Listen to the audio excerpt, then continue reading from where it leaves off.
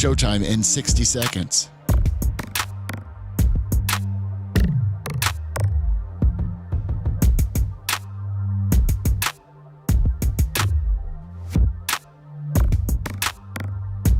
"45 seconds.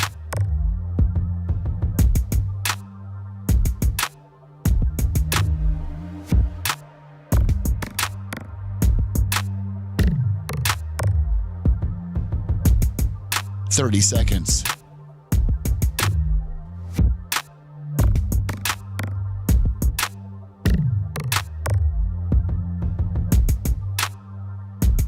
The show will start in 15 seconds, and this is your last audible warning.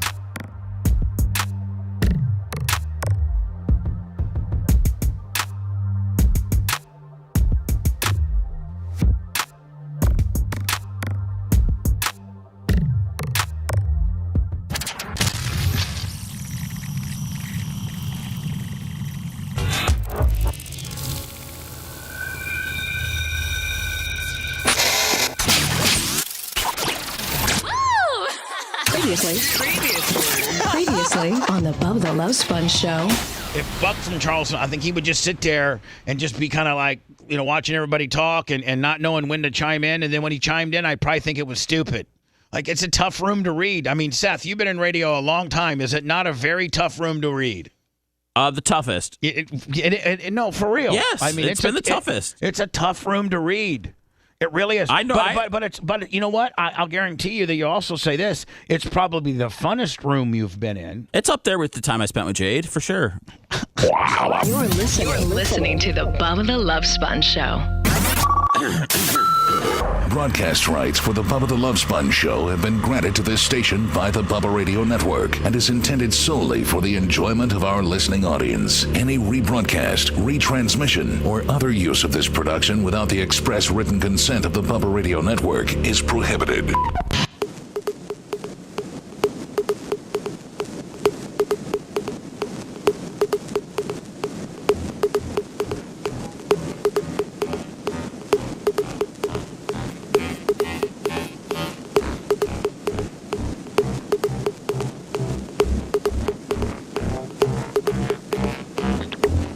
Seems a little, hold on, stand by. Seems a little like 1 or 2 degrees hot in here today. It's very hot, sir. Let me kick you down there. There we go. That should help you out a little bit. Welcome to the Bubba the Love Sponge show. Thursday, April 25th, 2024. Babyface, Brian Matroni, Babyface, with us this morning. I'm trying to pull up the live feeds, Lummy. Oh, it's cute. So I can see he's on fire today. Oh, my God. What, are you hosting a game show after? I mean, like, what's CW44 got some kind of local gong show going on? No, like, I've got court later in front of Judge Liberace. Yeah. He already used that one, Bubba, and it still killed twice. There's no place like home. There's no place like home. Morning Zoo on Z100. I heard it the first time and thought it was real cheese dick. And so then you doubled down on it. Absolutely. So, I mean, absolutely. You're just like Dorothy's shoes. No, no place like home. This is what There's classy, no place like home. This is what classy MAGA wears, baby. You know what? Upper echelon MAGA. Like if you were going to Mar-a-Lago this weekend, right? Because because at a $5 zillion a plate gimmick, They'd sniff him right out, Bubba. No, he'd have an interesting story. You could be like, Mr. Trump, I just want to let you know that I don't like you.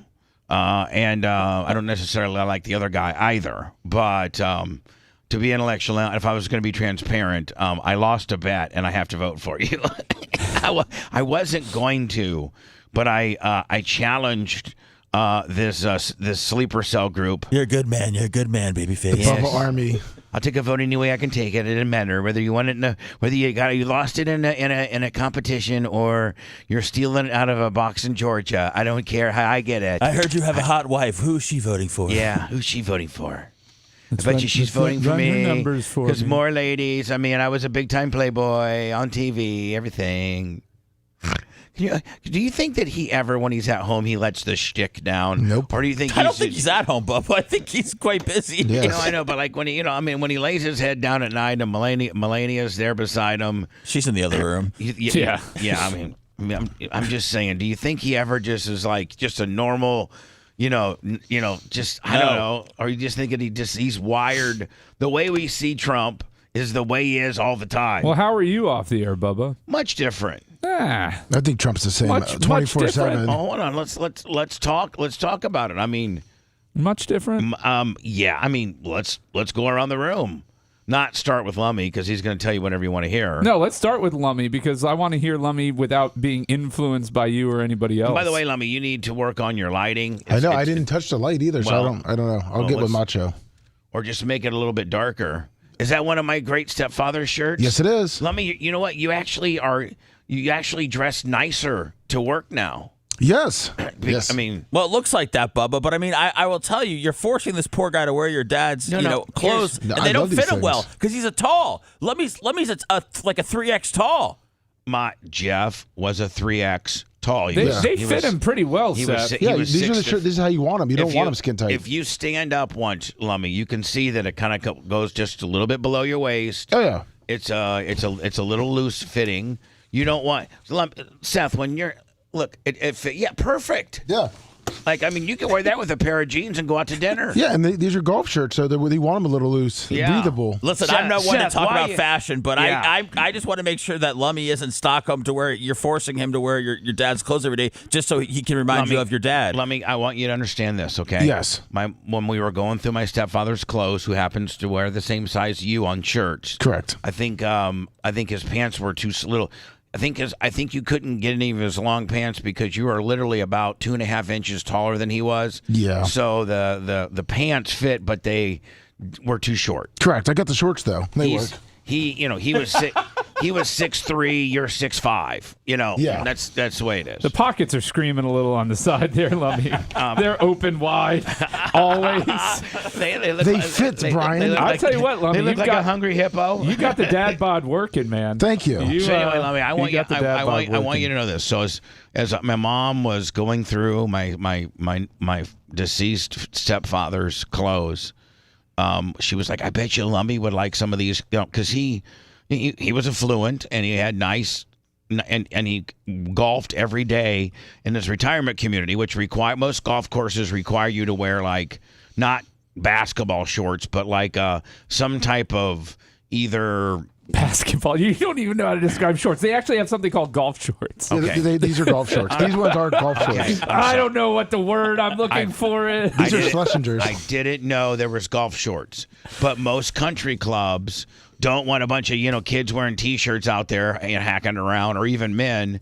They require you to have kind of a shirt like Lummy, a nicer shirt with that's athletic. It's loose enough to be an athletic with either long slacks or golfer's shorts. You can't roll up in a Air Bubba T-shirt with a pair of basketball shorts.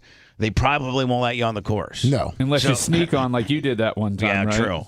But Lummy, what I want you to know, as we're going through there and we're seeing all these nice shirts, my mom thinking, oh my God, one, Lummy golfs, but two, these are just nice shirts to have. They're 100. I think they're over 100 a shirt. Oh yeah. What's the brand? This one I think is Schlesinger too. Schlesinger? Yeah. So, Brian's looking it up. so Lummy, what I'm saying is like, I hope you like wearing them because it makes you look better. Makes you look a little more fancier. Oh, yeah. But I don't want you to think that you have to wear them to make me happy. Oh no. I mean, I want you to wear to work what you want to wear. I mean, I don't want. I know I have you Stockholmed, but I don't want you Stockholmed so badly that you feel as if you have to dress, for me. No. I just want you to be comfortable. I woke up this morning and I saw this shirt and I said, "That looks good. Let me wear it today." By that he meant it was clean and ironed. Right. Well, yeah. By that it wasn't in the dirty clothes pile. Yeah. Well, no. Plus Mike He's Thurman. sniffing all his other shirts. He's like, looks like I'm wearing a Schlesinger today. Well, plus, Mike Thurman told me he gave $20 yesterday and said, maybe wear a polo. Oh, I can't wait to see what Mike gives me today. Come on, yeah. Mike. This was for you, buddy. Mike wants you to play dress up for him, Lummy? Yes. Now- Mike Thurman loves loves it, man. He's like Buffalo Bill at home, touching himself right now. So, Brian, what? First of all, my first question is, how long have you had this? 3 years. All right. I got it for a Valentine's Day dinner party that my wife made me host. When in doubt, suck it out. $10 on the super chat. When in doubt, suck it out. $10 in the super chat. Thank you. I don't like that. They're using my photo as their default, and I can't co-sign with that and message. Don't bury the lead here. It's the money man is here today. Yeah. So he's wearing his money suit. Yeah. Want to be Ted DiBiase on HIV. Get ready to pull a rabbit out of a hat. Right. So you buy it initially 3 years ago. Listen, it probably that outfit works for a Valentine's Day dinner that you're going with your wife to. We hosted it at our house. Yeah. Yeah. So you're the master of ceremonies. You got a little dinner party, probably little couples with some swinging after. Yeah, some soft swinging. Oh yeah, Keys went into a bowl there. Yeah. Sure. Right. And turn the phones off. You don't want any video photography on those. It does sound a little like it does sound salacious, Brian. Where you're like, we were hosting a Valentine's Day dinner at our house, and I wore this. Well, it was my 40th birthday. Right. Oh, okay. All right. Well, all right. So now, have you worn it to any event since? I think it might have been something you might want to have worn for the. I think you kind of messed up by not wearing that for the roast. Yeah. That would. I mean, you know what? The roast was about you, Bubba. I didn't want to make it about me. I know, but I'm not Dan. I mean, I know you're not, but I know it's a flashy, cool, attention-getting get-up nonetheless. Yes, but I wanted the material to be king. You know what I'm saying? Well, yeah, I mean, you did produce the best material where we thought Hogan actually was calling me. Thanks, brother. For the first 30 seconds, you had me. Like, you didn't even have me. You had me. Like, you had the treble hook set. You had the treble hit hook set, and you were reeling me in. Like, you know how you can set the hook barely, or when you really set that hook and that fish is not getting off. Correct. Yep. He had it set. Ooh. And then I forget which line it was of Hogan's that threw it that kind of started validating that it was a rib. I forget which one it was. I think it's like maybe it can't be with your girlfriend. I don't know which one it was. Yeah. But anyway, you should start to cry. So why there was a tear? So why are you wearing it now? I just felt like, we're doing our UFC break today. So hold on, you and South. Yeah, we're doing the UFC break after the show. So hold on, just don't think people know what you're talking about. So can you be a little more descriptive? So we do the card breaks, right? Who's we? Seth and I. Right. Seth Kushner. Hey, boys. Your resident F-boy over here is flaking it out, buddy. Snowflake. We do the card breaks, and today's break is UFC. And we've got some great listeners and fans that have purchased weight classes. And so, man, you guys break it right on down, don't you? Well, you got to find a way to break these things up. Right. So the only way to do that is with UFC in any meaningful way is by weight class. Well, you can do it by names alphabetically, but that's silly too. I like weight class better. So we're doing that. So I was like, well, that's good. And then Mike Thurman loves Lummy and I to dress up, and he's got some weird fetish where he likes the biggest and littlest guy on the show to dress up for him. Really? So we super serve his needs with that. So one, you got your break you wanted to dress up for, your UFC break with Seth. And then two, there's a sick fan who likes to see you and Lummy kind of dress up a little bit. He likes to think that it's for him. So right. And it was. Now, does he send money? Yeah, of course. Is he a contributor? I'm very excited to see what he sends in today. Oh. It better be good, Mike, or you lose me forever. Lummy, I think I missed Big Buck yesterday, right when the show ended. And Fish on the J. Oh, thank you. Both over at $25 PayPal and Venmo. That's the only availability. I think you can send us. We still accept cash, the Cash App. Again, Cash App, Venmo, PayPal, all at the Bubba Army. But my Cash App is currently being held hostage. I'm assuming that there's no way they cannot not give you your money. Brian, I have had I might have to get a Brian Petroni letter. I have been on the phone. Well, first of all, they want to validate me. So every time somebody gives me money, it says click here to for validation. But you're always looking for validation. And so, yeah, I am on different fronts. So I click there and it says, I'm sorry, your business doesn't, you can't validate it. So you then go to the customer support, which is a bot, and it tries to help you out, and it even gives you a case number. And then so when they send you an email the next day on the case number, it tells you to go verify yourself. So you go to settings, go to privacy and security, go to ID verification. And when I do that, it says it gives me there's two options, and both of mine are check marked. I'm verified. Like I am verified. Oh, Dan gave you the instructions. He just said to take the app off and reinstall it. That didn't work for you? I did not try that. Ah, well, maybe you got to listen to Dr. Dan. So doctor's orders. When I go to the verification, it says ID verified with 2 check marks, and so then I'm in this vicious circle where you tell me to go to this page and get verified, and I am. They're I'm just like, what? And here's what I think happened. I think my tax returns, the parent company of our business is Bubba Radio Network. That's my federal tax ID number. That's my, LLC. That's what the business is called, the Bubba Radio Network. Well, since that's different than my screen name, which is the Bubba Army, do you think that potentially that's what's throwing them off? It could be. I don't know much about Cash App and the inner workings. It seems of that like this has been a problem, Bubba, for a good amount of people. I just found this website. I just think if prostitutes can use it, you should be able to. It says if you tried all above, which is what you've done with your identity, it says to delete it and to reinstall it. There you go, Dr. Dan, with the sage advice. I'm going to have to write down I forget the passwords. Yeah, it says to make sure that you have it. You save everything in your Google passwords, right? I don't know how to do that. Or Apple or whatever. It's all in AOL. If you want 24/7 on-demand Bubba and the crew, go to BubbaArmyHQ.com. Right now. The Bubba the Love Sponge Show will be back after this.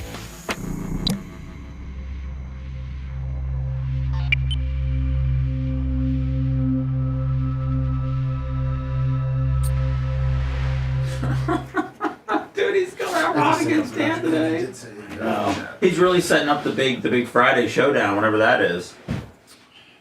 He's cutting promos. Oh, I'm ready for him, man. I've got some thoughts on Dan. I got some thoughts. Isn't the next roast going to be Dan? I don't think we do another roast. He first of all, he ain't worth it. Second of all, I mean, if we do it, it's a yearly one. It's a yearly one. Jim PCL, that's a great idea. He said I should sit on Lemmy's lap and we can do a ventriloquist routine. Papa,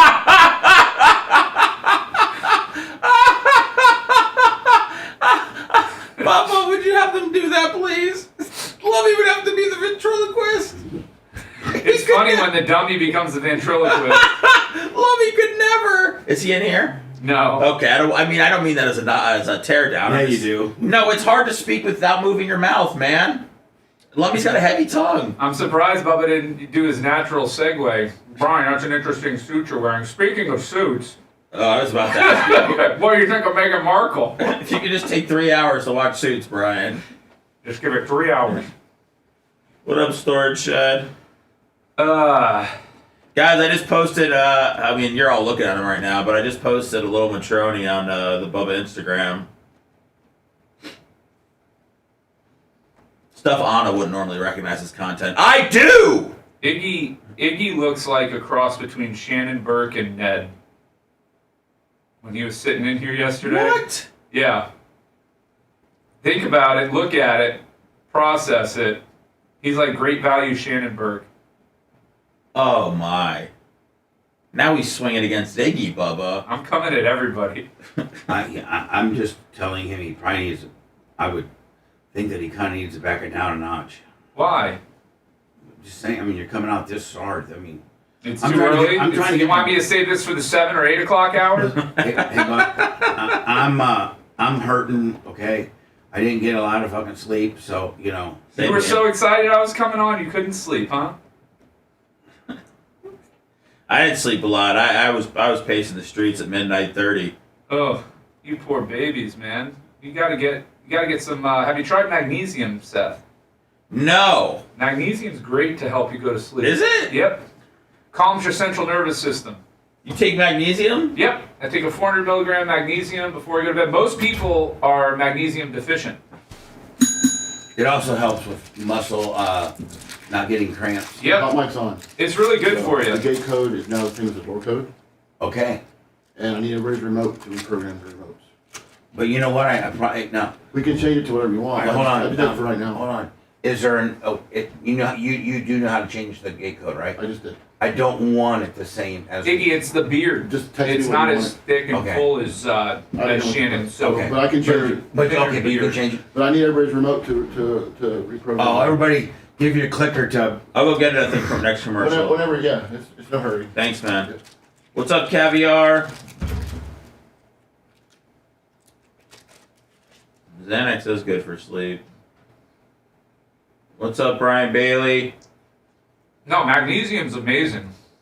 The world needs to know about it. I got my Fifi right now, baby. I got the Fifi. Thanks for checking out Pigmentation, guys. So now I'm the one with this fleshlight. I'll use it. Why not?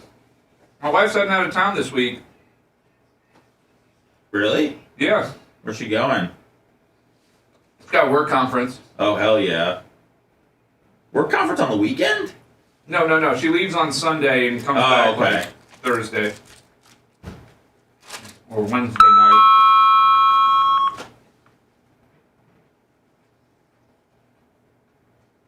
What up, Dutch Duke? Fan in Orlando. Bubba's my Lord and Savior. Oh, man. I watched that video of Anna yelling at Lummy about the birthday thing the other You day. need your clicker. That was uncomfortable. Reprogram it. Okay. Lummy really broke her heart. Is this the extra deep flashlight? Because I need a lot of real estate. Yes, it is. Extra deep.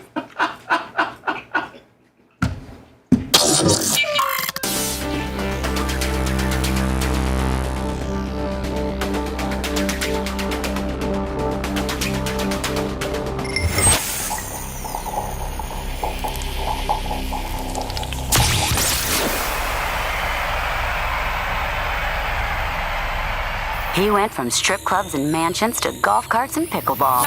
Welcome back to the Bubba the Love Sponge Show.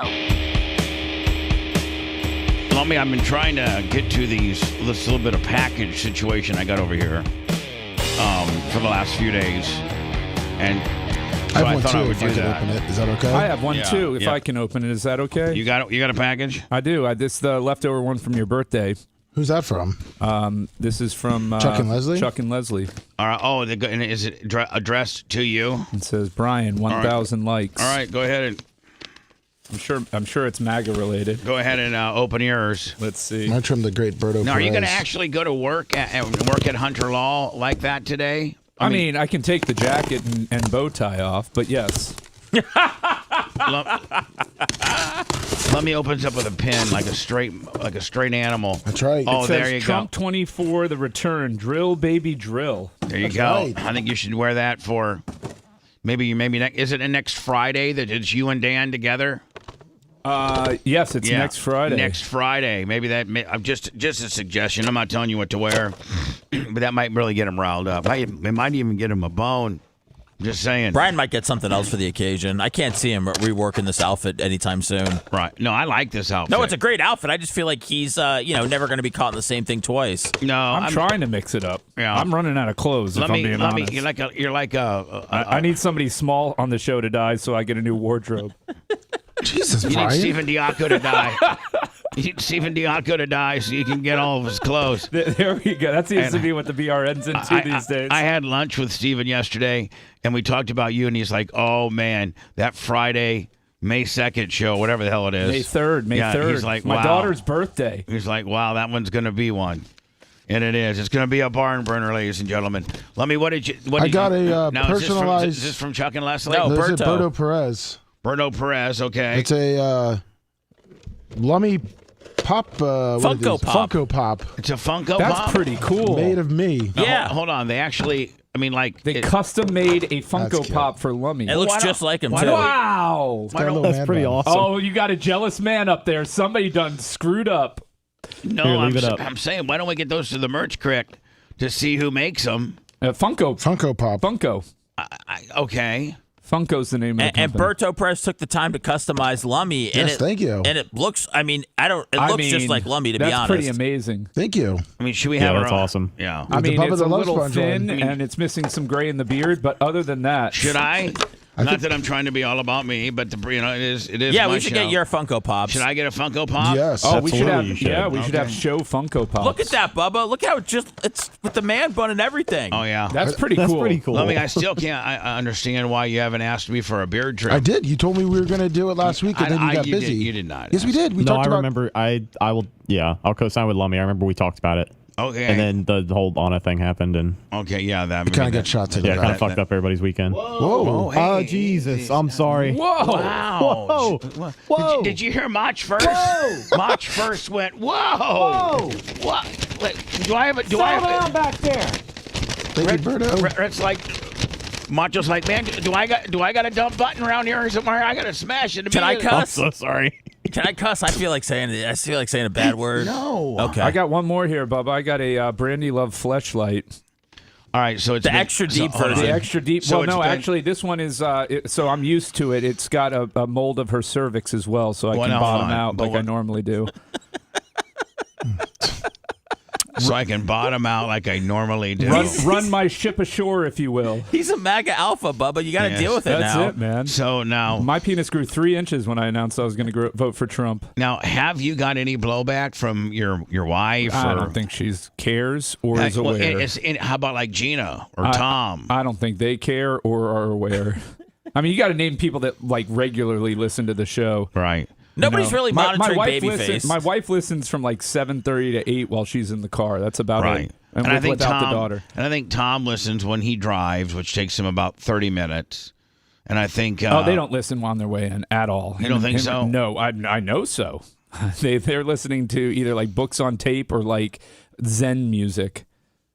Really? Yeah, and Regina just plays on her cell phone the whole way in. She just plays Pokemon. Pokemon. And so since Tom can't play Pokemon, she's just destroying him on points because she's able for that 35 or 40 minute commute to really, to get 45 extra minutes of finding Pokemons, right? Yep.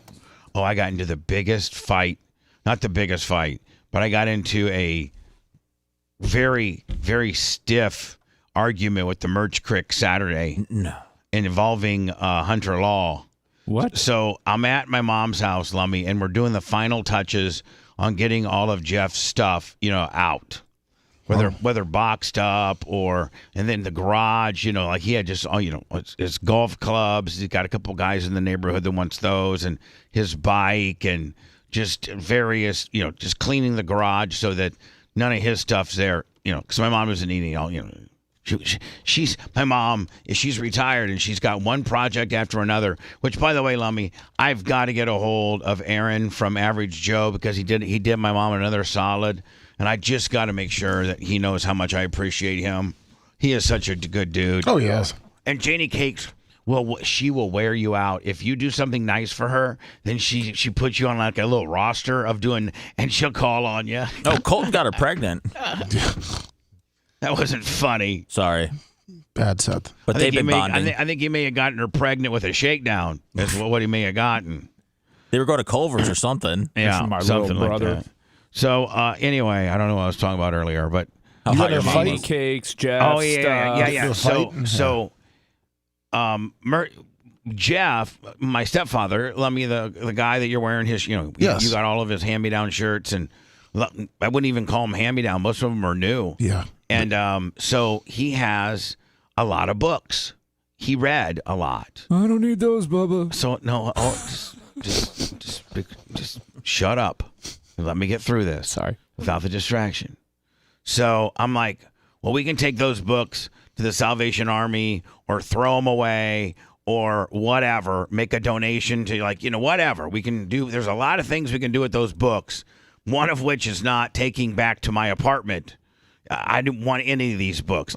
Jeff was a packaging engineer and he had books on, mechanical engineering and, he just had, like you might have law books, Brian. He has, he had mechanical engineering and packaging engineering and what he did. He has books. People are so afraid to throw away books. So Erica goes, and there's now, Brian, these aren't little books. These are kind of big books. You know what I'm saying? Like a little book is like a book that your daughter may read, and it's got some pictures on it. It might be like 14, 18, 19, 22 pages, predominantly, maybe almost like a coloring book.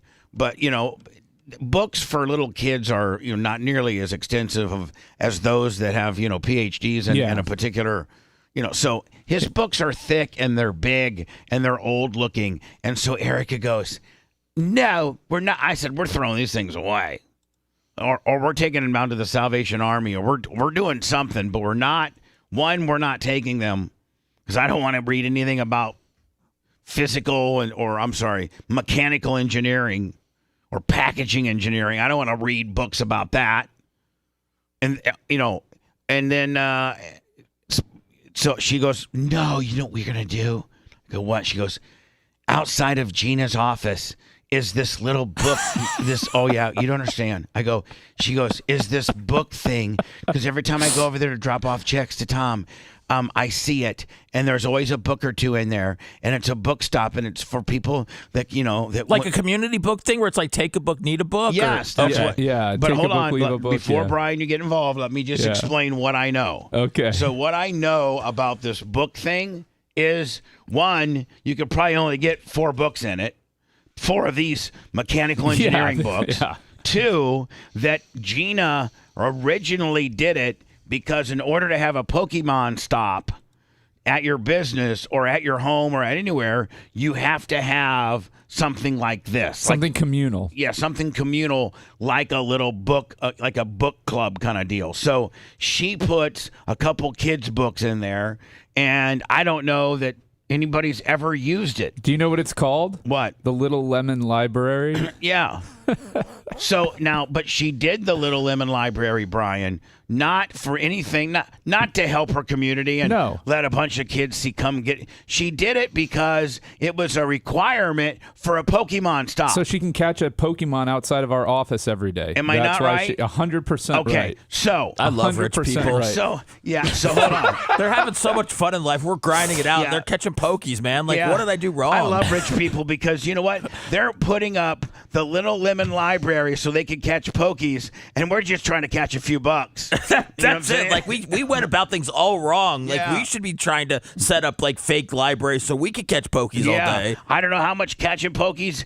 I think you're rich and you're playing the Pokemon deal because you're not worried about money. Well, she also bought this thing called like an auto catcher, so she doesn't have to push the buttons to catch them. Jeez. Yeah, she bought an it. app? Yeah, it's some sort of device that Bluetooths into your cell phone, and it automatically catches the Pokemon for you. It's cheating. If you're a Pokemon enthusiast and you were to find out the level that Gina was, would it be? Would most people be like, oh my god? I think she's maxed out. I think she's hit like whatever that max level is, 560 or whatever the hell. I don't know about. I just listened to her talk about it. But what I'm saying is like that's not a very good business plan for Pokemon. So how do you keep that 560 guy involved? Because she's got to catch new shiny Pokemon that they put out. They're constantly putting out new variants. It's like $70 for what? The automatic catcher. She's got like 3 of them too. So hold on, hear me out. Yeah. So we're standing in the garage Saturday, and there's this pile of books that's probably, there's probably 5 or 6 books, and they're all probably 300 plus pages, and they're hard books. They look like encyclopedias, and they're like, packaging engineering. He was a packaging and a mechanical engineer, but he also was a specialist. Where my stepfather made a lot of his money was not only was he a packaging engineer, but he was a sterile packaging engineer. So he would have to go into a hospital operating room, have to scrub all up, and then watch procedurally how they sterilized their instruments and how they were packaged, how those sterilized instruments get packaged. And so that's like another add-on to what his impressive, resume already was, is he was an expert at sterilized packaging. So hospitals would hire him to come in and look at their sterilized packaging, to make sure that it's okay and meet. So he's like a consultant. Right. Well, his last 5 years, he was a consultant. Prior to that, he worked for Zimmer and Biomat, which is the largest orthopedic device manufacturer. Did you know that they're based out of Indiana? I know they're in Warsaw, Indiana, my Warsaw. friend. The orthopedic capital of the world. So there's a book on packaging. There's a book on sterilized packaging. There's a book on. So I'm like, Erica. She's like, we're going to put these. I'll go over to Tom's Sunday. I'll just drive over on Sunday and we'll just put these books in there. And I go, Erica, those are not that's a Pokemon stop. She's like, no, it's Bubba. I'm telling you, it's a little library. Pepe had to do one part of his Eagle Scouts. And I go, okay, that's great what Pepe had to do for his effing Eagle Scouts. But I'm telling you, I know the people that put that little library in place, and I know what their mindset is. And it's not to help out people that go to USCF that want to be a goddamn sterilizing packaging engineer that can get a $20 book for free. It's so they can have a couple books in there to prove to the Pokemon people that they're a legitimate library. You could really educate the homeless if you put some books in there. It's because I think those are the only people that are pulling in and out of there is the encampment that we have across the street. Right, and then that big 7-footer, that you want to keep happy. You've seen the 7-footer before, haven't you? I've seen them all. Right. So she's like, no, it's not. It's for any kind of book. You can put any kind of book in there because when Pepe did one, we put all kinds of books in there.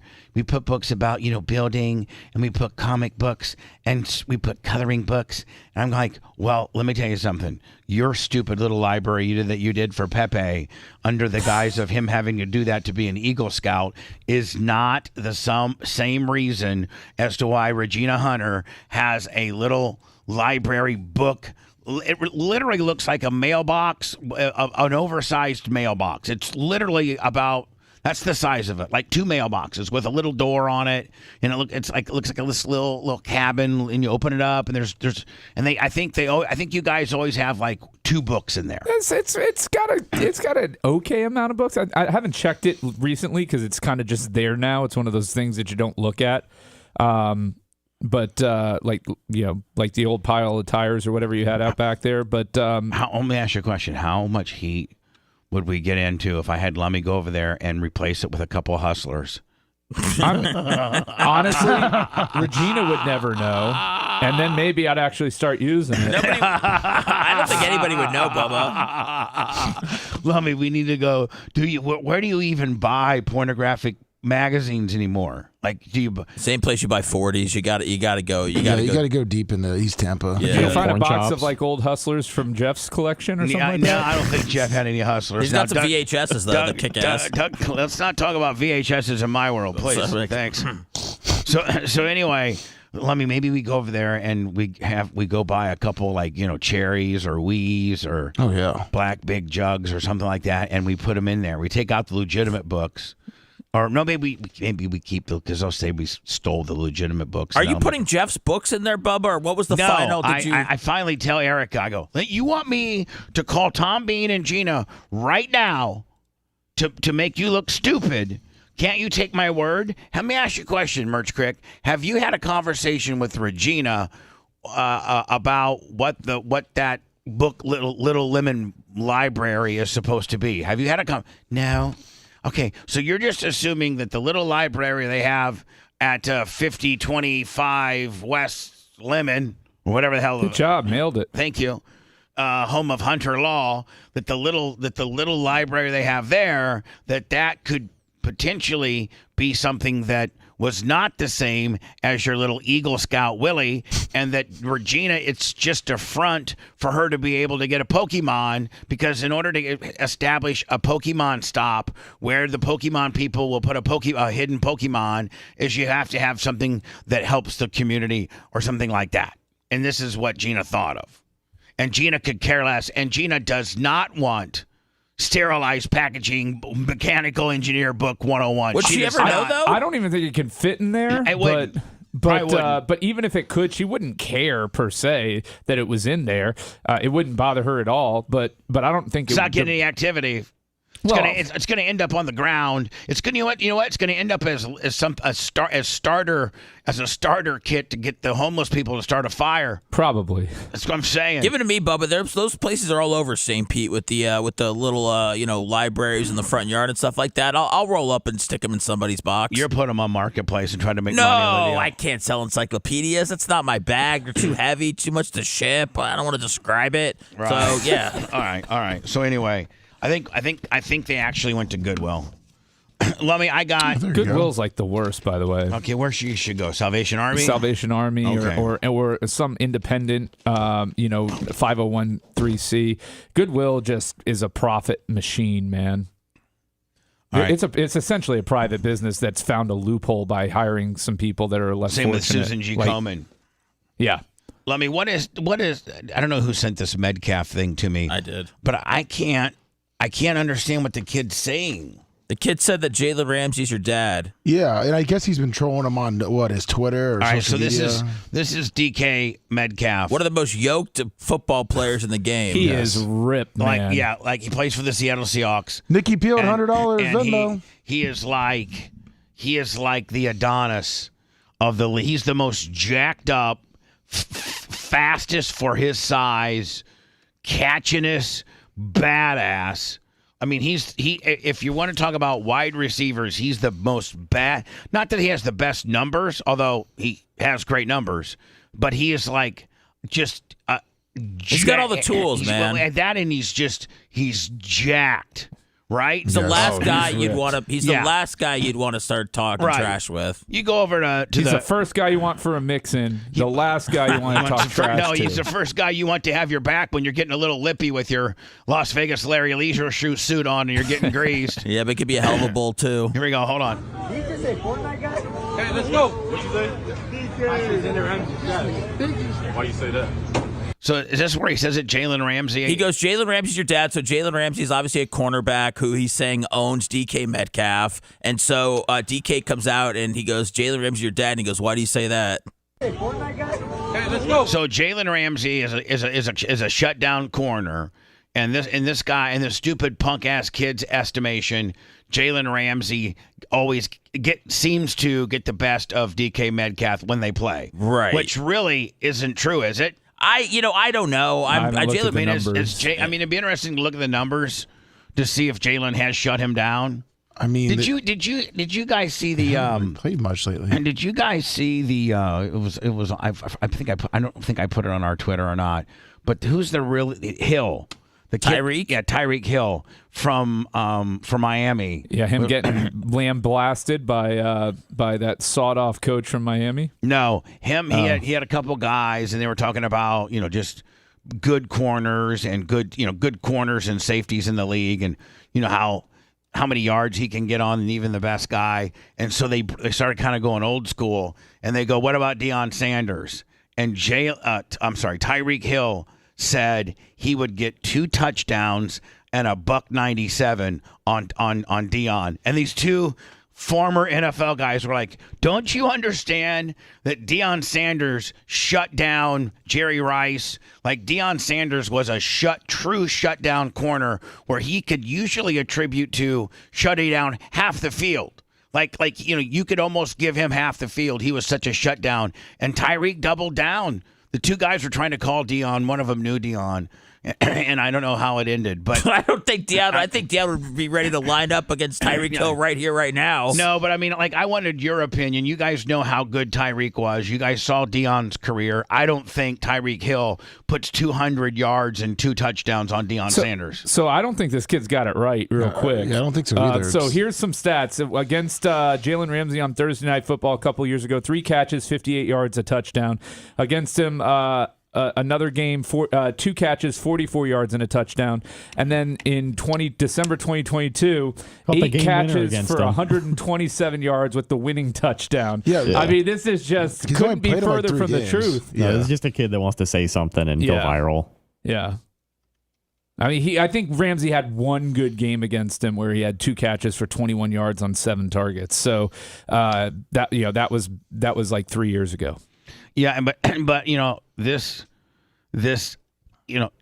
DK Metcalf. I like that players aren't ignoring these stupid kids anymore. Like, the kids always go after Cam Newton. And here's the deal, man. Like, what does our society come to? Where you're as a kid, you're staying in this designated area where the public is, they don't allow just every Tom, Dick, and Harry to be into the, practice facility. It's locked down. Probably paid to be there. As it should be. The public doesn't have full access to the practice facility just for the safety of the players. You have to ensure the safety. Brian, I'm sure I've toured the Bucs facility and they have a very extensive security protocol. Well, this was at a football camp, I think. Oh, okay. But I kind of like. I don't like the fact that you can just call out a guy and they'll bring him to you. And unless DK would be like, listen, now you know what, that fat ass little guy that says bring him to me, right? I mean, that's probably where this came from. DK, it wasn't like, I don't think it was intentional, but he did end up making this kid feel very, very stupid. Yeah, here it is. Did you just say Fortnite guy? Hey, let's go. What you say? DK. I said in there. Why you say that? Oh, it's film. What? It's a film. And who are you? Who are you? What's your name? Sebastian Ramirez. Play football? Yeah. Good luck to you, bro. Thank you. No problem. Let's go. We can't do it. So what a way to handle it, man. Yeah, I mean, who are you?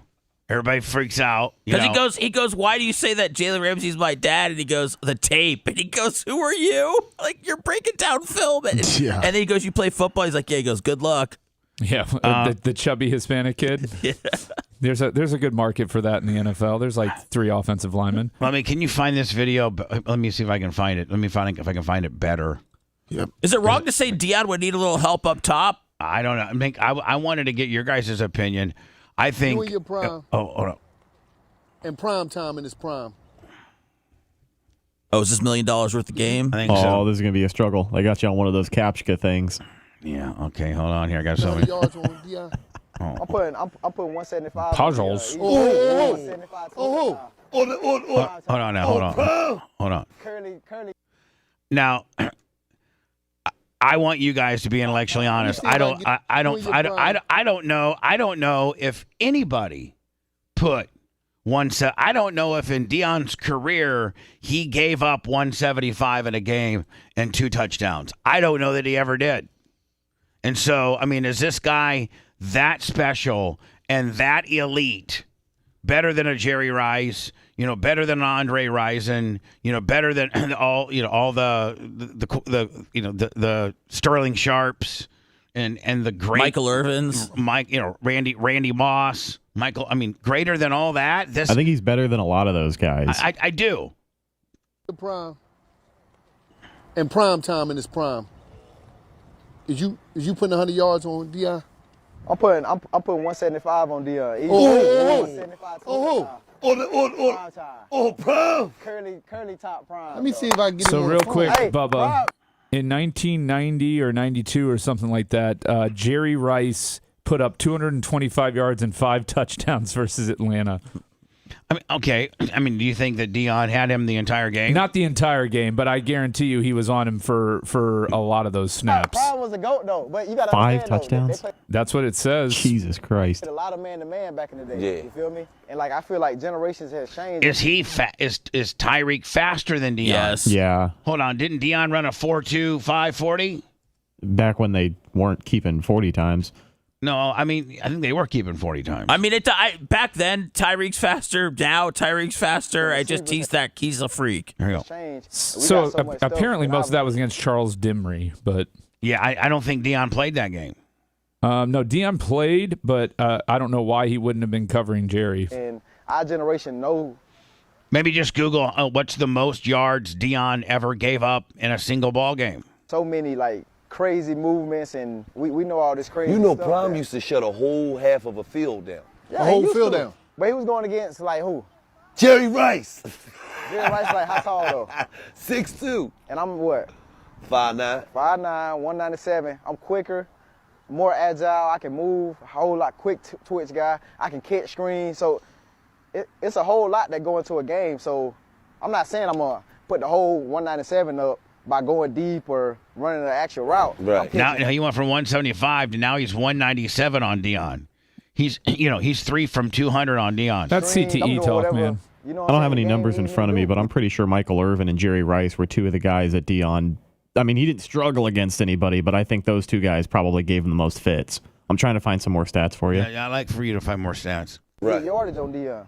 He said 175. On Prime. Two tubs, too. Don't forget about that. Oh, and there's 2 tubs on Prime? Now, I'm assuming tubs are touchdowns. Touchdowns? Yeah. Okay. 175, 2 tubs. And, you hear this? Get what? Hey, Pop, you hear this? Get what? I'm so disrespectful. Man, now, podcasting, we have just taken the integrity of having a set and trying to look good, and literally now, man, I mean, like it would be like if the 6 o'clock Fox just shot the back of the parking lot. Like you can literally do a podcast from your back porch, sitting on banquet chairs. Right? Maybe that's the vibe they wanted. I know. Maybe, I mean, when you got to probably go to Tyreek for the interview, you're probably doing it wherever he wants to. Yeah, I mean, I know. I'm just saying. While I'm scoring, I'm doing his shit in the end zone. On Prime? I'm doing his shit in the end zone with it. Then I'm gonna point to him like that and say, "You like that, don't you? You like that?" Bubba, I sent you Dion's response. Oh, yeah. I thought that it's the second video on this tweet. All right, so they were able to get Dion on the phone, right? Yeah. It's the second one. That one. This one. This man said $175 and 2 tubs. We lost our mind. What'd you say? All right. Let me get you straight right here with this one comment. Let me hear you. We're comparing a Why would they, this man said $175 and 2 tubs? Why would they do this in a locker room that's the most hollow sound? Like a locker room has the worst soundproofing. It's got all metal lockers. Because they're not professionals, Bubba. They're just guys with a podcast from their phone, essentially. Jesus, God. Why wouldn't you at least do this in a very quiet environment and maybe try to have Dion pulled up a little bit better? This man They said got like $10 million from $175 and 2 Barstool. tubs. What's that? They got like $10 million from Barstool to sign their podcast. We lost our mind. What'd you say? All right. And again, during the payoff of what Dion's trying to say, somebody hits the locker door. Yeah. Right? Let me get you straight right here with this one comment. Let me hear you. We're comparing a monument to a moment. Damn. God damn.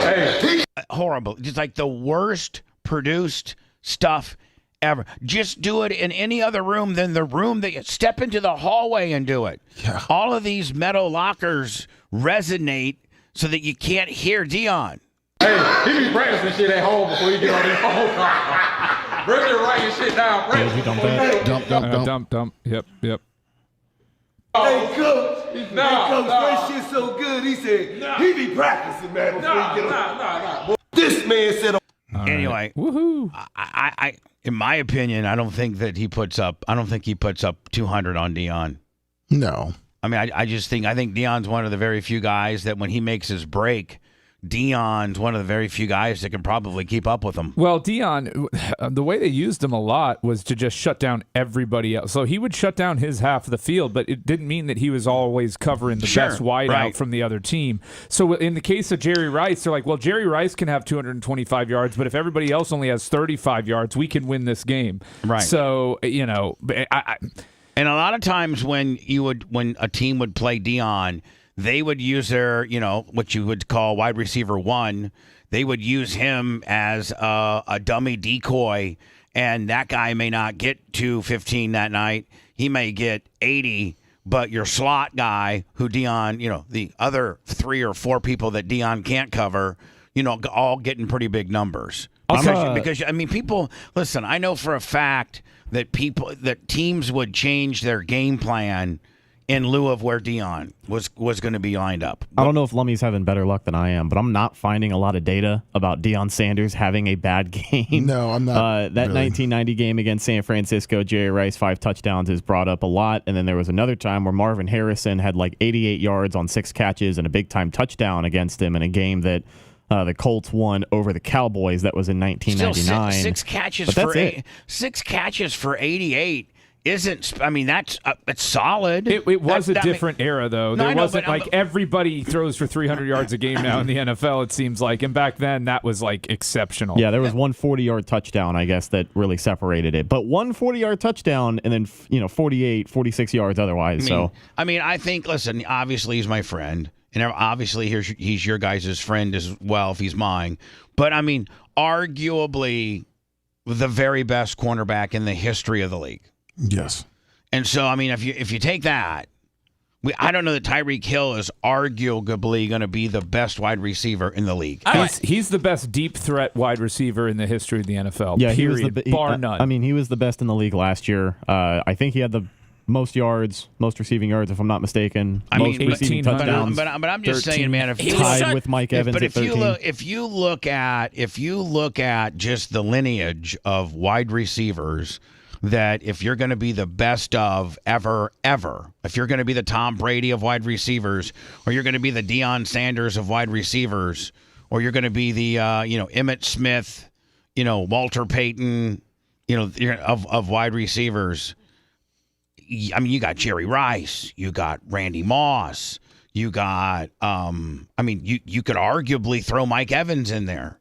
I mean, you got some really, really. I mean, you got. James Lofton, and you got. I mean, there's just some unbelievable. I mean, who's Calvin Johnson, Michael Irvin, Calvin Joe, the freak from Detroit, Calvin Johnson, who where honest to God, Seth, if he would have been on just another team, he would have had double the amount of yards. Oh yeah, and Matt Stafford. Detroit were such an ass bucket back then. Well, like Randy Moss would be a good deep threat, but like Tyreek has a lot of underneath passes too, and I think what he was talking about is that he could. Kind of juke out Deion, like he could do deep threat and short. Deion's forte was, and I've seen him as he's instructing his corners at Colorado. I've seen a couple of these, but his was to disrupt your first step, to get you to get handsy or get. If you look how Deion played, man, he didn't play 5 yards off the ball. He played 3 inches off the ball, and so he got as close as he could to you without going off sides, so that he could disrupt your first step and then have the ability to change and catch you on whatever route you're going, because you're probably not going to try to run the right. He's going to make it and disrupt you, that you're going to have to break off your route and do something different, because he played so close to you, because he could make up ground faster than most. That's how Deion played. You never saw him play. Now, you never saw him tackle either. Have you guys ever seen the Deion tackle highlights where he just kind of throws his shoulder at it? He lets guys go. Yeah, he did. He was smart, though. He wanted to keep longevity. Right. And it ain't worth it. When I return, Lummy, I got some packages to open. One of which I think is from Dianavac. Yes. Dianavac was here on Friday. Wow. I mean, I still can't get over how hot his girlfriend is.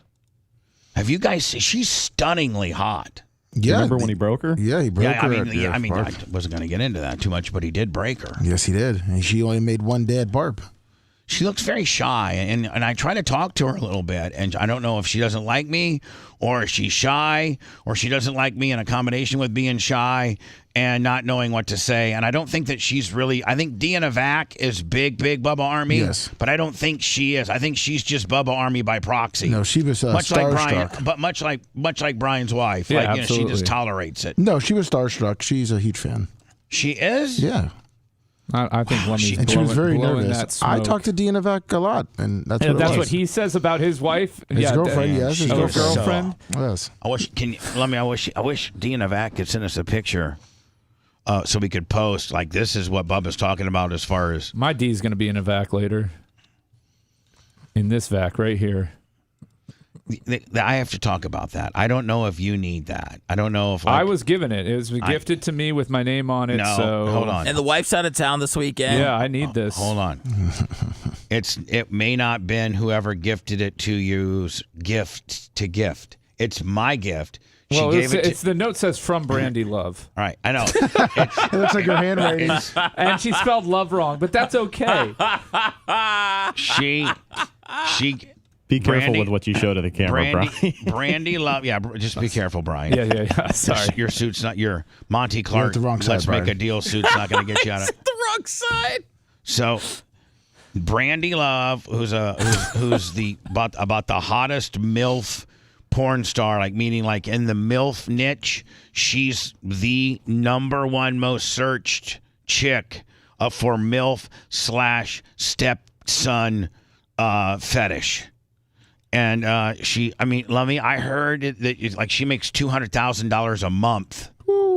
And so she came on the show. I loved her. She came on Klim Kush. We loved her. That, I have these Wednesdays open. Next Wednesday, Tuttle. Then the 8th, Gene Lasker. The 15th, Tom Bean. The 22nd, Tara. And then I had Hatley for the 29th, but Hatley called me last night and said he can't do it.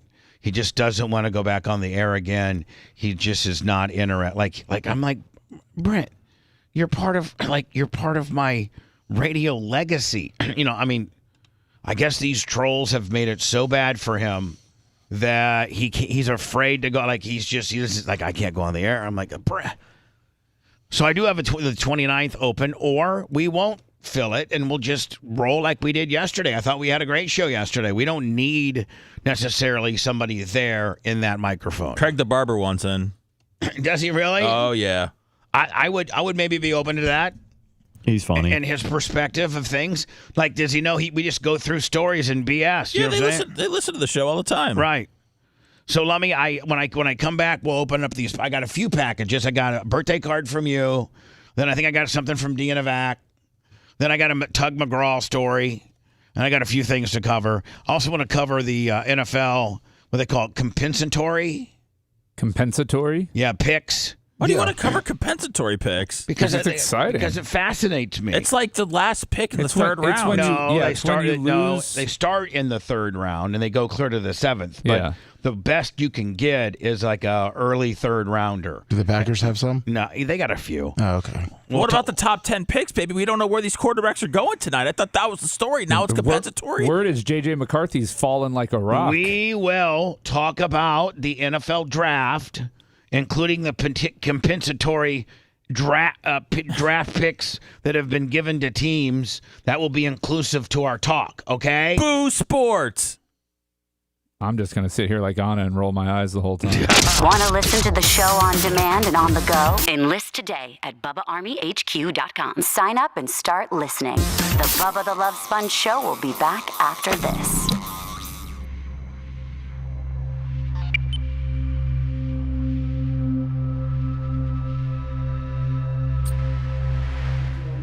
It's an interesting angle to the draft today. JM 74. Not a lot of people are talking about those deep third round picks. What the hell is?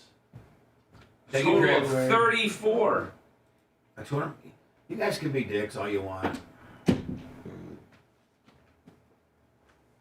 We're not being dicks. But we're not. You Man, know. hold on. I don't even think.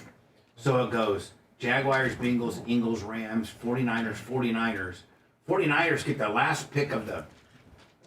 They get 49ers are fucking making out great. Because they know how to do. They traded for Chase Young, and when Chase Young left, they got a pick to replace him. Yep. That's why you rent. That's why you pay a little more. Buccaneers get a 6th round, number 220. Wow. I'll get you a That's punter. not going to happen until Saturday. Punter from Drake. Should I go live when they make that 6th round pick? The Bucs got their pick by way of losing. A coach or a player? Trying to see here. Like if you hire a black executive or something, like you get a compensatory pick the next year. Yeah, you do. For being racially diverse, they give now you know why that special advisor was hired for the Bears. Yeah, well, we're looking to next year. We only have 4 picks this year. We need more next year. We have 4 picks, but 2 in the top 10. I don't think you can go wrong with that. Baltimore's had 56 compensatory picks in 30 years. Yep. Ozzie Newsome, a black general manager.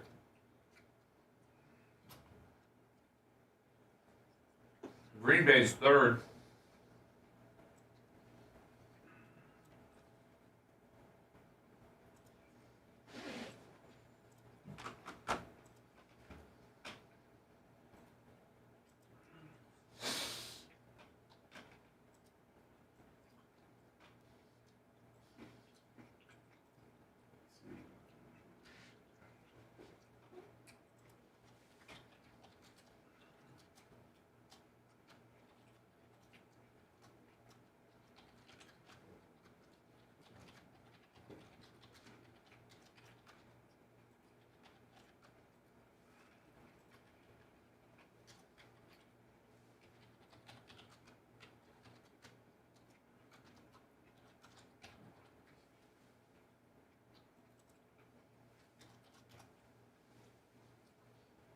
Does Dr. Dan's rejuvenation helper?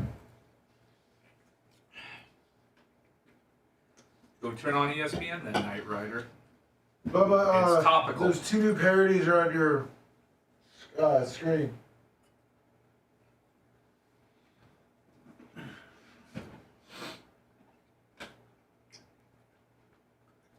Who's they from? Dark Match Steve. Of course, he's the only one. One is 3 minutes. One's pretty long, and then the other one's a little shorter. But like, have the other guys just given up?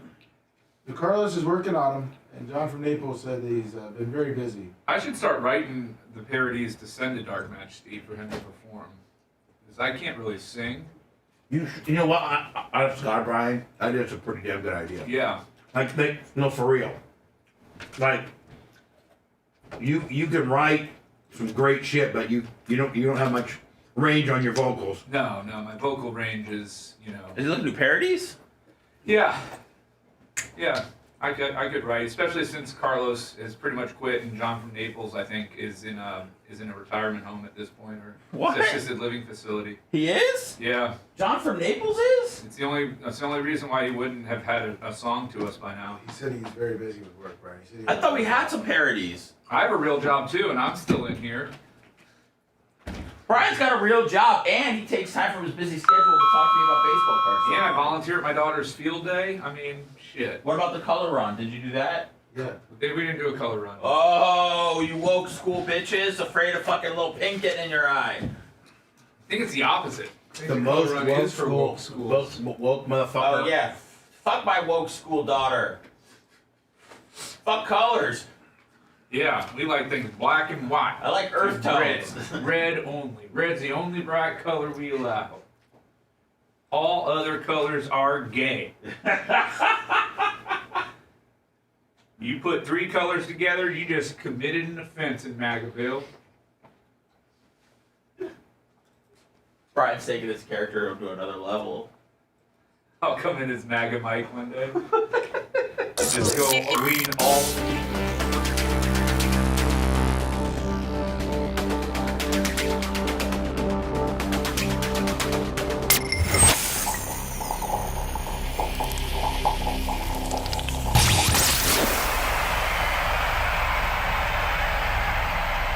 The only man who cheated on the woman that wiped his ass. That's gross. I love it. It's the Bubba the Love Sponge Show.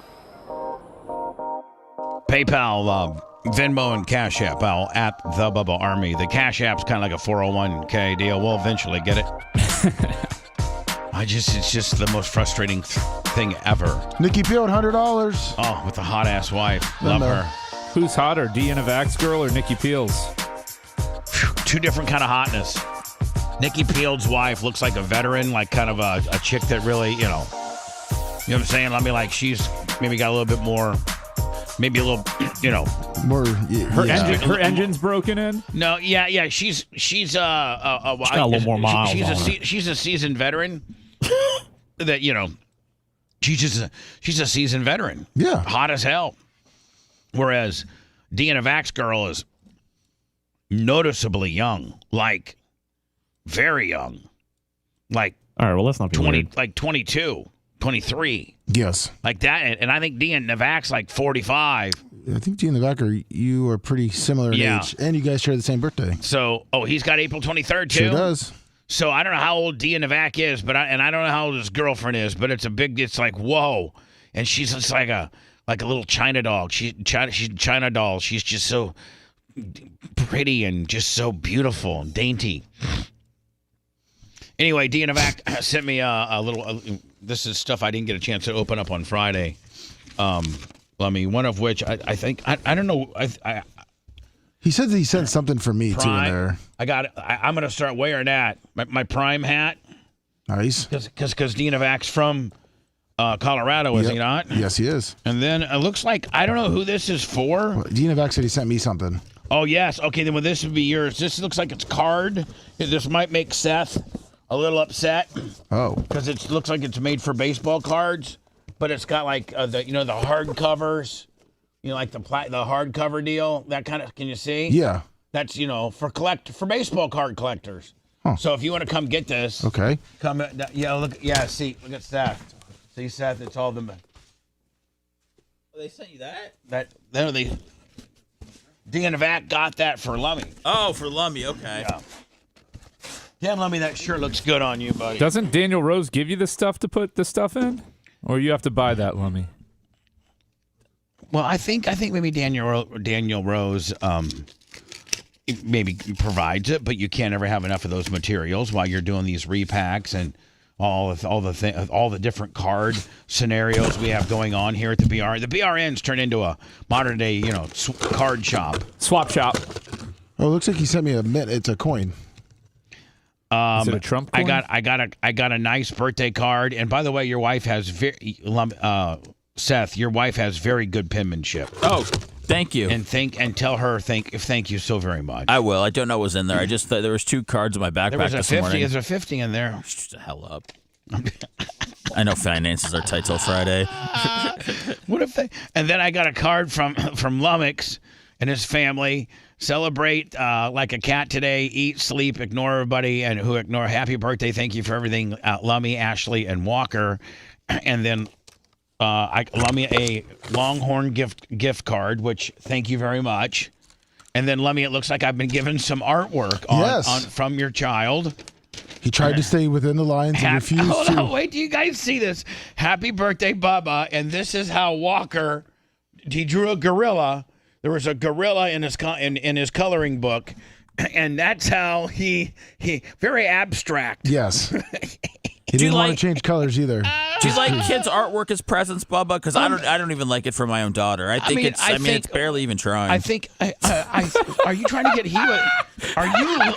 Let me look at me. Are you barely look at me? Trying. Look at me. Are you trying to get heat with your fellow No, sir. That's his no, son. No, sir. This is not about Walker. Ashley's on the phone. This is not about Walker. This is about me. Man, Walker's been here longer than you. This is about me. This is about me. This is not about Walker. Do you know how much Ashley hates you now? I mean, look, there's a picture of Walker behind you. I thought for one time in our show history that we could all literally get along. Like there's no nope. Lummy just wrote down Seth's not invited to his birthday party. Right. I heard that yesterday. So Holy crap. So like I'm saying, okay, when I had Blitz here, Blitz hated Seth, and Blitz hated everybody, and Blitz hated Janessa, and Blitz hated everybody.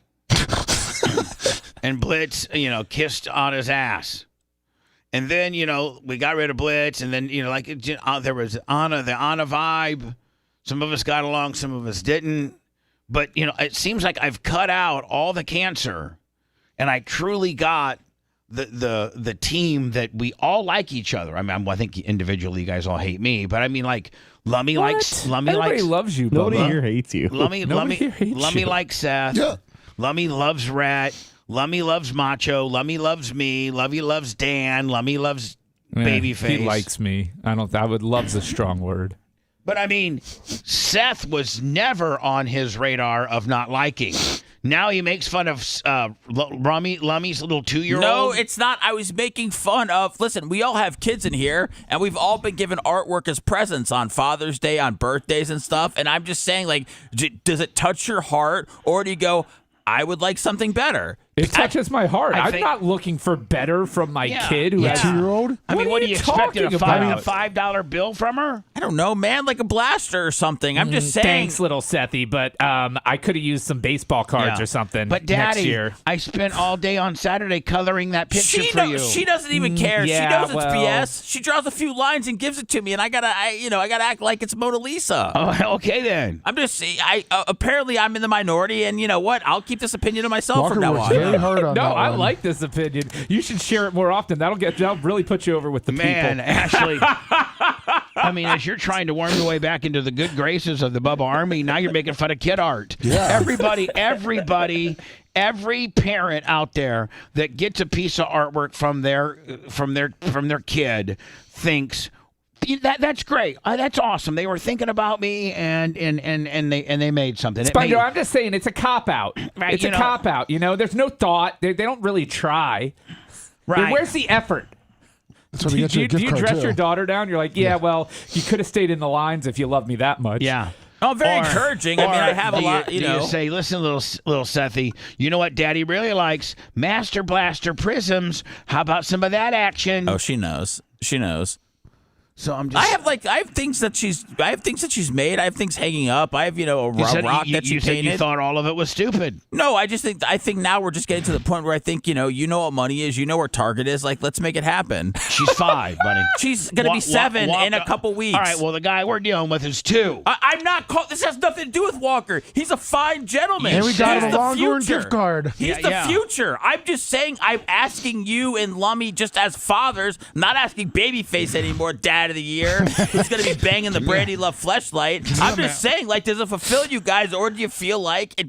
Or can you be honest about it? Apparently not. Let's think of this. Can you imagine? I don't know if my son will ever talk to me for the rest of his life or not. That really is a very trying and very bad thing. I get very sad. I cry I probably cry once a weekend when I go by his room. Sometimes I go into his room and just sit on his bed and cry because I miss him so much. Can we film that next time? No, we can't. Okay. It's great content. But like, let's say that my son, didn't hate me, and we were to all keep this show going on with our kids. So Tyler, yeah, exactly. Tyler would be the host. Maybe, I don't know. Lummy Walker would be in here, and he kind of represents what you are, right? Yeah. And then you'd have Brian Face's little daughter in here. Then you'd have little Sethy in here. And then you would have maybe Sophia or little Danny. And I'm just saying. Think about it. Is that your dream, Bubba? No, my dream is for us to be This able is to. my legacy. My dream is for us to build up our digital world so that it can literally be on cruise control and run itself. All we have to do is we don't need big studios. We don't need all we have to do is just release, just catch and release. I got a text from my mom. What do you mean? You know what? Hold on. Before you say another word, you got a text from your mom because she told you that was wrong. Right. Yes, she did, didn't she? She got on your ass. She said, I have all your special artwork. It's very meaningful. Mm-hmm. Okay, meanwhile, let me tell you, every time my mom she's right. Let me tell you something, Mama. Every time my mom breaks up with me and disowns me, which is like, once every couple of years, she drops all my baby pictures and all my artwork and all the stuff that I made when I was 2 at my front door. That is stone cold. I know. That is stone cold. Elise don't play. I know. Wow. You got to understand, Elise does not. She's alpha. Is her middle name Ace? No, hold on. Oh, wow. Wow. That was... we had it going real good and everything. The Q Morning Zoo on Q105. I think Elise... Bruce Buffer's really getting on my nerves today. When you take away one of my soft targets here, what am I supposed to do? I need to be friends. I think Elise is the alpha of the family, and she's like, man, you're gonna treat me like that? I'm just gonna drop off your baby pictures over to the house. Real quick, Seth. Nice knowing you, Seth. Gotta ask this now. The last time she disowned you, what was it over? What was the last thing? The last thing I got a slight disownment over, or a slight disowning over not telling her that we were putting my dog down after 15 years. She was upset with that. And then she was also upset that I would call her up and ask her to buy my daughter stuff. and she thought that I was just using her. So I mean, that was a big disownment. But we're back together. And now my mom said I'm lying about the disownment thing. So, now I should just shut up because this is going down a road you didn't want. And here's the thing, my mom doesn't like to admit a lot of things that have happened in the past. Unfortunately, I've gone over these things many times in therapy, so it's very fresh. But I'm not trying to upset my mom. I got Passover Seder tomorrow night. I don't need poison in my kugel. Right. It's much like when Doug Clem told me to take the OJ stuff down with my Facebook. I was like, there was a part of me that wanted to say, listen, Dad, you don't know anything about my business. You don't know that I'm a shock jock, and having a picture of OJ on my Facebook is shocking, and that's on brand to what I do. I'm sorry, a couple of your old time friends that I met in Nevada last year now comb my Facebook and probably gave you a ration of crap about it. But I'm not going to, let you program the show per se, or which would be, adversarial, and that would lead to us arguing, or just take it down. Just take it down. That way Pops is cool, and you ain't got no heat with Pops. And so I just took it down. The old Bubba would have fought Pops. The new Bubba just says, okay, Pops, I know that 3 or 4 year old timer friends probably came over when they, to the garage, because they all meet at my dad's garage every day and work on, they mostly just sit down and shoot the crap. Drink Miller Lights.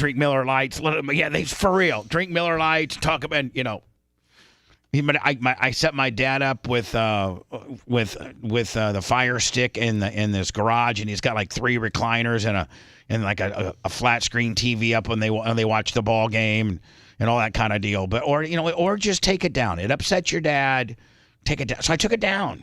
What a good son you are. So that's Steph. That's kind of the way you have to. And I think that maybe you're handling Elise a little bit better nowadays, and a little bit more towards that, in the fact that when she shoots you an Elise alpha type message, that you're just like, okay, I gotcha. This is why I loved being in the private sector, Bubba, is that my mom never knew what was going on. So I could just, I was just sitting in my... Yeah, but, here's the deal. Really, I think you're not even being honest. How many dogs have you put down without telling her? I miss you, Ribby. I think that you say you like to be in the private sector, but you really, really do enjoy this. And quite frankly... You're better at this than you are anything else in the private sector. Unfortunately, that's the truth. I'm saying, if you were something else and a radio personality, and the something else, whatever that may be, you just straight killed it. Like, you just killed it. Like, you make, $150,000 a year. Just killed it, right? But you don't have that other thing that you kill so good. I like $30,000 a year.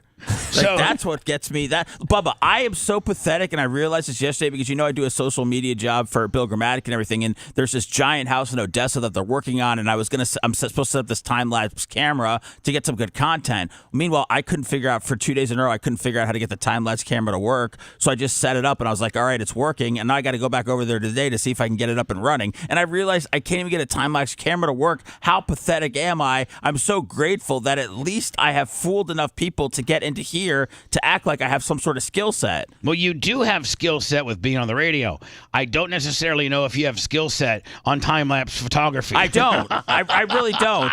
I mean, I think you and I can do a podcast and a radio show today and really, really entertain a lot of people. Is that a skill? I think you don't think what we do is a skill set? I don't know, but I'm just telling you, there's some days where I feel like I don't have anything. Oh, shut man. up! You're just, come on. No, wait, hold on.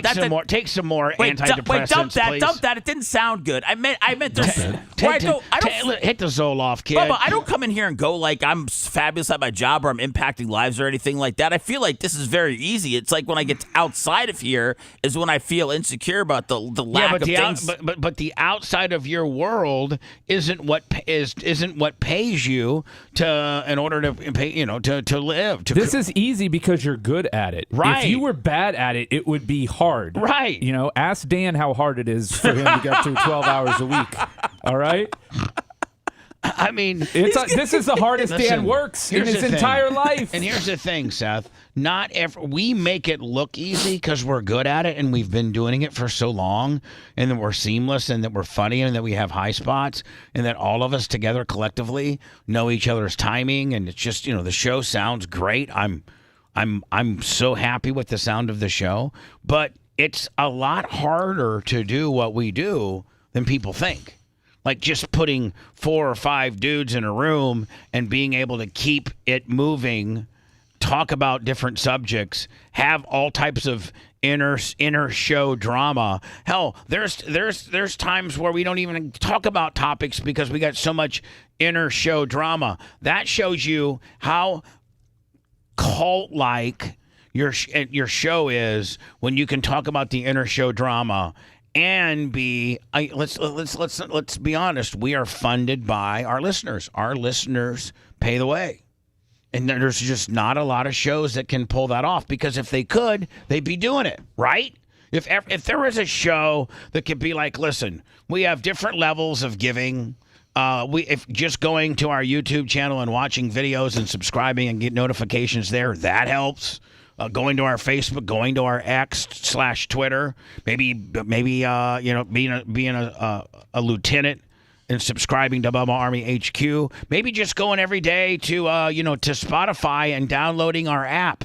There's so many different ways we've set up that the average person that's listening to us terrestrially for free, 103.1 Orlando, Fort Walton Beach, Ocala, AM 820 Tampa, like that casual listener that listens to us for free terrestrially can still put money in our pocket by going to our ancillary stuff that we have quite large numbers on with regards to comparing our numbers to other radio personalities. I mean, I think Wild as a radio station has like 4,100 subscribers on their YouTube channel. Well, I mean, you're far ahead of way of everybody else that's been in the. But you're part of that. You're very much part of that. So Oh, thanks. You are really good at this. Well, no, I know. I appreciate that. I just, like I said, I feel when I'm trying to do other things and trying to make more money and trying to I go, man, I am really just almost suited for one thing, and that's great. But it's also, sometimes a tad bit depressing. Happy birthday, Bubba. There is our 1 ounce silver Trump coins that we make. So does he make coins, Lummy? Yes. What does D in the Vac must make a lot of money. He does pretty well for himself to pull that type of ass. And this must be it because it was still in the box, so I have it for you. All right, so that's mine. Yep. I thought you would appreciate them because if you look closely, he's wearing his Trump shoes. So Lummy, this is a 1 ounce silver commemorative coin, and I think it's guaranteed to have 1 ounce of pure silver in it. Troy silver, 0.999. What's that? These are for the coins. Oh, those are for the coins? Yes. Oh, hold on. How many coins did he? It looks like you got a lot. I got more down there. Hold on. I'm the biggest MAGA here. Hold on. So You got more down there. Are they all for you? No, these. Oh, okay. Now, hold on. Does every one of them have 1 ounce of silver in them? Yes. What's an ounce of silver going for now today? $20. Oh, so each one of these are worth $20? I don't know. Hey, Sethy, these are worth $20. No, I'm checking on eBay right now. What are they called? $27.59. Okay, there you go. It's a Trump coin. And silver's going up. It's a Trump coin. And then it says, Make America Great Again. And if you look at it really closely at the bottom, he's wearing his Air Bubba Army / Bubba Dunkin' a Donut tennis shoes that are coming.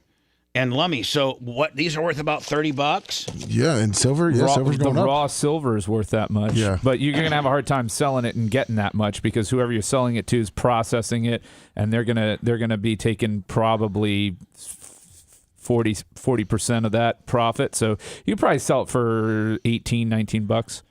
So they're worth $20. Yeah. Right. And how many do I got, Lummy? You got a good amount. Does everybody want what? Well, hold on. Looks like the last one sold was $35. For a Trump one? Yeah. Yeah, I see that one too. Is he in his golf shoes or shoes?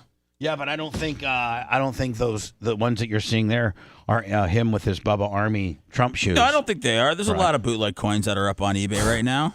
I thought you'd appreciate it, blah, blah, blah. I included some plastic flips if you want to give any out like to MAGA Babyface. There you go. The other coin is a silver ball marker for Lummy when he's playing golf. Sweet, thank you. They're very nice. Thank you, D and Evan. He makes good product. Did you see have you seen the coin? I saw Lummy's ball marker. Hold on. I'll get you. I'm gonna give everybody one. Okay? I'm gonna give everybody one. Unless you're gonna be a dick about it. Well, Seth's is already listed on eBay for $35. I'm looking at nice pull cush right now. Or best offer. Seth.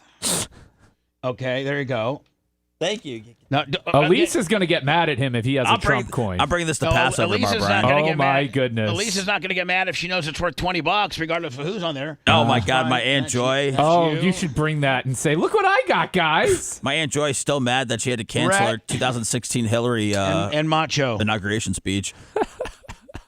All right, so that's everybody on the show. These are nice, man. They are nice. Now, for Dr. Dan. Thank you. We'll cross that bridge, tomorrow. Dan doesn't need them. Can I have one for each member of my Joe Biden loving family? No.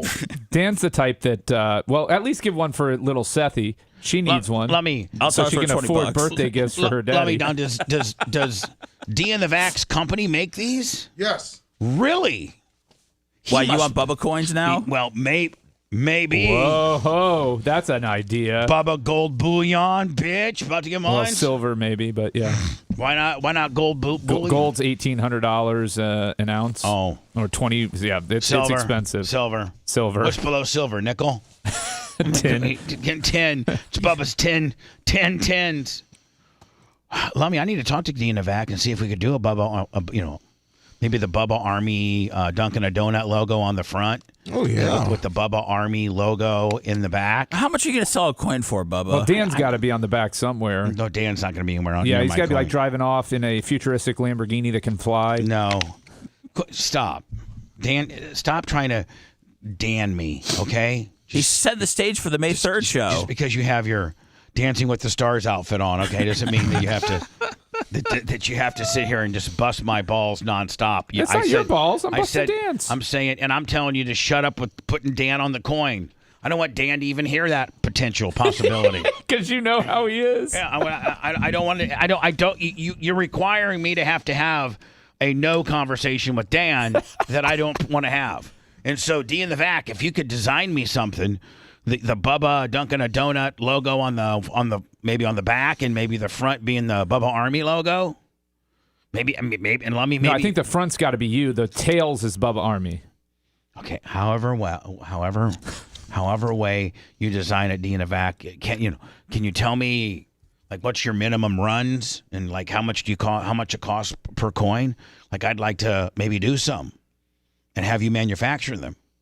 And I buy them from you. So, like, we're doing some business here. Let me reiterate to people. Where should I go for my food review today? Well, I got 2 locations. It depends on how far you kind of want to drive, but they're 2 new chicken locations. Really? Yes. I tried one of them. I haven't tried the other, but I believe Rhett has tried the other one. It's Slow down. I'm going to send you the links, but I don't want the links. Okay. I want you just to audibly tell me right now. Joella's Hot Chicken, which is by Largo Mall. All right. It's an Indiana-based chicken place. Okay, hold on. Joella's, yes, which is by Largo Mall. Correct. Oh, man, that's out there for you. Oh, my God. And a little bit of a hike. Is it drive-through? Yes, it is. Okay. And it's very good. It's an Indiana-based chicken place. All right, where's the actual address? Is it on 66? Is it on Almerton? Yes, Almerton. Oh, and Almerton's an absolute shiz show. Yeah, it's... Ugh. Should we have Merch Crick do like an Uber Eats deal? Then you act like you went there, Bubba, sit in your car and eat it?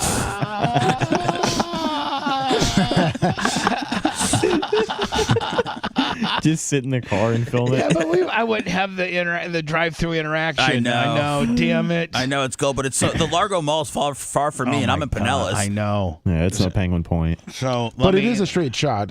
That's a one. Down one of the busiest roads in America. Straight shot. Yeah. But it's a very good chicken sandwich, Bubba, and you're 2 for 2 right now. You don't have to make any turns, Bubba. You just have to drive 75 miles straight. And then the other one is next one's in Altamont Springs, ladies You know, if you can be back before sundown. If you include I-4, it's pretty much a straight shot. You know? Claremont Fried Chicken is the next spot. And then the other one is Joe Libby. Joe Libby. Oh, that's the Filipino fried chicken, right? Kind of, yeah. Jollibee. Joe Libby. What the Joe Libby. That's why he wanted to send the links. Yes. Joe Libby is what they call Joe Biden. Yeah, that's right. That's in Pinellas Park. Hold on.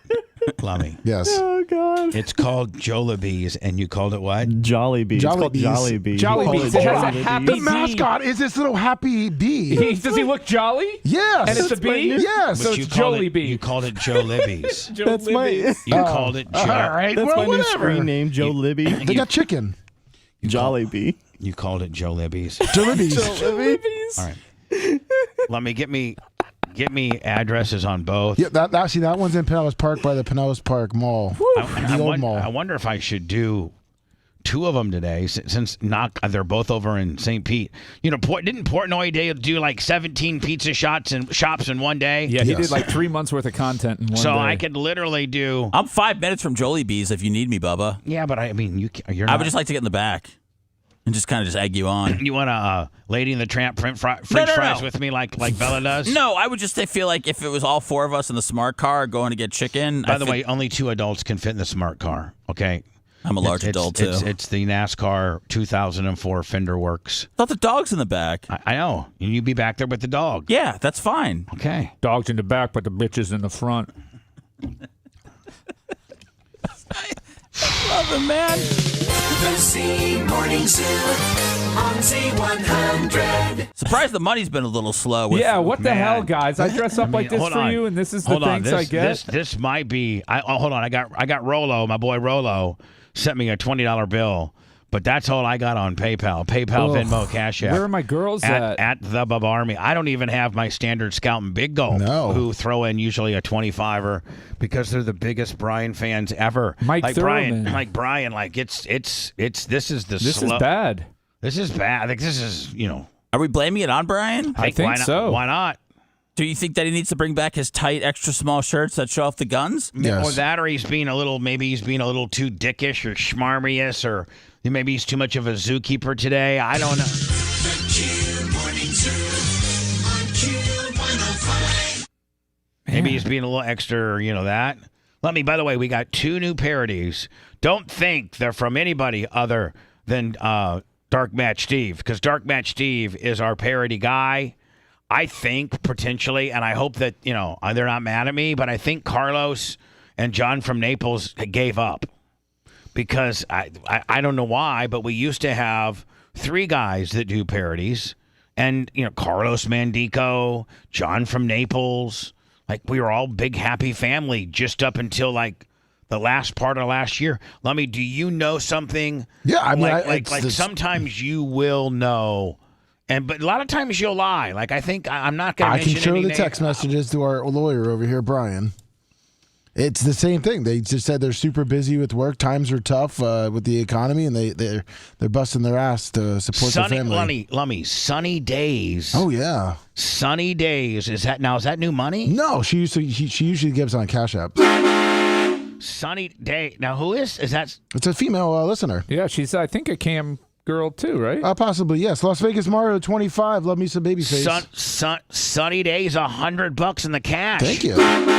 Thank you, Sonny. Let me That's obviously was for me. Let me send me her Twitter. I like to, You want her to come in on Wednesdays? Maybe. Where's she from? She's from here. She always goes to Lightning games too. Walter Vickhouse 25 on the Venmo. And then I got another man. Boy, you just prod them a little bit, and they come a running. Brian from Philly, for Brian, $20. Babyface Brigade's mounting up. Mario Gonzalez, 25 for the Babyface. The Babyface Brigade. Yeah, I stole that from Burke, but that's okay. Let me when I return. Let me send me Sunny Days' Twitter. I'm not good on the Instagram. You are so horny, man. I'm not. I mean, not really. I just always like to just keep my options open. No, I know. Yeah, totally. Mark Cricket's out of hand. If you liked that segment, then you'll definitely like the new redesigned BubbaArmyHQ.com. We'll be back to the Bubba the Love Sponge show after this.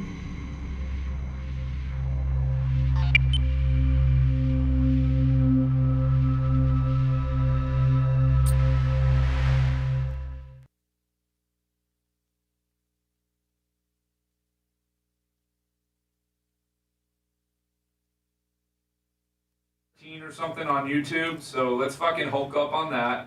There's 1,000 of you fuckers on there. So let's do that, all right? And Rumble, I don't know that thumbs matter as much, but give us a thumb in there too. There's way more of you on there, so the percentage of thumbs to listeners on Rumble is very low. And what are you willing to do to Marjorie Taylor Greene if you get 1,000 thumbs today? I'll go down on her. Exactly, guys. I'll go down on that troll for the Bubba Army. And I would fucking watch every second of that. We're gonna film it. I'm gonna film it. Yeah. With my eyes. What's up, Gator? Jay Gator? I was gonna say Gator John. That's something like one of my old friends. If we get to 1,000 thumbings, I will go down on Marjorie Taylor. You heard it here first. I mean, if you showed up in that suit with a MAGA hat, like, I think that she would be ready to go on the spot. She'd just be jet skiing. And with some Bubba Alpha on. Oh my God. Alpha Too much to 24. handle. Forget about it. What up, Lunger? LM Clothes. What's up, Don't Panic? When's that Alpha coming, buddy? 2 weeks. 2 weeks. It's been held up. In customs? Yeah. I mean, did you text it to me? Yes, sir. Okay. What's up, Gary? Good job yesterday. Well, there's a lot of muff to eat there on MTG. I'm sure she's got a big old Republican bush. What's up, Red Wave? Republican bush. It's a flavor saver. I would think Democrats have probably bigger bushes, right? Yeah, I think shave. The Democrats seem like they would be. What's up, I don't know, man. The Dems. Really?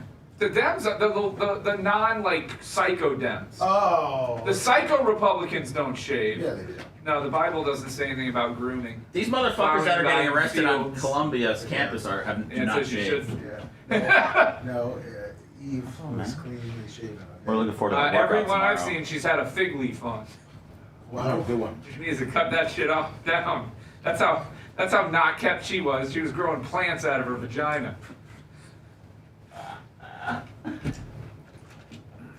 Can you believe this guy's going to be conducting serious lawyer business in the afternoon today? People are going to be putting their lives in Brian's hands. You know, I've got changes of clothes in my office.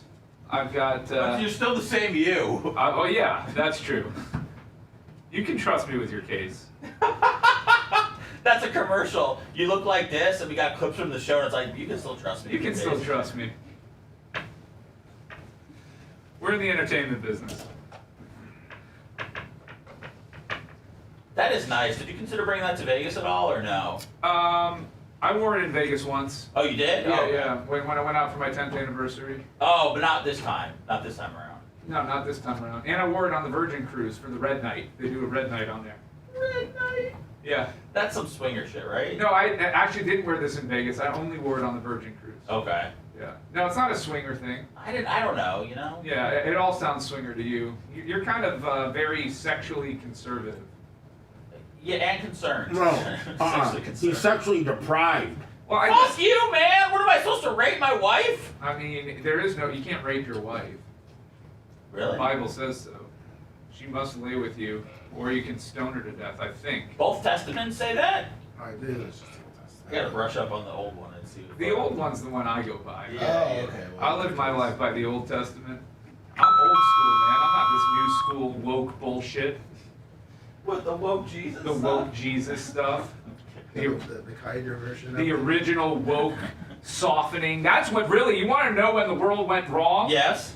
When that new Bible came out, the King James Version. You might be onto something here. Yep, that's when everything started to go. He's Things onto were something. much better when it was the strict old angry God. Now this lighter, happier, fucking woke God coming around, forgiving people's sins. What the fuck is that? You got a hell of a hand here, Bubba. You sin, you own it. Be a man. Own your sins. What about the Trump Lee Greenwood Bible? Oh, it's worth every penny. $69.95. I mean, what a fucking grifter.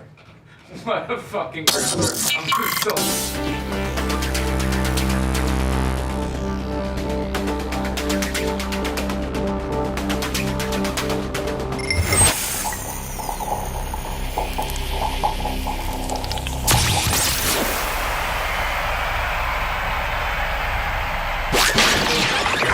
Bubba the Love Sponge Show. The manliest alpha man that wears women's deodorant. Bubba. Welcome back to the Bubba the Love Sponge Show.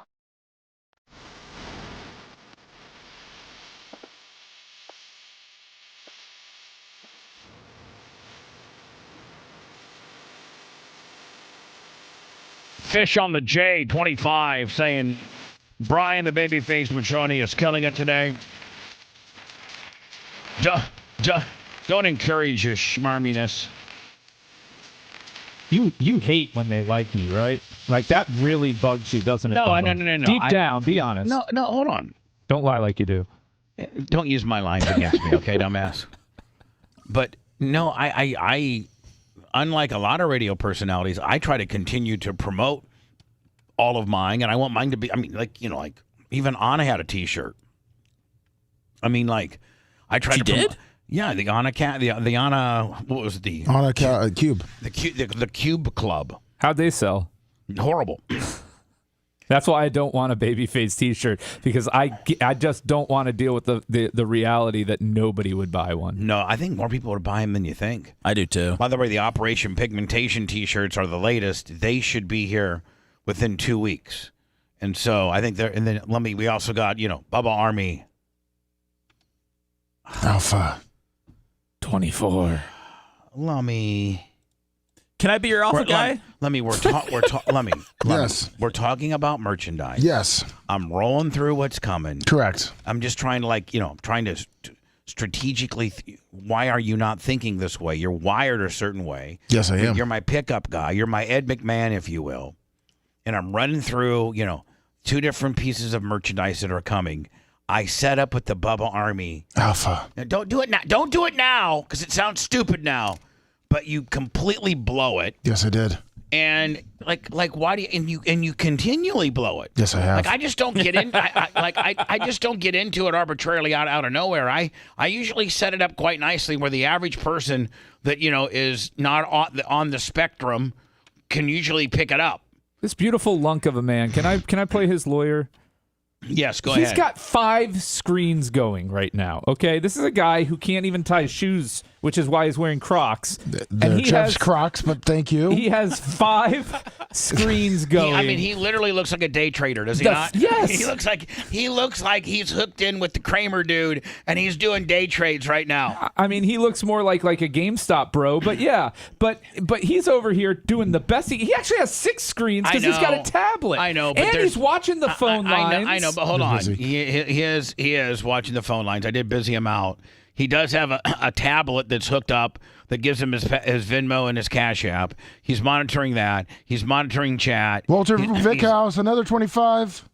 Babyface Fridays. He's monitoring Beach Meadow Detectives, $10 super chat. He's monitoring my needs. Like if I need something electronically, so he'll have to spit it over to me. Like I told him to send me the Sunny Days Twitter. So he's doing stuff for me, and then when we're doing, we finally get open and on the air, I throw him an obvious merch pickup, and he misses it. I did. I missed it. Swing and a miss. Do you think maybe you should take some stuff off his plate, Bubba? No. Okay. No, everybody's getting more things on their plate. I mean, for real, like everything. Everybody is going to make a little bit more money, but everybody needs to do one more job. It could be very menial, like Instagram. Yeah, like it could be. Have you taken that over? I mean, I'm on there. Is that going to be a communal effort, or is that going to, or do you want it? I'm posting on there every day. Anybody can post whatever they want, but I'm on there every day. I just want to let you know. I don't want to hear anybody say, maybe my growth on Twitter, I didn't get it honestly, or I circumvented a system, or I mean, all I know is I went on YouTube and said, how do you get more impressions on Twitter? I watched a few things, talked to Rhett, talked to Lummy, and Lummy, do you know that right now, we've already qualified for the $5 million. Oh yes. So we've already, set up. Rhett, it's my understanding that I think you have all the banking, Stripe, and you have all that done. Yeah. Yeah. So it's all done. We're ready to go. We're ready to take money. Yep. And but Lummy, in April alone, because I just checked, and you can check for yourself because you got the back end of Twitter. But in April alone, now I still got till next Tuesday? 6 days. Next Tuesday, the 30th. So I got today and tomorrow. and then Monday and Tuesday. So I got 4 more days. And just for the month of April, right now I'm sitting at 4.1 million impressions. And I still got 4 days. Wow. I mean, you're doing something that nobody's ever able to do. You did something in 19 days, Bubba, that we couldn't do in years. Right. And I hope you mean that. Because it's true, right? I mean, it is. I mean, I don't know if you're trying to be a dick or not. I don't know what I'm trying to be, but I'm telling you the facts. Right. So do you think we could get? Because I took it under my wing. I made it a priority, and during the day, I would tweet excessively to the point of pissing some people off. But now, I mean, if you can see, we're back on the growth. We are. We added another 100 last night. We've added 200 because we were at 108.7. Now we're at 108.9. Yep. Now we shook the fleas that didn't like the excessive amount of tweets. We are now rebuilding. The most we've ever had was 109.1 when we got it back. Rhett, when we got it back, where were we? Were we like 108.9 or 109.1? Like we were at like 115, 116. When we first got it back? Yeah, we lost a significant amount. Well, but also Twitter went through and deleted a bunch of bots. Correct. Okay. That was a lot of what it was. It was either accounts that had changed, accounts that weren't around anymore. Yeah, they got rid of inactive accounts. Okay. Yeah, or just people who didn't want to follow the show anymore. But we kind of got past that buffer, and then we started building back up. Noah. Because we got as low as like 105, and then we got back up to where we are now, which is almost 109. Yeah. So I got it done. I got the template that Twitter uses is in order to get monetized so they can run some ads on your stuff and things like that and make a little money. Not a lot, but a little bit turns into a lot. When I first got monetized in Facebook, it wasn't a little. I mean, it wasn't a lot. Now it's significant. Same with YouTube. Rhett, you see our YouTube numbers. We've doubled our YouTube numbers. Since you've taken over. They're up to 112 now. No, but I'm talking about like what it makes financially. Oh, okay. Financially. And if everything that you throw out there makes a little bit of money and you're throwing 15 or 16 or 17 things out there that are monetized, well, you're going to be able to, probably have a sustainable content business. Yeah, and we're shaping up now to have, I think, one of the better months on YouTube we've had in a while. Yeah. Congratulations on that too. Yeah. And so, but it takes from the Gary Cantrells that helps Rhett here and there to the Lummies that does the Goat Report and other things. And Seth, maybe you need to take an Instagram under your wing, much like what I did with Twitter. Now, do you think you could see that type of growth or no? I could get a lot of growth on it. Instagram's my favorite one to work with, and I mean, all it needs is love. Like all it needs is content, and I mean, I can get that every day. So Dan will get you good pictures of him so you can post. Yeah, like show content does well on there, but we also get the reels and stuff from Gary, and those are we haven't had any explode on Instagram other than like the Dion one.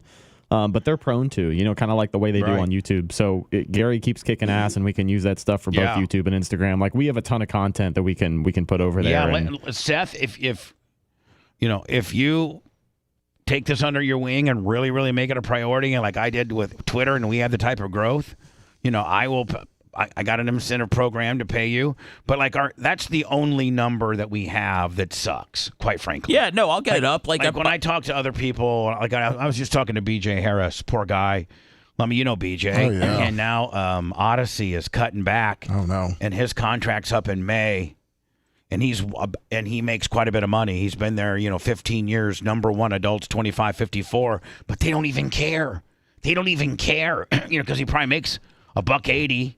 $1.90, and they don't even BJ's like I might lose my job, and so I was talking to him, and he's like, listen, most radio personalities have not established any form of monetization, and most of them don't own their show, the show that they produce. They really can't repurpose because they don't own the rights to it.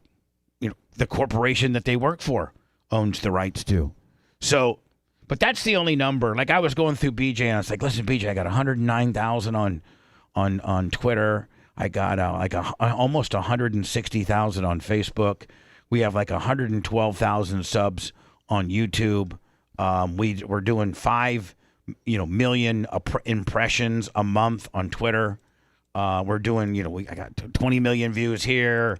All in, if you take all of our different, various pieces, parts, it looks like we're around the 250 to 280 million view, all in. And he's like, oh my God, because digital currency and digital numbers are becoming more and more important within the advertising aspect of content. If you take content being, cable TV, regular TV, radio, I don't know that even newsprint is a player anymore. But I mean, you take the conventional forms of advertising,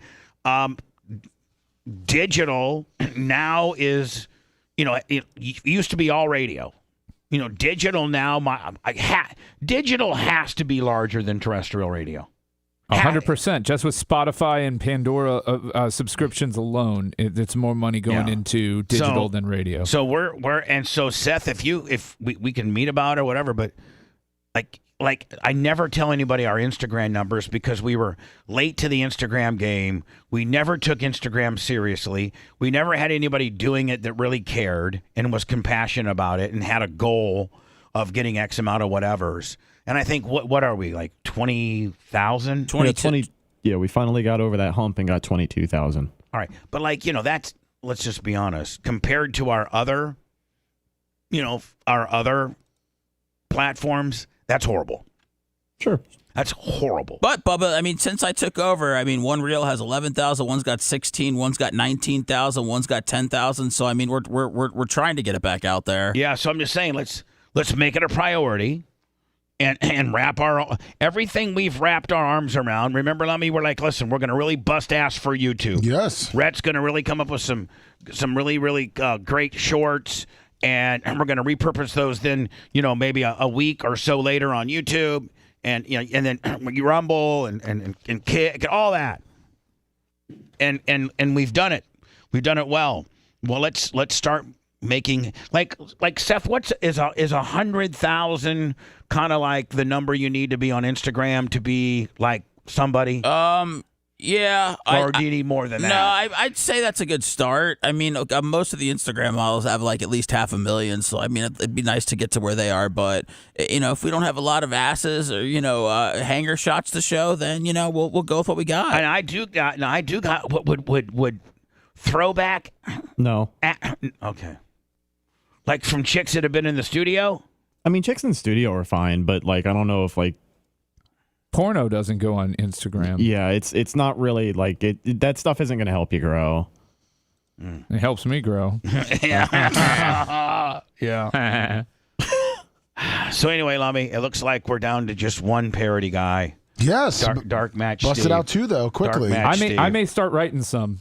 Yeah, Brian. I've got one already from you just talking this last segment. I've got an inspiration for a parody song. There you go. Look at Charlie from Channel 13 is showing you all the ins and outs and the behind the scenes of the Tampa Bay Lightning. Boy, the Lightning must win tonight. They sure do. 100%. I mean, if they don't win tonight, it's done. Oh, it's a cancel Christmas. I don't kitchen know. closed. I don't know of anybody in the first round. I'm sure there has been. There's been 2, I think, or 3. Montreal did it once where they were down 3-0 and came back and won. Oh, it was Toronto. Yeah, just a few years ago, right? Yep. And in the COVID Cup, right? Yeah, I think so. Yeah. So, I mean, but maybe Brian, a decade of us whipping the Panthers' ass. And maybe the tide's turning a little bit now. They went all in. They've got a very solid team. They're where they've got us is their bottom 2 lines are better than our bottom 2 lines. And Tanner Jeannot's a big part of the problem for the Bolts this season. That's what Seth was saying yesterday, and the fact that when we won the Cup, we were a solid 4 lines deep. And in today's world, we're about 2 lines solid. Well, we had that third line that nobody wanted to play against. Most third lines in hockey are just a throwaway line.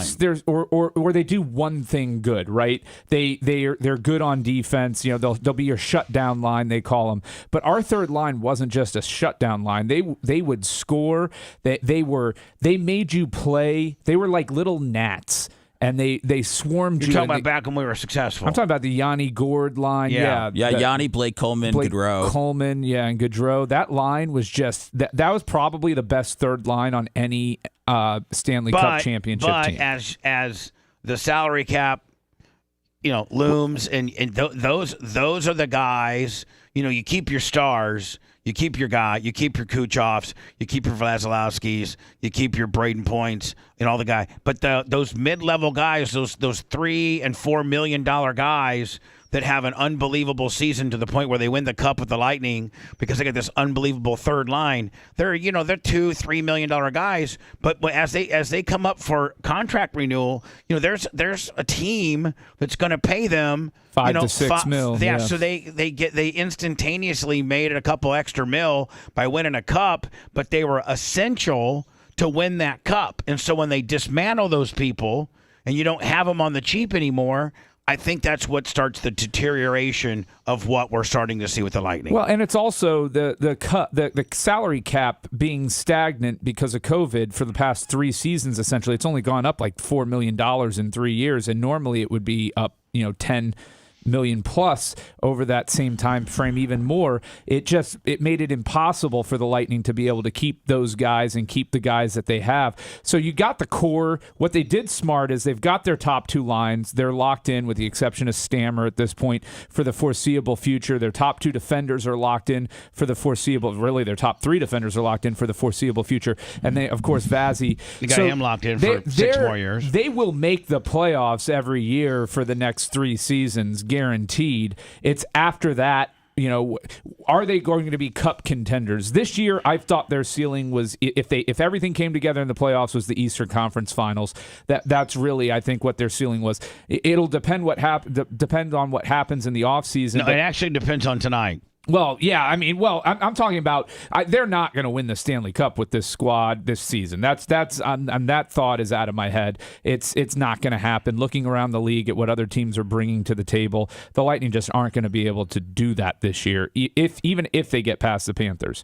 Remember, the Lightning were so good after they won the first Stanley Cup that they had to let Carter Verhaeghe walk now, who is like one of the best players on the Panthers. So, that's how deep that the Lightning were when they were winning cups. So. Yeah, when you win cups, you get picked. The whole league just picks you apart at the bone like they're vultures. They trying to pick you apart so that you can't do it again, and they can get guys that you can't afford anymore as they're up for unrestricted free agency. Let's just go through it. You've got Palat, you've got Tyler Johnson, Ryan McDonough, Gaudreau, Coleman, Verhaeghe, Killorn. Did I say Gord already? No, I don't think so. Gord. Ross Colton. Maroon. Yeah, Maroon was a great. They didn't have to get rid of Pat Maroon. They got rid of. Hold on. He was good. He was good for the locker room. No, but they got rid of him because they wanted to try and get more out of their fourth line offensively, and that because they knew that they couldn't afford to improve their third line, so they tried to improve their fourth line, and it just hasn't played out. Again, and I hate to throw it all on one guy, but Tanner Jeannot not performing this season was a major problem for the Lightning's plans. Did we give up a first rounder for him? Yeah, and they extended him when they got him, and they thought, what he was supposed to do versus what he's doing is nowhere near the production. Did he just have a fluke season? Or we had a fluke season at Nashville and we did not scout him correctly. Yeah, it's beginning to look like the Nashville season where he put up. Even then he wasn't like lighting it up, but he was never a big offensive guy. But he had 4 points last year in very limited game time, but 55 games this year. He put up 14 points in 55 games with a -10 rating. It's as a defenseman. No, he's a winger. He's a winger. Yeah. He's a left winger, and you got to get more out of those lines if you're going to compete for a cup. And he's, again, it's not all on one guy, but he has been tremendously disappointing. Well, when you give up a first rounder for a guy, he has to make an impact. Yeah. You do. If you're giving a first rounder for a guy, he's got to make an impact. If not, chances are that first rounder that you got, you'll put in the minors for a couple of years, and he will make a contribution, i.e. a Brady. I don't think. How long did Braden Point stay in the minors? Like 3 years?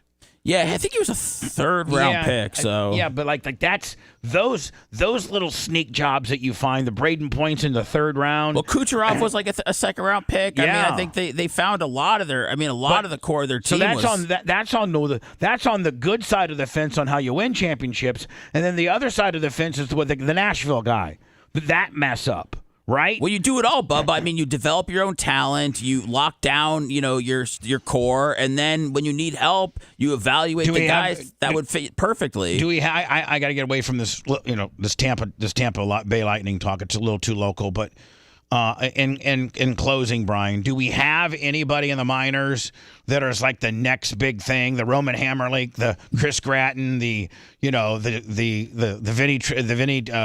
The Vinny I'm sorry. The Vinny Crossbow? The Vinny LaCave, the Martin St. Louis. Do we have anybody in the minors right now that are... They've got Isaac Howard, who is he's got some swagger to his game. He's probably the most promising offensive prospect that they have. Have we depleted our minor leagues? Oh, it's depleted. We have the third worst minor league system pretty much universally across the league in terms of people who analyze this, rank the Lightning first, second, or third and worst. We used to be first, second, or third best. Well, you have to give up that cap. You can't. You can only have so many guys playing for you in the NHL, right? So for the longest time, the Syracuse Crunch were just dominating the AHL and winning championship after championship after championship because the Lightning were so strong down there. You got to let those guys go. Now, fortunately for Lightning, a lot of those guys have not panned out, so they've traded off guys and everything. And that's the thing in the NHL. There's no guarantee that those second or third rounders in the NFL they're going to perform. In the NHL, that you may never see them up in the big leagues. Now, last question before I go into words, and Lummy will come back with the two parodies. Awesome.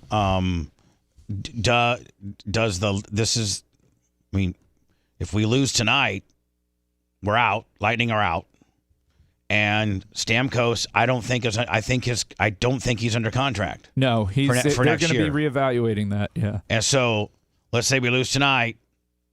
Friday morning is Briz Bros in there with Stamkos' agent on the phone, trying to give them an indication as to where our heads are and where do you think the Lightning's head is. I mean, they can afford $4.5 to $5 million a year. I don't. That's like the max that they can pay him because they have other roster spots to fill, and that's literally filling six other roster spots with league $1 million or less guys. So hold on. So they tell Steve Stamkos' agent, hey, we're maxed out at 4.5. Now we know that Toronto and Montreal and maybe a lot of other teams are going to offer you that $7 and $8 million number that Stamp. I don't know that he's going to get that. Okay, then so that number is 6 then. Yeah, okay. I think it's 6. So he's a $6 million. So he's a $6 million guy. But would you rather? I would rather stay a $4.5 million guy, retire as the all-time greatest Lightning player, not have to disrupt my family. He's got a really nice setup on Davis Beach or on Davis Island, and $4.5 million in Tampa is $6 million in New Jersey playing for the Devils or Toronto yeah, with the taxes and everything. So I mean, honest to God, if the Lightning throw up 4.5, I think Steve Stamkos stays. I think the Lightning can get him by offering longer term than other teams. So I think he may get $7 million, but it may be a 2 or 3 year deal from another team.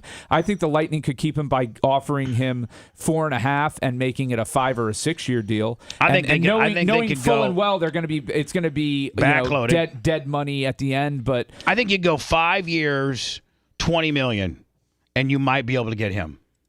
5 years, $20 million.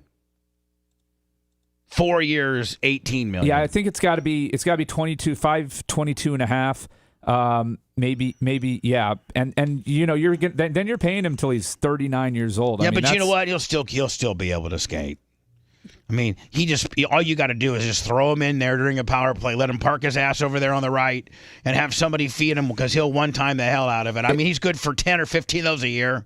Yeah, the issue too though is the minutes start dwindling, right? So now you're leaning heavier on your other guys. As you should. They're younger. This guy's getting old. I get it. But he at one point in his career he was skating 22 minutes on the ice. He's down to 18 minutes a game. Okay, great. So he goes down to 16. Who cares? But you can't.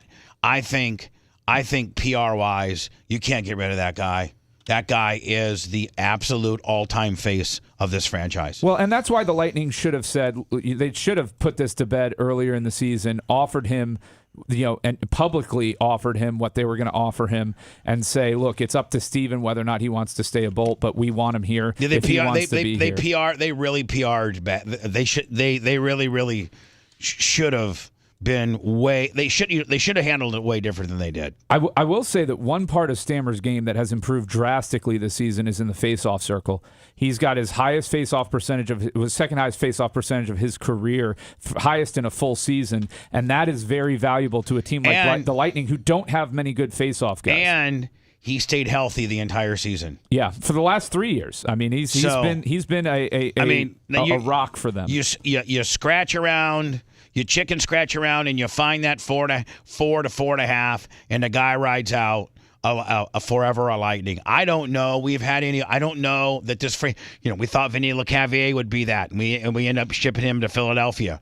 We thought maybe I guess Marty St. Louis didn't come up through the Lightning organization. We got him from the Rangers, so that doesn't. He's not. He's not a homegrowner. We drafted him. I thought he came over as a free agent, and I thought we had him. But he didn't start in our system. I thought he finished it with the Rangers. No. Marty St. Louis finished with the Rangers. No, he didn't start with us though. No, he didn't start with us. Right. What I'm saying is, Calgary. When you talk about the Roman Hammerlinks and the Chris Grattons and the Vinny Testaverdes, I'm talking about all these number one overall, high profile, Brad Richards. We had some of these guys that could have potentially stayed here their entire career, but didn't. So we've never had anybody. Steven Stamkos would be the first one that we organically groomed from the number one overall selection to retiring as a Lightning. But I don't think we've had that yet. It happens. Have we? But it happens. Look, this is the nature of the game now, though, and it happens to everybody. I mean, Patrick Kane is going to finish his career with another team after being a stalwart for the Blackhawks for his entire career. He was the same exact age, essentially, as Stammer was when they jettisoned him and sent him off to Detroit. So it's I know it's a different game. It's a different time. But now. The Lightning need this PR. They really do. I don't know that they need it. Lindsay Scott Funk. I think that's a female Lummy. Oh, Lindsay Funk, yeah. And $25 for the baby. I'm sorry, $30 for the baby face factor. All right. All right. So enough of the Lightning. Yeah. Just quickly, everybody's opinion, including Rat. He's a sports guy. Do the Lightning retain Steve Stamkos by whatever means? Yes or no? I'll start it off by saying yes. Stamkos stays a Bolt. Lummy? Yes. Brian? No, I think he ends up with the Maple Leafs. Seth? No. Rhett? I'm a little torn, but I am going to lean towards yeah. Yeah, it's 3-2. Does Macho know anything about hockey? Who knows? No, he doesn't care. I don't know anything about hockey. If you want to deep dive into the Bubba the Love Sponge show from the past, go to BubbaArmyHQ.com. We'll be back after these words.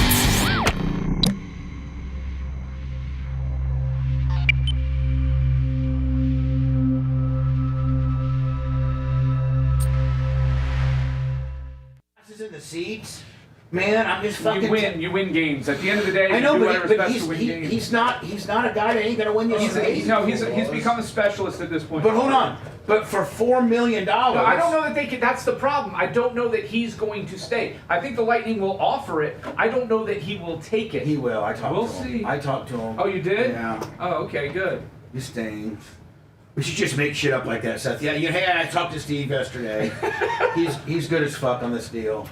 I think they've disrespected him.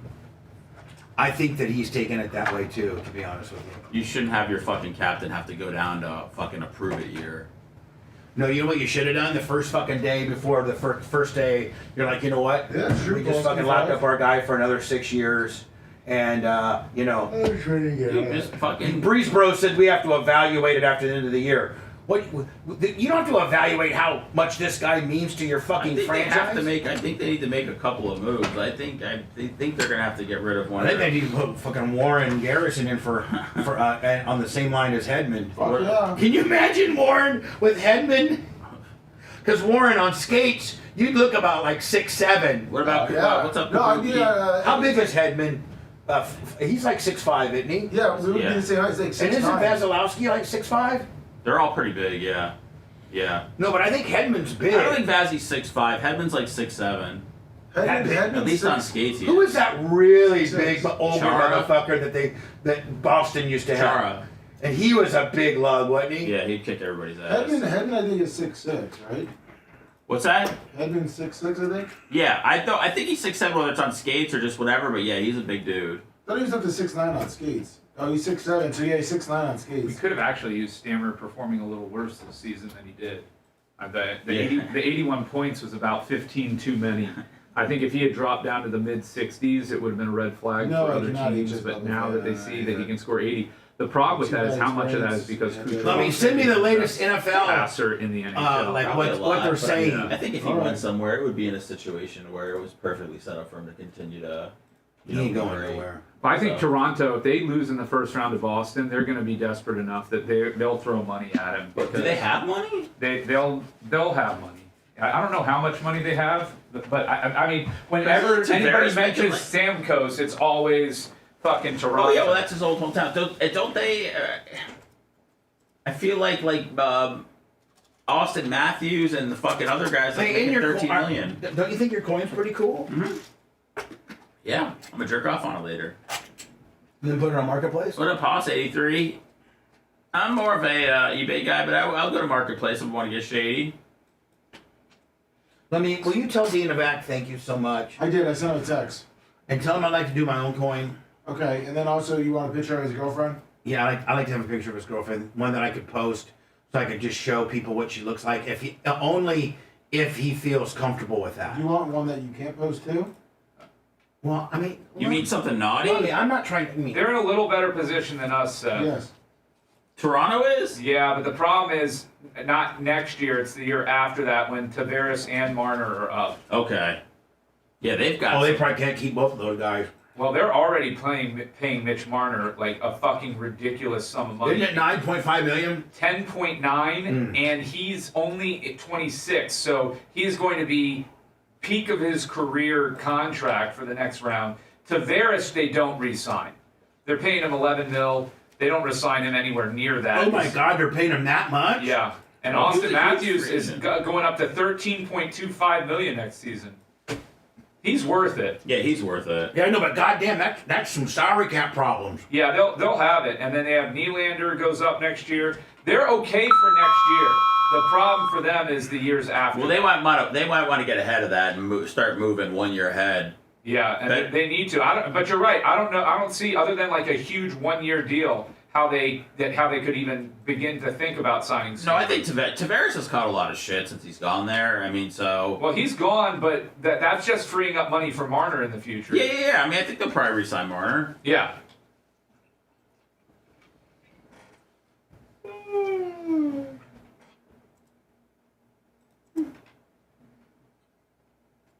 They know that you guys listen to them. That's why they talk about this show.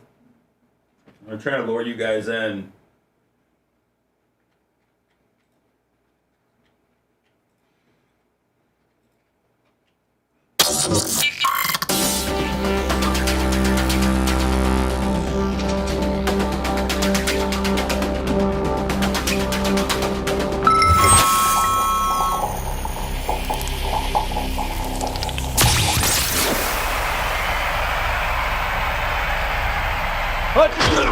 He's been more faithful to the Packers than to his own wife. Yes. Welcome back to the Bubba the Love Sponge Show.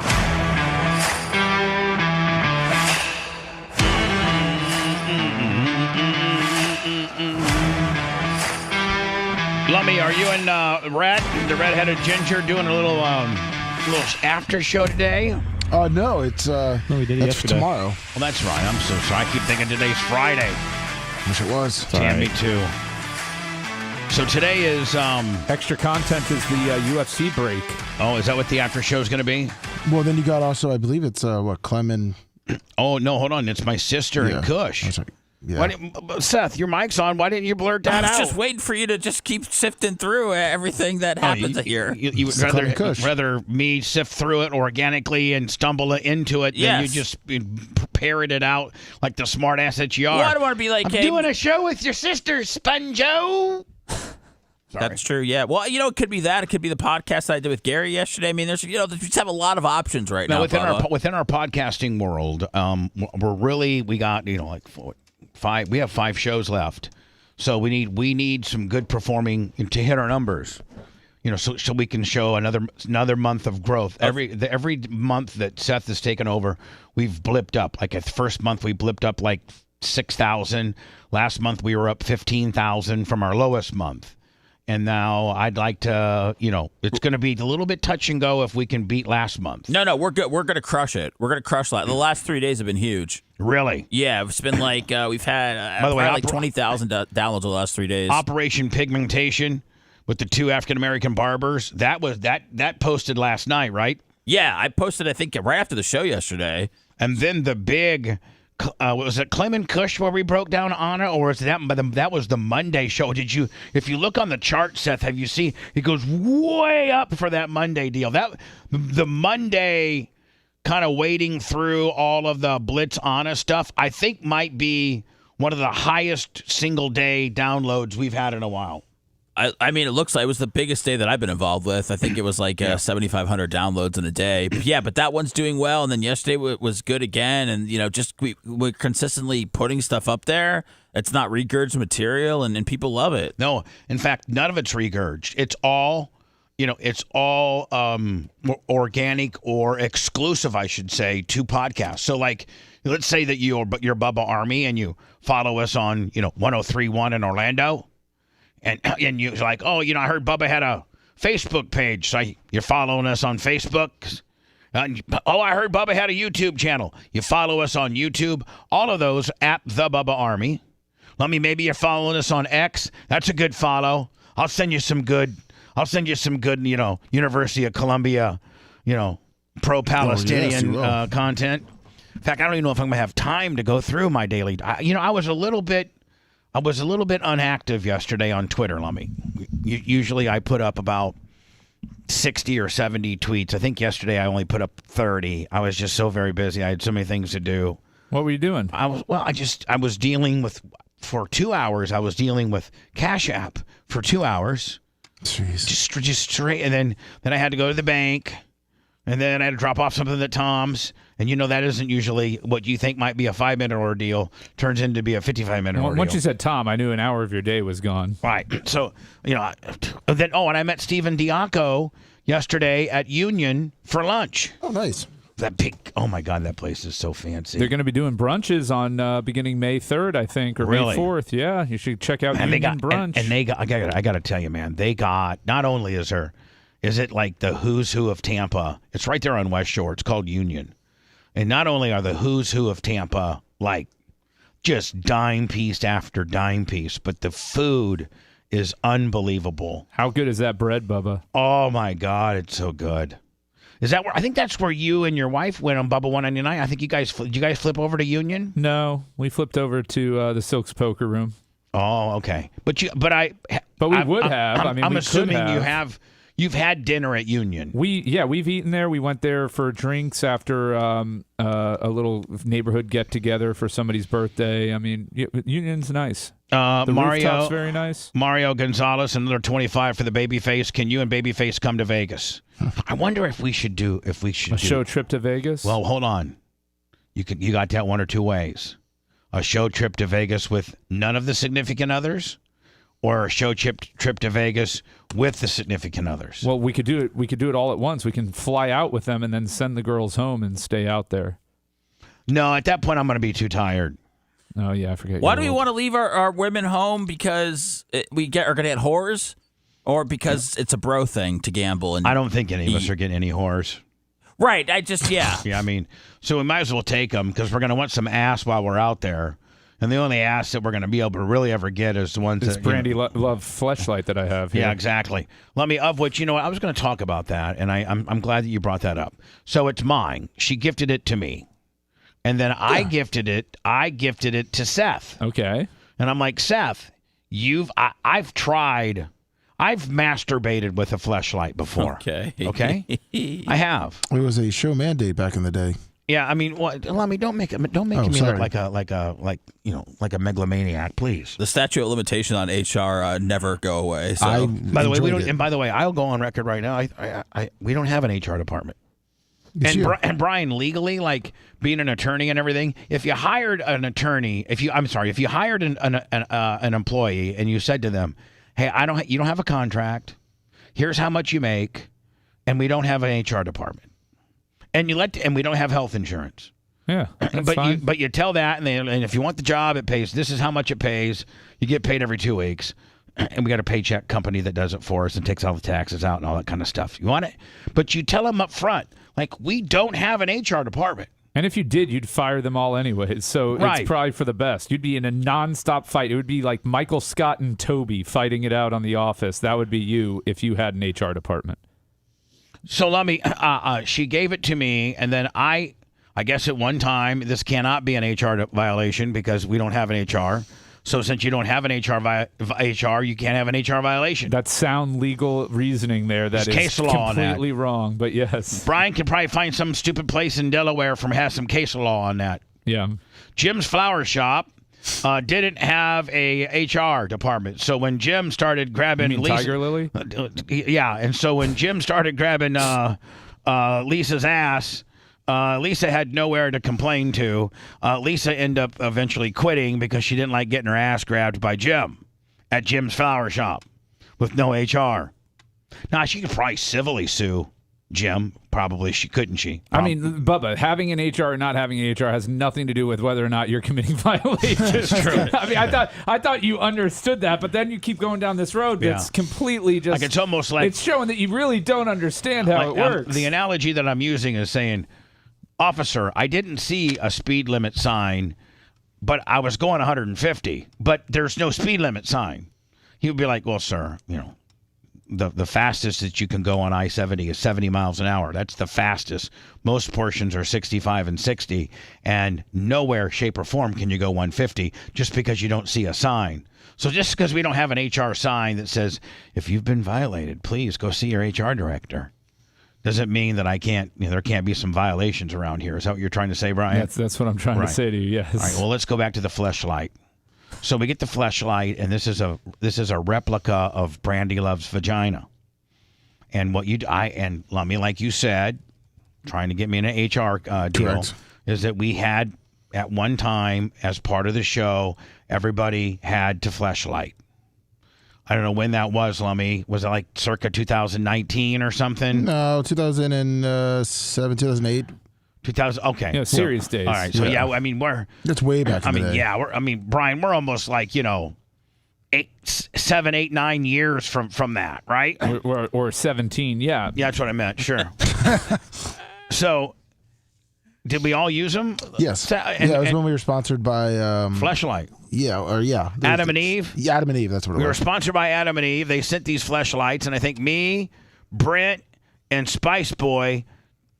And I don't think Manson did. No, he did not. I think we used them. Yes. And then did we give a report? Yes, you did. Really? Yes. And how did that report go? Do you remember? You enjoyed it. I know Brent said it was good. Spice Boy said it was awkward. Kind of programming on that one. It's awkward to be stealing tapes and fleshlighting at the same time. But you enjoyed it. You said. So Brandy Love gives me this fleshlight that is a replica of her MILF vagina. And I don't need it, And so it somehow gets to Seth. 1, because Seth has never used a fleshlight. 2, we feel like Seth probably needs a help in the ass department of all of us men. He probably could use a boost. And 3, it would be absolutely great programming for Seth to walk us through his Sethlight experience, his fleshlight experience. Well, Sponjo, I mean, I can just hear it now. Well, I mean, how Seth would describe his fleshlight experience. You can hear it now? And What do you hear? one, I think he would be utterly disgusted that he would have to be lowered himself down. This is what he's regulated on down to. Yes. But I don't want you to feel that way because this is for the show. We all know we all know that you're a pimp and that you can get ass on a moment's notice. We all know that you can literally blow a text into Phoebe and said, "I want you completely nude, waiting for me." You know. Better yet, Spread. female listeners, which one of you would give it up for Seth? Like, no questions asked, legs open. Well, Brian? I'm trying to see what the parameters are for him. Like, None. Let's see if he could just get ass whenever he wanted. K-Dub, $30 on the Venmo. We can't throw that paradigm out there to a married man whose wife listens to the program. It's a Brian. hypothetical. It's a hypothetical. Well, yeah. Who wants Like, the baby who, other than this? who of our female or male listeners, Dark Match Steve, who of our listeners would absolutely give it up for Seth just to do it? All right, so like within like we got Wizzy and we got Allie. Oh, don't bring these poor women into this world. Like, Yeah, so, you got Sunny hold on. Days, They you've don't got- have. We don't have to bring them into our world. They just have to. We're not going to go female by female. I don't want to take all but this they- rejection right now in front of me. Let me close chat. Scout and Big Gulp. I mean, like, which one of you ladies, if Seth was I have a good personality. was single, and you No, have have say single. Which one of you would just give it up to Seth? No, we can't be disrespectful to Phoebe. That's not even disrespectful. Yes, it is. It is. Counselor Kelly said Seth is friend zone. Dark Match Steve said Seth can get this bussy anytime he wants. I'm sorry, what? Can I get bussy? You can. I think. Is that a male? I think you can have. I think you can have butt sex. It's called boosie. Okay. Well, I wanted It's to stay away from that. It's called butt sex. Yeah, I am. And Trick Me Ashley said she pleads the fifth. I don't know what that means. I mean, she'd give it to him. Yep. That's Like, where does- I feel where- like these women just don't like- want to be mean. Where Wizzy, All right. Susan Poitras, All right, Bubba. No, drunk, listen. drunk Kim. I got the Brian. Stacy G said, "No way. As a Jew, I don't bang Jews." Okay, so we got inner Jewness going on here. Yes, there's a lot of things working against me, Bubba. Mostly my body and face. So let's just go ahead and I'll take that plastic V home and bang the hell out of it for All right, you. so, but honest to God, would you? Honest to Stephanie God. Troy said I mean, sorry, listen, Seth. we're always trying to create Just content. stop, Brian. I'm just. We're trying, Brian. we're trying to always create content. And you describing the ins and outs of your experience with the fleshlight, with or without your wife, or how you had to sneak it in one day, like that's going to be brilliant content. Has Tuttle banged a fleshlight? Oh, I mean, I'm sure there's nothing Tuttle hasn't been. Yeah, Tuttle has done everything. Okay, just know he's coming back He's into probably the put a can of Spam in the microwave. I mean, yeah. I think he The had original sex, fleshlight, I if think you he will. had sex with a tomato one time. Okay, all right, We literally drilled a hole in a tomato, and he made love to a tomato. Really? So this is like, You guys were short on fleshlights back in the day, or a little low budget? They didn't make fleshlights. Oh, They wow. haven't been discovered yet. Oh, okay. So this is a new. Hadn't been discovered yet. 90s. It's like it's Columbus going out to the new world. That's right. So Seth, would it be possible for you to, from now until Monday? I mean, you got. Bubba, today- I gotta talk to Phoebe.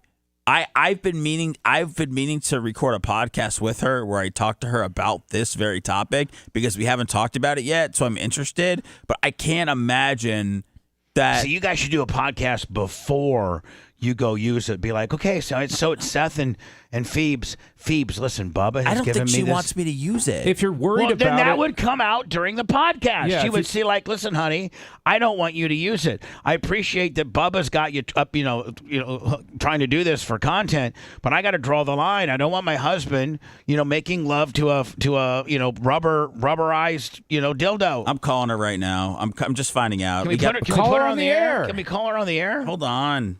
Brandy Love just messaged that she would like Seth to use the STD kit in the pantry before he touches her fleshlight. Phoebe? Yes. How's it going? Can I call her? Good. Is she listening? She's doing the dishes as a good wife. Is she listening to the show right now? Are you listening? Yes. Okay, what is her answer? I don't know. That's so weird. I don't know what's weird. It's weird. It's not weird. I mean, it's a vagina on a stick. What's yeah, so it's weird a vagina. about it? It's a vagina on a stick. And Phoebe, I'm thinking that it maybe takes a little wear and tear off of yours. Yeah. Come on. I mean, you're really okay with me using this thing? It has a sleeve warmer. She's gonna help you. Oh, it has a shower mount. He was calling her because he thought it was going to be a hard no. Hold on. Let me. Seth, let me just call her. Okay, just tell her I'm calling her right now. Okay, so hang up. Seth. She said no. She's not. She said she's not going to pick up. Please. She has to pick up. Well, then put her on the air better, Seth, so we can hear. What do you mean? I don't know. It's about better. It's as high as it goes. No, put it up to the microphone. It's on the microphone. Talk. I'm here. Okay. So, Phoebe, you wouldn't, I mean, and it's far less creepy when a girl helps you do it. You know, kind of gives you some moral support. Maybe, takes the sleeve and goes up and down. Oh, my God. Like, Jeez, it is so early in the morning for all this. It is. Do you want to hold it for me? No, I don't want to hold anything like that. It has a shower mount, so you can do it in the shower. They have a shower mount. They have a hold on. They got a shower mount, Seth, so you can. Yeah, Seth. So tomorrow morning, give yourself like 5 extra minutes. Put the shower mount on and just pump it. Pump the tile. They also make a mount for a Ford Focus. I got a Fusion, buddy. Fusion, sorry. Damn, I missed that one. Maybe it's compatible. So now, Phoebe, would you feel better if Seth did this, on his own accord and kept you out of it? No, I think the opposite. I think if he's doing weird things like that, I'd like to be involved. Okay, well then there you have it. She said she'd like to be involved. Yeah. So there we go. That's consent. So Phoebe will you help? We don't ask a lot. You know that. Would you help us? Would you help Seth do this just one time for a report? It's fine. It's just weird because it's that girl's, like, it's a mold of her, which is weird. Like, it's not just like an. I mean, Seth's not going to have her picture on the wall or nothing while you're doing it. No, I don't know how to Seth, get pictures on a wall. But Seth, her picture is on the box. Yes. So if you just put the box on the dresser while Phoebe's doing it, I think the scenario would be I'd be banging this fake vagina while I stare at my wife. I think that would be the best thing for everybody. Yeah, well, maybe you're making out with her while you're banging this fake vagina. Yeah, instead of just a manual hand thing, she's using the fleshlight. Yeah, I mean she's using it. I'm sure she's very she can. I don't need you to write and direct this, Bubba. She can multitask, so she could be making out with you while administering, said, sleeve. The candles are lit. Hava Nagila is playing in the background. She lays next to you in the bed, starts kissing you on the neck. This guy writes porno now too, and slides Brandy Love's fleshlight vagina over your penis. Right, and then she starts going to town on it, and she still continues to kiss you. Maybe she goes and does a little nipple play, and then you have your party, Seth. And it's you can take it. It's completely interwashable. You can I think you can even put it in the dishwasher. Oh, how exciting! She's dirty talking you. She says, "I'm downloading your pod right now." Yeah, she's dirty talking. I'm downloading your pod, Seth. She's dirty talking you, saying, "Oh my God, you're the best podcaster. Give me that content." Oh yeah, give me that hot, sticky content. Yeah, you guys are sick. Give me man. that hot content. Give me some of my own pigmentation, there, big boy. Okay. Yeah. Oh, Seth, this comes with a sleeve warmer. It heats it up in 5 minutes. Yeah, so hold on. See, if Phoebe did I gotta say, go, guys. Phoebe, hold on, just for the record. I gotta go. Phoebe did say she would help. She said that. You said you'd like to be there. That's what you said. If he's doing something weird, I would at least like to know about it, potentially be in the room. I think it's worse if he's just doing it on his own. I'm not that kind of wife. Like, I don't care what he does, but still, I don't know. That's like next level. That's weird. I don't know. You guys have been together. You guys don't get freaky enough, man. You guys, I mean, for real. Like, to me, Seth, it's like it's you and her just make love, standard missionary. That's it. That's all you do. My wife wouldn't have a problem with it. I know that. Yeah. Let's call her. All right. Brian, here's the deal. All right, Phoebe. So is it a no or a yes? It's a maybe. Okay. Should I bring it home? Well, we're gonna see if I'm not prepared for all this. Yeah. All right. Well, we'll figure it out. Thank you, Phoebe. All right. Love you. Bye. Now, on the other side of the fence, Brian, do you think you call your wife up and say, "Hey, hon, He's talking a big game. I got this flesh." She wouldn't have a problem. Here, I'll text you her number, Bubba. For real? Yeah. I know my wife. She wouldn't care. She'd probably actually be happy. Like, save me some trouble. Let me play a parody. This is from Dark Match Steve. Yeah, the new ones. Oh, man. The first Blitz did something last year that put me in a position where stealing will get you fired. Stealing will get you fired. Wow. I had to get rid of him. I trusted, somebody too much. Wow. Carlos and John from Naples, man. Come on. I mean, just Steve, it's a runaway. These two are pretty good. Come on, man.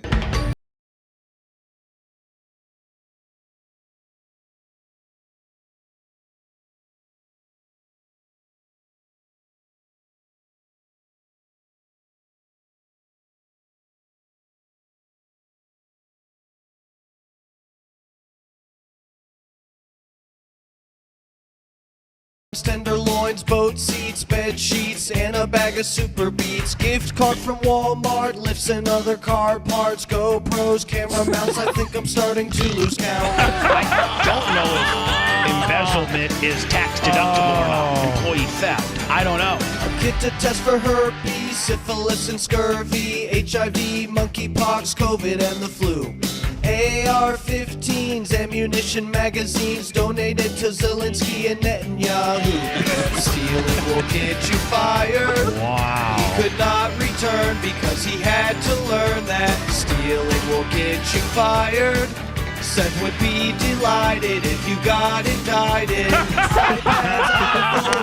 Says welcome home. Meat shears, garden gnomes, bottles of copper tone, razors, pool supplies, goggles to. This is. Oh, he's got goggles to protect your eyes. Oh, I know. This is This so. is Seth's fleshlight right here. This is so good. Protect his eyes, socks that are ankle high, and a couple drones. Weight sets, Vegas bets, noise-proof headsets, invoices from the vet. Now the show. Here's the bad thing about it is I think Blitz would think it was funny too. I think you got to have Dark Match Steven for one of those Who is in Wednesdays. debt? Anna got should do this terminated. live. Holyoke is devastated. Seth feels so vindicated. He's no longer medicated. Stealing will get you fired.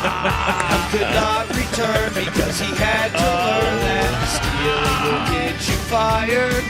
Seth would be delighted if you got indicted. Oh man, That's a home run. That's the song of the year. Well, there's still one more too, but it's a longer. One more. I don't think. I think that's a mic dropper right there. I mean, what if we hear the other one and it's pretty good too. All right, well, It's a little longer, but we'll play that next. But then let me go into words, and then what's your wife's name? Steph. She said Steph? call her. She's ready now. If you wait, she may end up on a work call. So I mean, but I didn't tell her what you were calling about. I just said you might call her. It doesn't have to be long. Okay, That's what she said. And her name's Steph, right? Stephanie, either way. Okay, let me see. And then delete her number afterwards. I don't need you have that. Brian, you should know that I would. He's pretty good about keeping relationships with numbers that he gets. He Are talks you to on my a mom. long distance plan? Because it's not a Tampa area code. Ah, damn it. Do we have any? Yes, I am on a long distance plan. I'm also on I'm 58 years old and plan 2. Have you heard of that plan? Yeah. Plan 2? No, I just turned 58 years old. That plan. Oh, wait. No, don't play all the beeps. Some people are really smart. Are you serious? Yeah, no, I had a friend in high school who could, if based on the tones, could tell you what you were spelling. Come on. I swear to God, Cassandra Pargament was her name. Bama Boy 352, $20 on the rant. Amazing song. That was a great song. That was awesome. It's a really good song to do a parody to. It's What do I know about parodies? Stephanie Matroni. Hello? Hey, Steph, it's Bubba. Hi, Bubba. How you doing? You sound like you're in the bathroom. Nude? No, in my office. Oh. My home office. Not. I'm assuming not nude. Did you? Why you got to go there? Did you see what Brian wore out of the house this morning? Yeah, did you see what Brian wore out as he was trying to play his Monty Clark Let's Make a Deal, Dancing with the Stars deal? Have you seen? I'm sure you're familiar with this ensemble. I did not see him, but I have a guess of what he might be wearing. Based on that description. All right, based on the description that you heard from me, what do you think you were? So I know he wore the poker suit already, so it must be the red sequin jacket. Yeah. I'm trying to be Wayne Newton in Tampa, Florida jacket. Yeah. Yeah. So he just shows up out of nowhere with that. He looks so damn good. He does. And so here's the question we have for you, and I hope you don't take it. I hope we don't take it disrespectfully, but we had a MILF porn star in her. Her name's Brandy Love. She's like the #1 MILF porn star in America. Well, I guess when you're that popular and you got that big of a following, they do molds of your vagina and then sell them as what they call a fleshlight, and we have a Brandy Love fleshlight. And now I haven't used this one. This one's brand new in the box, but over the years, and when we were sponsored by Adam and Eve, at one time every one of us had sex with these fleshlights with our significant other, and then we would come back and report, the said experience. Brian wanted me to call you to see if you would have an objection to him potentially using the Brandy Love sex fleshlight and reporting back his experiences. And it's sex with me, right? Yeah. I mean, like when I did it with my wife, and when Lummy did you do it? Yeah, I did. Yeah, it's not him. Going to Hunter Law and going to the bathroom. Was he holding it for you? No, it was my wife. My wife. Oh, okay. My wife, she's so nice. So yes, most people that have a significant other, you incorporate that where like maybe she, maybe she's laying beside you kissing you, and she's got a hold of the fleshlight and she's doing the piston like up and down gimmick,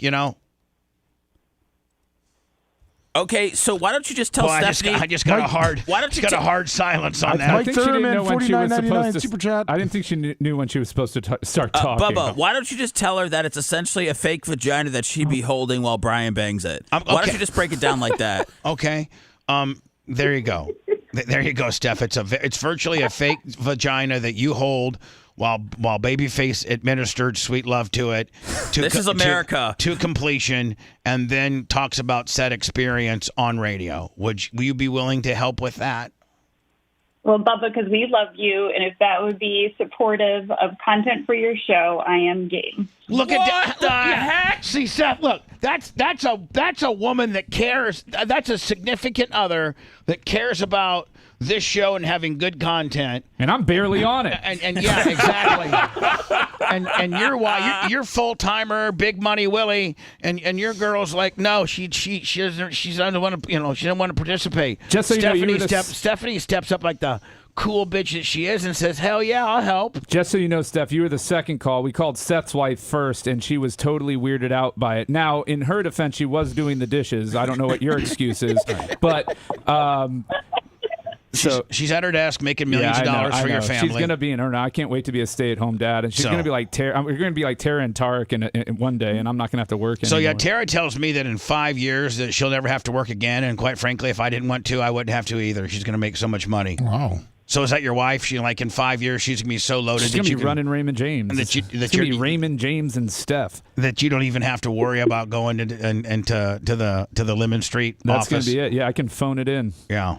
Well, anyway, Steph, you are absolutely as cool as I thought you were, and thank you for agreeing to help Brian do this. And so we're going to give it to Brian. Can we get his review on the May 3rd show with Dr. Dan that Friday? Sure. I mean, whatever. We're going to give it to him now, and when he'll have probably completed it within the week, and we can either maybe talk about it next Thursday, or he's also on next Friday against Dan, him and Dan together, Steph, in case you didn't know. She got she got the calendar invite.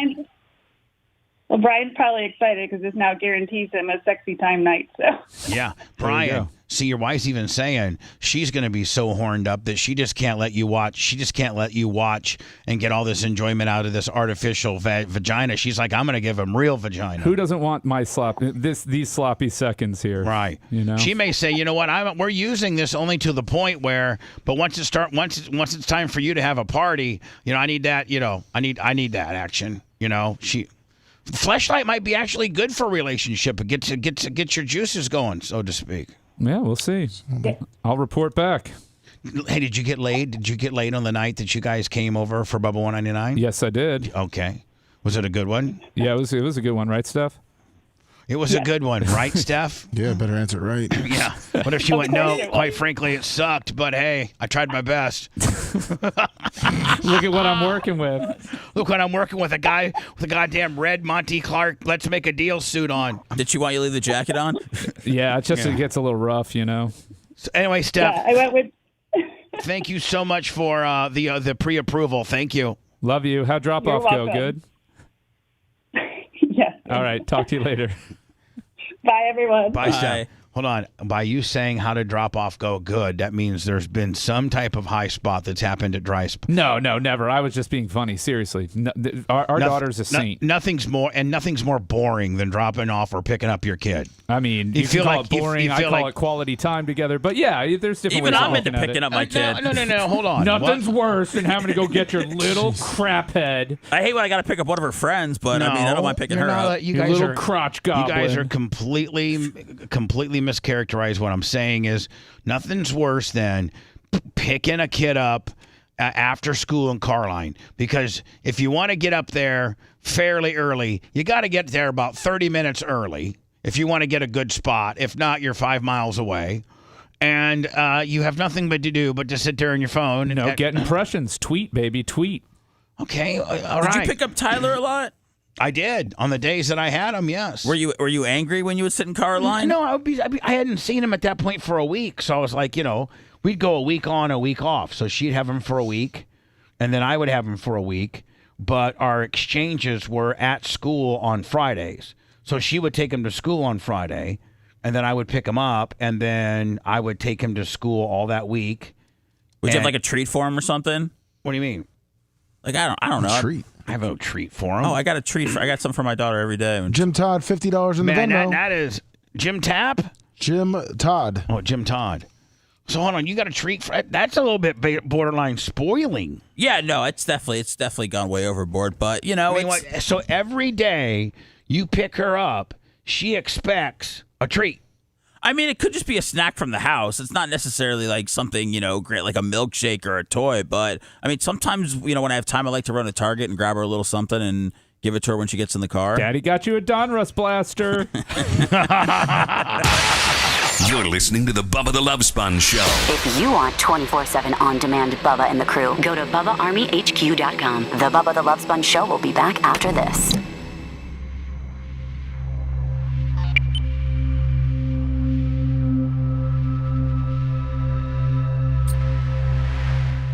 Made that mistake when she was like 2, and now she never forgot about it. Yeah, those kids remember what they want to remember, and they hear what they want to hear. I can't believe that Stephanie's going to let you use that. You and Bubba were really writing a hell of a porno for me.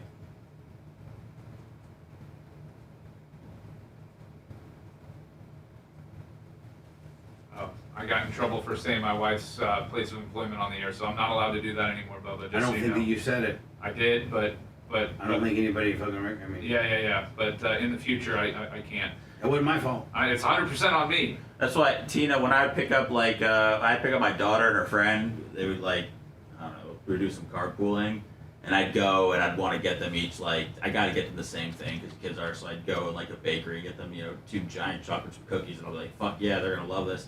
Both of them were like, these cookies suck, and they just throw them on this. They just throw them on the seat. Yeah, because kids are fucking animals. Right, they're fucking. I'm just like, yeah, I was like, fucking, hey man. Doug Klim would have locked the fucking brake up, fucking car would have, and then beat the fucking shit out of me. Right. If I fucking took a shit on his cookies. First of all, I wouldn't even shit on his cookies. And look how I turned out. Just fine. But hold on, hold on. I didn't even get a fucking cookie. Right. YouTube is spinning. Let me try hitting refresh and see. Let's see. Their commercials are working. And we're back. Just hit refresh, dum-dums. Hey, please don't call me dum-dum, okay? Sorry, you intelligent people who can't figure out how to get your thing to work. No, nothing wrong with the bus. I just, my daughter goes to a fundamental school. I don't want my daughter on a school bus. That's when they learn all the bad shit. You're saying only scumbag kids ride the school bus? No, I'm saying you can't put a group of kids age 5 to 11 together and the 5-year-olds not get corrupted. Right. With no adult, zero adult supervision. There's one adult on that fucking bus. Think about that. How outnumbered a school bus driver is. Do they need you know how they have the marshals on the planes? Do they need them on the school bus? Yeah, they need bus marshals. Because that sounds like an easy gig I could probably do. That is right the after worst show. job in America, I would imagine. I would take 15. You would be headline news of 5 11-year-olds kicking your ass. Is that what you want? Yes, it is. I could sue the county and be done with working. Yeah. What's up, Sicilian? Work comp ain't all it's cracked up to be, trust me. I would love to get my ass kicked by 5 11-year-olds. Their little fists. Little fist of fury. Little fuckers. I'll come up swinging. I'll hit a kid. I could chuck a kid four fucking rows up before the bus driver. They're all over you.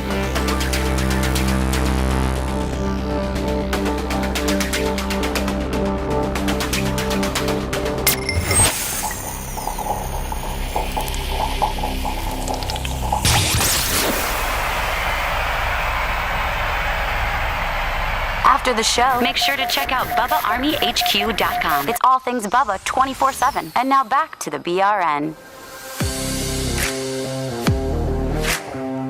Another parody to play from Dark Match Steve. He knows it's a little long, but it's pretty good. Before that, though, Tim McGraw, big-ass concert in Indiana, and he comes out wearing this. I mean, I'm telling you, man. Everybody said it was going to fade away. I'm telling you, man. She is pop culturally one of the hottest things. And she very well, maybe as the WNBA, progresses, I really do think this is the Larry Bird, Magic Johnson NBA moment where they turn the NBA into a not so strong sanctioning body and pave the way for some really good players thereafter.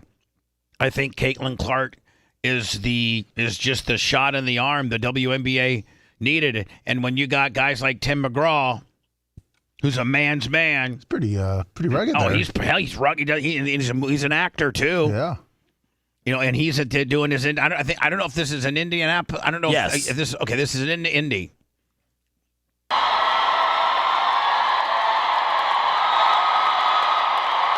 I hate guys that can wear basketball jerseys without having to put a shirt underneath. Oh, you mean because he looks really good? Yeah.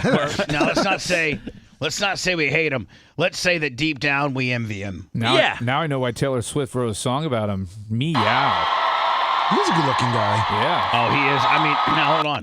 Let's not forget I think in his 50s. Oh, he's got to be. He's got to be pushing 60. I mean, he's almost 60. He's like 57, I think. 58. Hey Alexa, how old is Tim McGraw? He's 56. Yeah.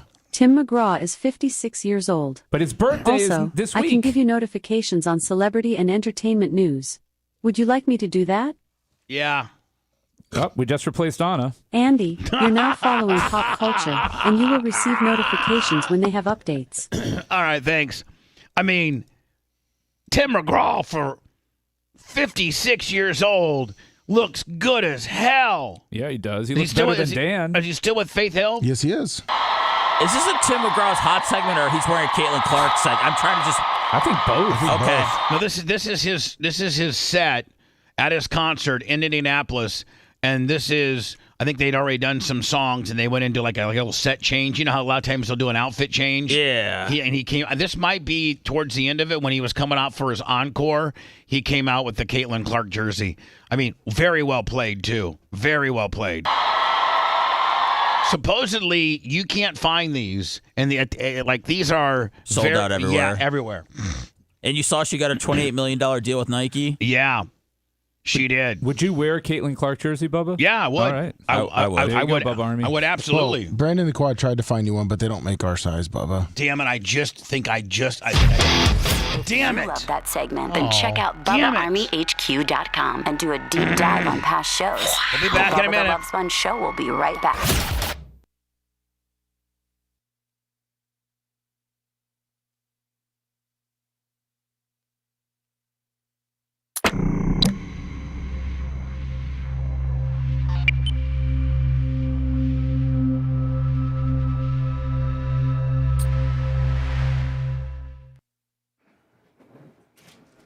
We'll do it live. You know what? I think it was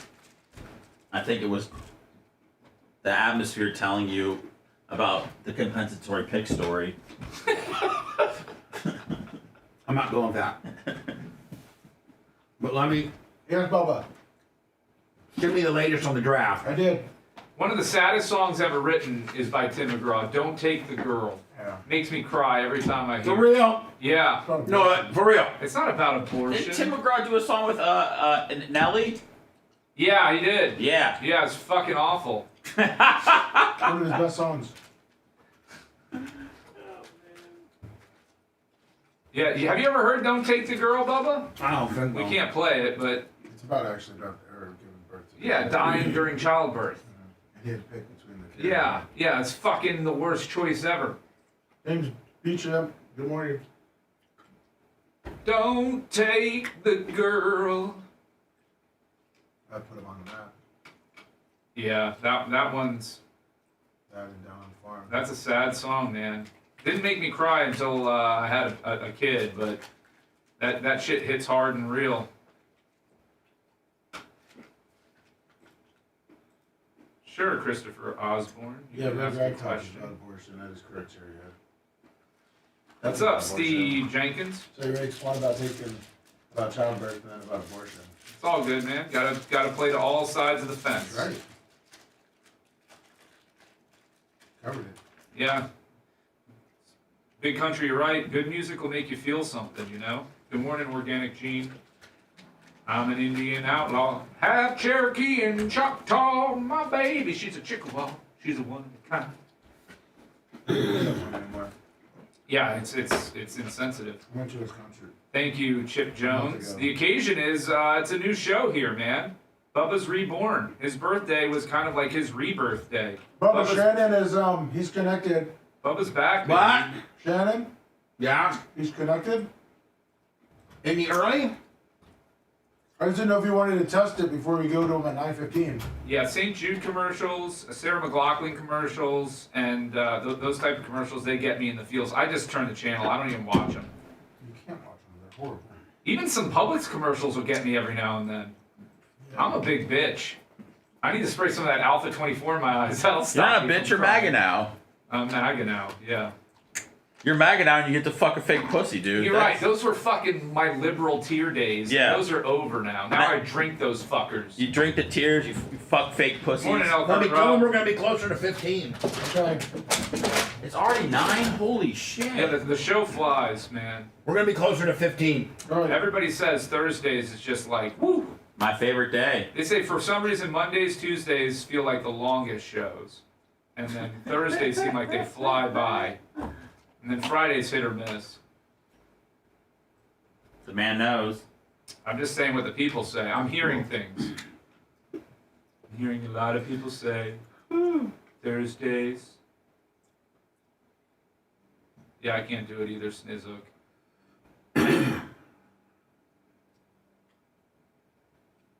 You think any chance the Bucks take a QB tonight? I don't think so. I think they grab one in the second round. Yeah, it just depends on who's there, right? I mean, Second or third. who's that kid from Division III that's getting a lot of pop? That's the one who I think the Bucks end up drafting. In the sixth round? In the sixth round, yeah. They're going to take a flyer on him. They can't afford to waste second and third round picks on backup QBs right now. So that ain't going to happen. Unless he's a super like a stud that just dropped out of it. J.J. McCarthy ain't falling down there. No, Bo Nix might, Michael Penix might. Wow. Well, because they think he'll be there where they can afford to move up. At number 6 of the Yeah, Raiders. but it was looking for a minute there like the Patriots might take him. Everything I've seen is everyone says they're. Who is that Division III kid? Alright. I feel like he's gonna be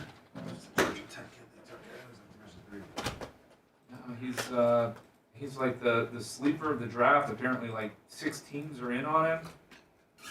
Let's see.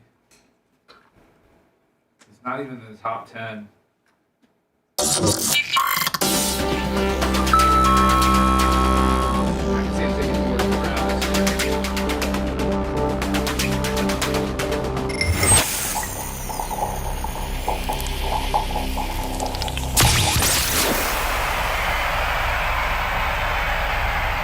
He's been more faithful to the Packers than to his own wife. Yes. Welcome back to the Bubba the Love Sponge Show. There's no excuses. Brian's wife, Stephanie, lovely Stephanie. Richard Perry, $20 on the Cash App, Lummy. Hopefully we'll get it. Cash App, Venmo, PayPal, all at the Bubba Army. Or just follow us on YouTube. Appreciate you. At the Bubba Army or Twitter, same thing. Oh, that's it's Cash App. What they do is they taunt you with it. They keep showing it. I'm gonna get it cleared. Just keep throwing it in there. It'll be mine eventually. But we have this Brandy Love flesh, real life, been molded after her vagina fleshlight, and we called up Phoebes, and she was not I'm not trying to make her mad at me or nothing, but she just was not having it. Let's just be honest. She in no way, shape, or form, Seth, wanted that in her home. I mean, it didn't seem like it was that much of a hard no, but I mean, compared to the answer Brian got, I could see why you would say that. She was like, yeah. Here's the thing. In the next 5 days, Brian will be fleshlighting, and you will not. That is true. So, nana, nana, boo, boo. She's already pre-approved, so by the time you come back Thursday, Brian, I hope that you can give us somewhat of a book report on said fleshlight. I'll tell you the one that I used was like an Acura one. Lummy, we were in the first ones to get the Acura one because she was part of the show, and I used it. And in a pinch, I mean, back when we were kids, we were just masturbating. Like, I'd take a warm sock and put water on it and microwave it for like 15 seconds and use that. Like, we didn't have a lot of options when we were growing up when it came to masturbating. We didn't. I mean, I used a shop vac. But a lot of kids aren't even that ingenious. I mean, most of it's just done, very manually. Yeah, you were before your time. But these fleshlights are like, I mean, they are very, very realistic feeling. Especially if you put Brian, if I may give you a few pointers. There's a heating sleeve, so I'm going to do that. Yeah. You do the heating 5 sleeve, minutes. and then you do the heating sleeve, and then so I didn't even have the heating It does sleeve. sound like a lot of work, though, for... heating, well, I mean, but... Think of all the hoops you've jumped through before as a single man to try to get That's true. Your party. That's true, to get my rocks off.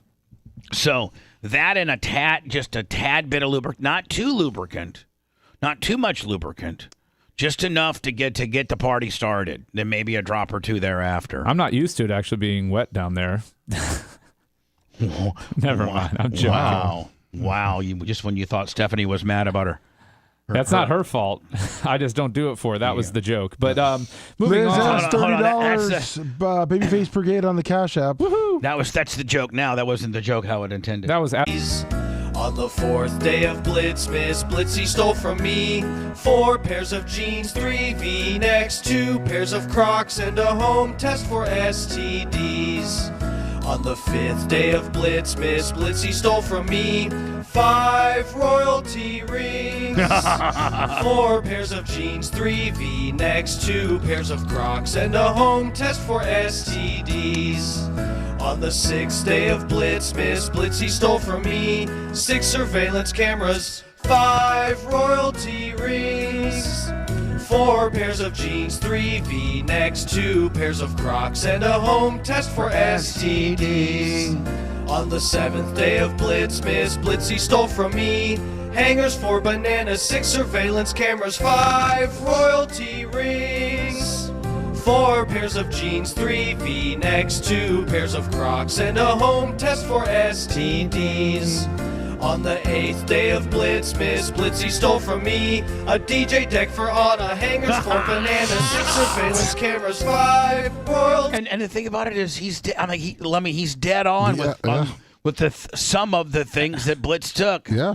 Very dead on. I mean, damn it! No. Oh, see, I'm not used to this goddamn system. Damn you, Macho. It's not Macho. Wait, it's over? No, Well, it's really Blitz's I can give fault. you the scrubber if you want, where you can scroll back and forth. No, I'll just let it go I'll just keep BSing until we get to 139 left.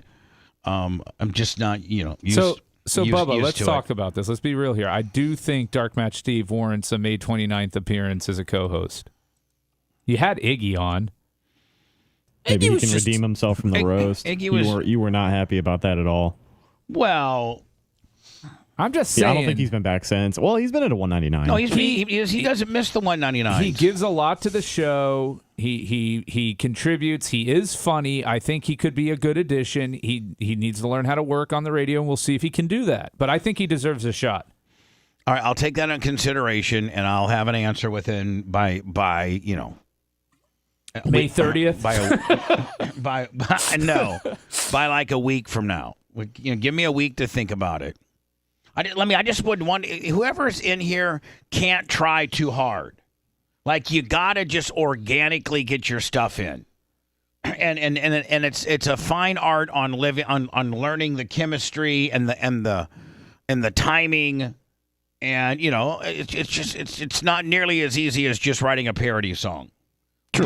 But I think that Dark Match Steve kind of gets it, just by his songs alone.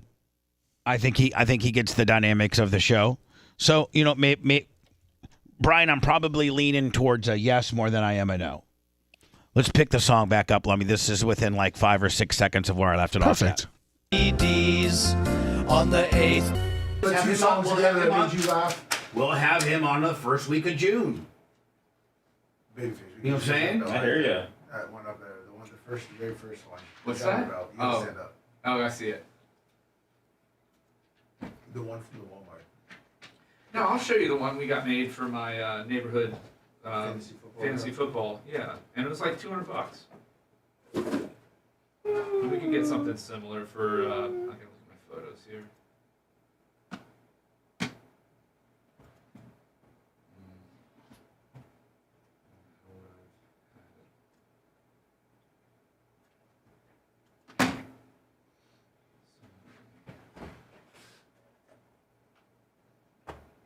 I won it again this year, though. Oh, nice.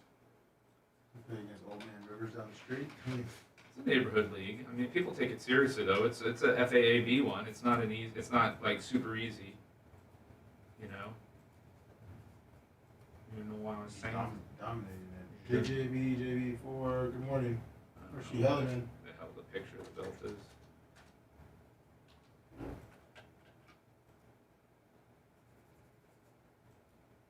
What up, Brian?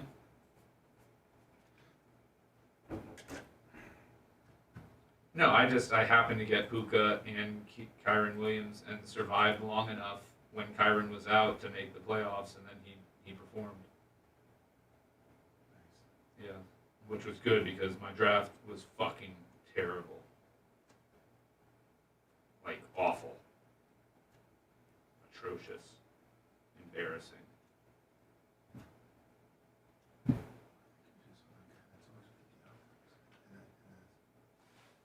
You know the doctor friend of Eddie Joe? Oh. You know what I'm talking about? No. Yeah, I do. I know who. If I saw him, I would know who he was because he was always at the games with him and everything. Yeah. I know who you're talking about. I can't picture him in my head. He's actually on the green room picture in there. Oh, okay. With Hogan. You're wrong, Longwood. You've said that multiple times, and you're wrong. I know that guy.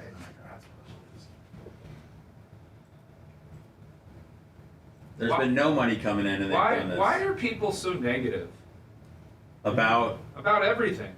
It's just it's how it is. It's anything we talk about is old. Anything that we talk about is we talk about it too much. I just don't get. I know Longwood's friends with Tuttle, but you guys buried the hatchet, so he should be friends with you now. No, I'm fine with it, but I mean, we're talking about like, hey, them guys aren't going to be coming in when they don't get money. Like, they never started doing this for money.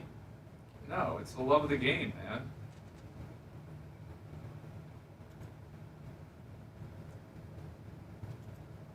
JHM3, 1999 Super Chat, Las Vegas Mario, 25 on the Venmo.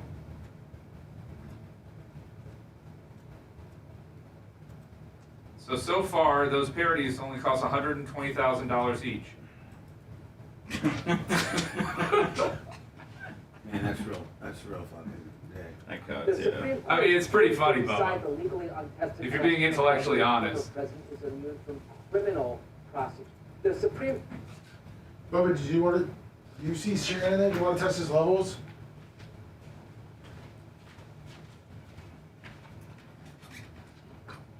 Hey, Shannon, We got you, buddy. Hey, buddy. How you doing? You sound great. Your levels are great, too. Excellent. So I'll see you in about a minute 4. Gotcha. Okay, buddy.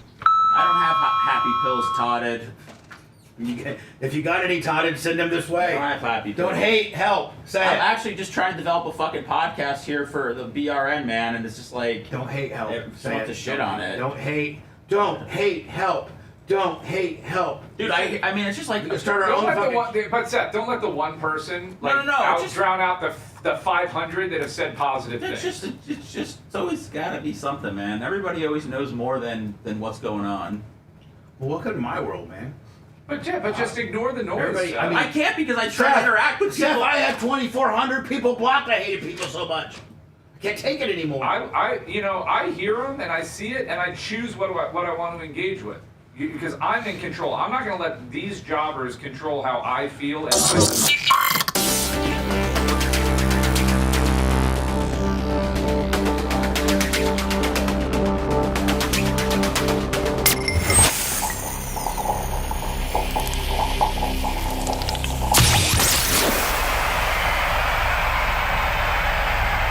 After the show, make sure to check out BubbaArmyHQ.com. It's all things Bubba 24/7. And now back to the BRN. I think we have Shannon standing by with his studio quality Comrex. Hello, Shannon Burke. Good morning, Bubba. How are you? How are you? Sound extra tired this morning. Do I? Yeah. Oh, I was laughing my ass off at the Dark Match Steve parodies. Oh my God. Oh my God. Now has it been officially announced your new title? I don't know. Normally, JVC would send out a press release, but how about I'll send one out today. I put this whole thing together. Did I not? You did. For real. When you were instrumental. When they were talking about doing this, I told John Cracchiola, I'd be like, listen, here's what you do. You blow out this guy, you blow out that guy. Then you put the guy that's boots on the ground that's executing the format as the program director. They run air check sessions with Don Miller every 6 to 8 weeks. And you make Shannon Burke the program director. Boom. That's what you do. Yeah, I like it. And then it started. Then it was kind of happening, and then it got stalled a little bit. Then Shannon flipped out and texted me, and then, so I just texted them all and be like, "Listen, you're pissing off Shannon, guys, and that's not what we agreed upon." I mean, am I embellishing it or not? No, that's fairly accurate. That's pretty much how it went down. I'm like, "Hey, boss 1 and 2, you two said this isn't how it's happening." Shannon's pissed off on it. And then Shannon texts me, he's like, I didn't want you necessarily throwing a fit to the... Yeah, like I didn't want you throwing your weight around there, you know. But yeah, it's good. It's good. How's the radio station doing? Hold on. Jeez. Wow, what was that, Shannon? That was Kim in the kitchen making a ton of noise. Making fresh biscuits, and the pan just fell out of the deal. What were you asking? Like, what's your favorite? Like, if Kim does she make you breakfast? She offers every morning, right? Yeah. And does she have something that she's good at? She'll make like an egg and bacon and cheese sandwich. That's like, how about like biscuits and gravy or anything? On the weekends, absolutely. Best biscuits and gravy you've ever had. See, I'm a big biscuits and gravy guy. I am, but then I have tremendous guilt afterwards. Yeah, because it's like all bad for you. Like, there's nothing good for you on the plate. Yeah, I mean, I think that would literally be the only thing you could eat all day if you wanted to stay within your caloric count. Yeah, you have to stop at breakfast right there. Right. So what's new over there at the VRN? Anything happening? We obviously have nothing. Shannon. We have pretty uneventful. We obviously have we obviously How about a co-host? Did she apply there? Yeah, did Anna apply over there? No, she did not. That's the thing that blows me away. Is that, she would desire to work in that tiny little market, competing against you, in a market that we own, Right. And that's what I was the most upset about. I was like, listen, I have a history of helping people out if you want to move on. Shannon moved on, and I was like, and you could have enforced the non-compete, which are now illegal in the world, right? But you could have enforced it, and you let me out of it voluntarily. I'm like, Shannon, no way. And then Spice Boy, who I was super cool to, who I didn't know was actually scheming again to ruin my life. But when he wanted to leave and do nights over at the Bone, I had Tom Bean do his contract for him. So I got a history of, listen, if you want to go and better yourself on a better situation, man, let me help you, and don't apply behind my back, and then I'm getting called for a reference. Right.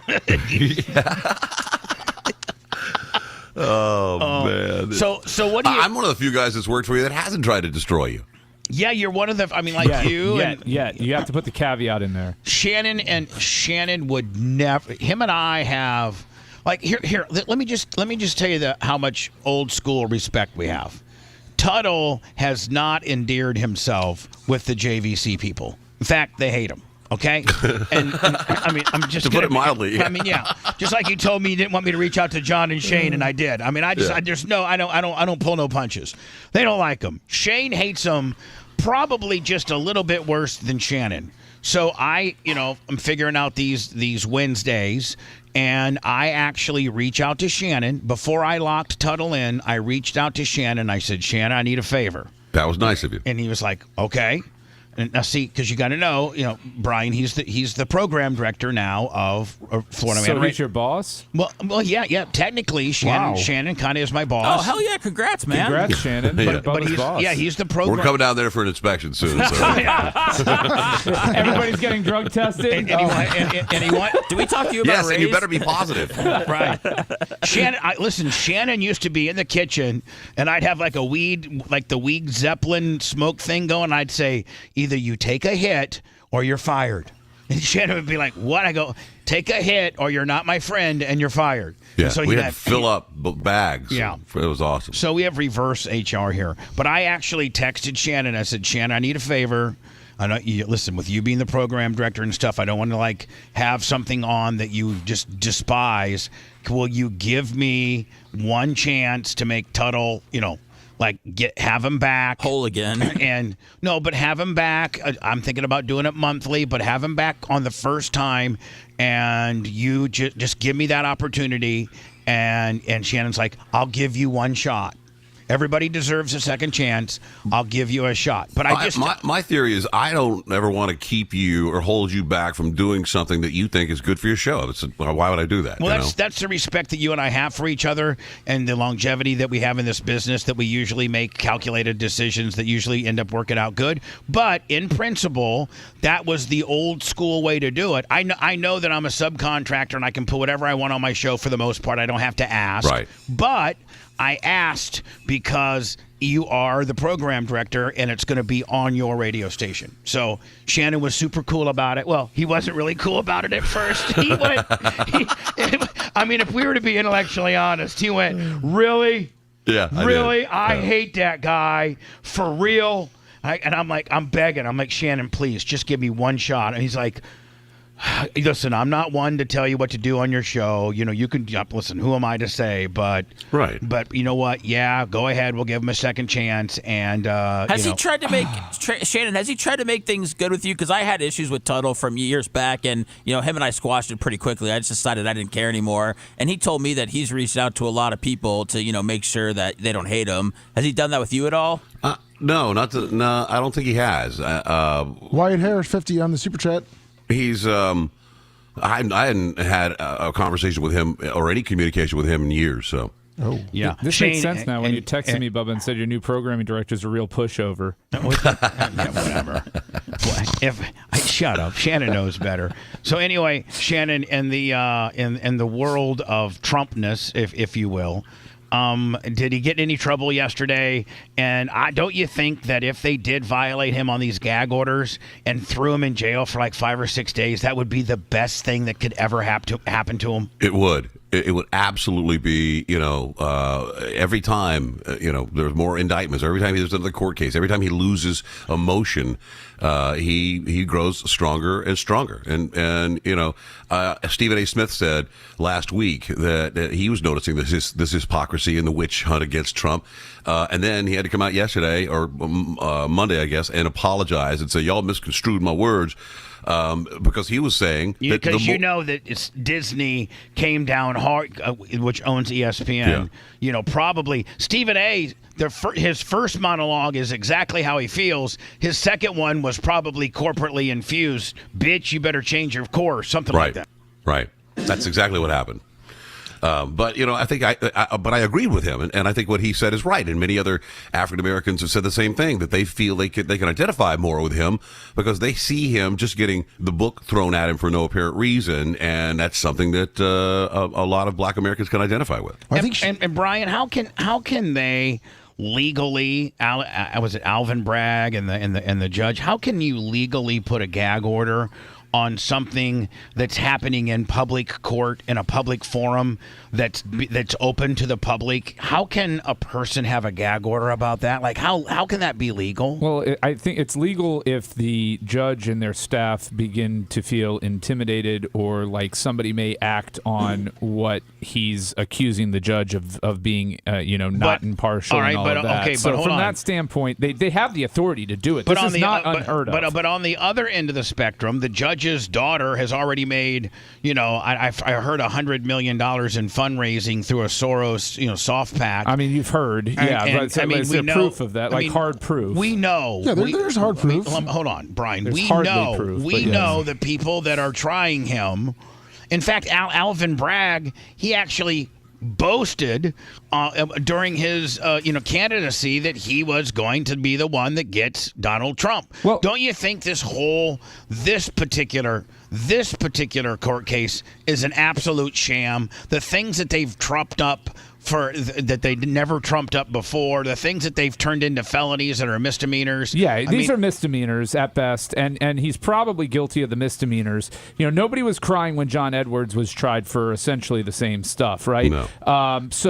But he was also ended up being vindicated and found not guilty. So Trump's not going to get vindicated. But out of all the cases, this is the one I didn't like the most, where you don't disclose what the other crime was that rose it to a felony in the charging document. Then it almost seemed like you were searching for a reason to go after him, and you didn't. With everything else going on with him, you didn't need to. It's kind of crazy. I will say this: if Trump's right that these judges are probably biased against him, but at the same token, then he should be asking Eileen Cannon to recuse herself from his trial down in Miami and have a more partial judge put in, because he's the one who appointed her, and she's espoused many pro-Trump views. So you can't have your cake and eat it too. He might that might be one V for him, but he's got like 16 L's on the dip. I mean, it's like 4 L's, 3 L's. Yeah, there's L's on the other side. It's definitely not in his favor where these things have been brought. These cases have been brought. What are you talking about? There's a ton of proof that she's raised a ton of money on that on the judge.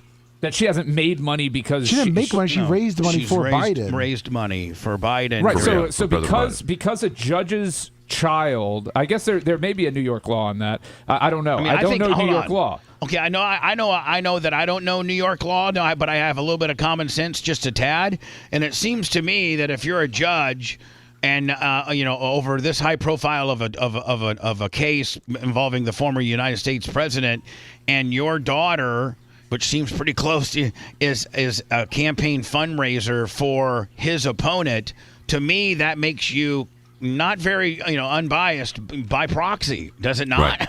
I mean, the argument is there, and in Florida, the judge would have to make his own. What if Donald Jr. was doing this sort of thing? I don't know. I mean, I think the judge should recuse himself. I'm all for that. I think if there's any real indicator, any actual indicator of potential bias, that our court system should aim and strive to eliminate that. I think, in my opinion, Shannon, you tell me yours, but I think you're not going to get. I think there's a hidden gem in that jury pool that will hold out, and just because he is a New Yorker, he is a celebrity. And I've seen the jury makeup. There's a couple of wishy-washy ones that I think could make this I think this could. I think there's a couple of attorneys on that jury. You'd think that they would actually practice law, realize the law, and respect it here, and hold that jury up. But who knows? That's why Trump allowed them on there, Shannon. And I would be the same way. I can have whatever personal beliefs I have, but at the end of the day, the law is the law. An attorney is actually the perfect person to try and hear this case. They got two or or three, right? Two. Okay. And it only takes, all 11 could be going crazy. And if you're that one dude and you're like, bitch, I'll stay here 3 weeks, I am holding out. Right? Yeah. you're like, I could care. Listen, I've already been, And then listen, if you're the holdout juror, think about this. This is what I'd be thinking about. If you're the holdout juror, the jury's they're not anonymous after the trial, Brian. And can you imagine the book deal? Yeah. Or can you imagine that now? If you're the 11 that went against him, that probably represents X. But if you're the one hung Willie that held in there, I mean, you're going to get all. You might get an HBO special made about you. Yeah, I mean, for real, Brian. Do you agree? Yeah. And I don't think that there's a law that prohibits them from speaking to the press or cutting a deal after they serve their jury time. After their jury time is done. Boom, you guys are excused. Right. I don't think the judge said. There may be some instances where maybe the jury can't write a book or do a movie, but I don't think that happens very often. Does it, Brian? No. In this instance, unless there's a state law prohibiting it, then the jurors are allowed the judge is going to find it. If indeed there is a little wiggle room in there, he's going to lock all those jurors down so they can't. Meanwhile, they should be able to make ton of money. It's odd that they're not sequestered, don't you think, Matroni? Yeah, Brian, why aren't they sequestered? Because this is the hottest thing in New York right now. I will say this. I know. Of all the cases where sequester probably means the least, it's this one. Hold on. Simply because... They don't have any hotel rooms because they're giving them all to the immigrants. Mr. Trump, we feel as if we should sequester this jury because this is all over the news, but the Roosevelt and 4 or 5 other hotels, they're pretty much sold out with immigrants. So your safety down there, and those guys are solid Democrats. So listen, your safety down there is really, really not. We can't protect you. Buddy. Well, they were going to have a hard time getting a jury on this one, anyways. You add sequestration in there, and of all the cases, like I said, where everybody's heard about this, there's they can go on there and lie and say, oh, I'm vaguely aware, or whatever. They all research it the second they go home before they're sworn in. And all that. I would love to be on this jury. There are people that absolutely wanted to be on this jury more than anything. I know. Just because of the backside of the deal. If you're smart, like Shannon, you're a smart guy, you communicate well, you would be telling them every little thing that they would need. I get on there for sure. Yeah, you're not really a Trump fan. You've never been to a Trump rally. Hope they don't go. You'd have Kim scrubbing your Instagram and your Facebook. Yeah, the picture with Trump. Picture of me and Trump on the front page of the website. Have your Go Biden, bumper sticker on your minivan already. Just because if you could get on that jury, man, you've assured yourself at least a book deal. At the minimum, especially if you're the guy that holds it up. If you're the hang the jury up guy. Which there's only going to take one. And I think, Brian, can you see him getting that one? I mean, he's not going to win it. There's no chance he can win. There's no chance he flat out wins. And I don't think, but there is a chance. Well, a win is just not guilty. No, I know. I understand whether that. It's a hung jury or whatever it may be. They're not going to bring the charges again. What I'm saying is, I also think that there is a chance though that all 12 could dance together. There could be a guilty. But I also think that there's more room for a hung than anything. And if there's a hung, do they let it go? Yeah, they're going to let it go. They're not going to go through this circus again with him. What do you make of Betty Thompson, Brian, suggesting that if Trump is found guilty, that he immediately loses Secret Service protection? I mean, it sounds to me like they want him to go to prison and get shanked. Yeah,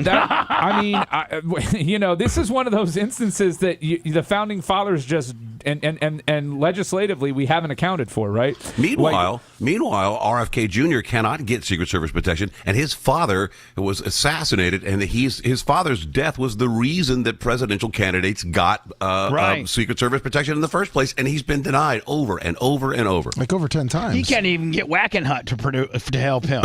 I mean, he can't even get a mall cop to secure him. J Driver 10 on Super Chat. Hey Shannon, if Trump would go to jail, let's see if we can get you back in trouble. That you go in there and be, and because you know the ins and outs of jail. Let's say I'll walk him through it. I'll make sure he's got commissary. And tell him how to heat up his noodles and stuff. You hang out with Trump in Rikers Island. You got his back. You look like a pretty badass biker. You're all tatted up. Nobody's gonna mess with you. Yeah. Plus you've already done time, so you're listen, I've already done time, bitch. Yeah.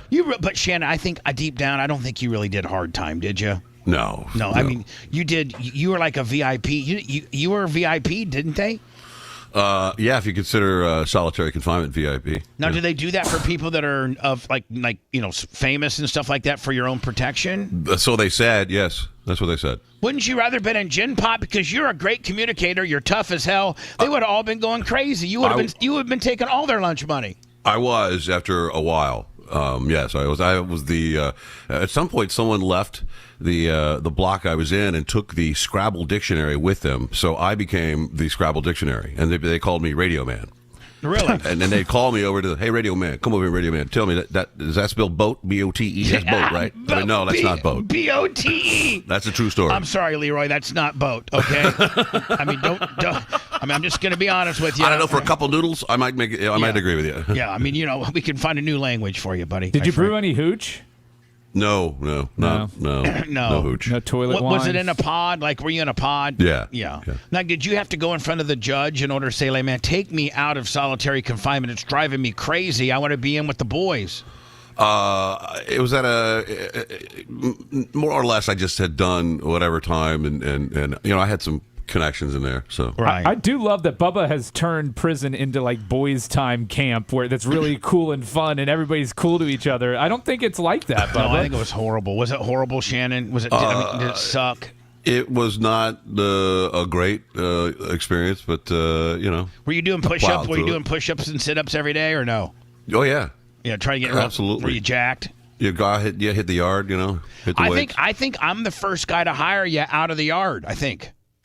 I got a. Wait a second. Yeah, you were. I think you were. Absolutely. Yeah, I was the first guy to hire you out of the yard, kid. Please. Right. I mean, that's show. I mean, that's how strong our bond is. Is that listen, nobody else was hiring him. That he had a bad rap. He went to prison. He got railroaded.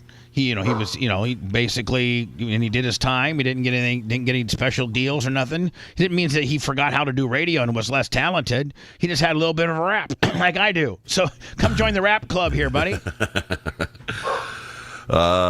So what's going on with the revolving Wednesdays over there? Well, I mean, it's just going to be that. We can either go stock with the boys, or we can throw in Tuttle, maybe Gene Lasker, Tom Bean, Tara.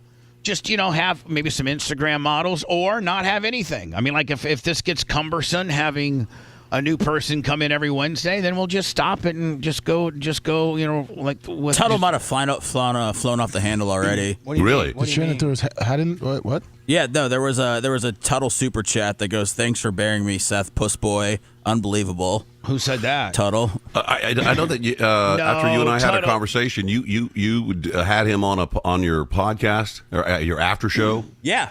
That super chat was like 5 minutes ago. So then the big boss, the EVP, comes down to my office. He's got his phone in his hand and he's listening to it. He goes, "Did you allow Bubba to have Tuttle back?" And you better said yes, bitch, because I told him. I did. When he texted me, he goes, "Glad I'm hearing about Tuttle over the radio," and I'm like, already asked Shannon yesterday about it, Shane, but thanks. And I said, look, I don't want to hold him back from doing something to the show that he believes is positive that will help his show. And I said, but at the end of the day, you've got veto power if you don't. And I told him that. I said, listen, Shane, if after one appearance you still hate him and you don't want him on your airwaves, then thank you for the opportunity, and it won't happen again. But I did ask. I did throw the Shannon card to him. He asked me why. Am I hearing about? I'm like, listen, I already talked to the program director, buddy. He goes, "You did?" And I go, "Yep. Go ask him." Hey, it's a fake Tuttle, by the way. Fake Tuttle, false alarm. Yeah. He hasn't blown it already. Seth, Seth. No, listen. Let me. It's not Seth's fault. It's the super chat. It said Tuttle has his picture. It looks exactly like his profile. So, we already got marks that are trying to be disrupted. They're trying to throw Tuttle off. They did give money, but Lummy talked to me about it. Lummy's like, Tuttle's in the chat saying things about you. I was like, this can't be. Yeah, because I didn't want to bring it up in here because I'm like, what did Seth say that was so bad? I just said, did you square things up with Shannon Burke? That was it. He will. Colton already called Tuttle and told him to chill out. Yeah. But it wasn't Tuttle. So now, Brian, I know. I think Shannon's familiar with the Hogan sex tape. Yeah. Having been, I feel, been brokered. So that, one of the reasons why Michael Cohen is in prison is because Keith Davidson, who was Stormy Daniels' first attorney, and did all the negotiations for this $130,000 settlement. Keith Davidson was the guy that also brokered the Hogan sex tape here in Tampa and was part of a Sand Pearl, hotel FBI takedown. And when this trying to get Trump, the FBI looking into all this stuff, this was 2018, and this was just freshly after Hogan had won his money and I think settled with Cox.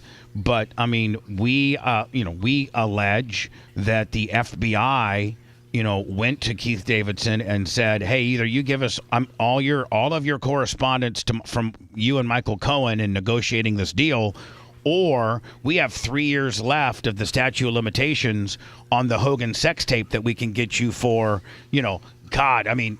How many felonies, Brian, was encompassed with that particular? Probably 3 or 4 easy. Yeah, 3 or 4.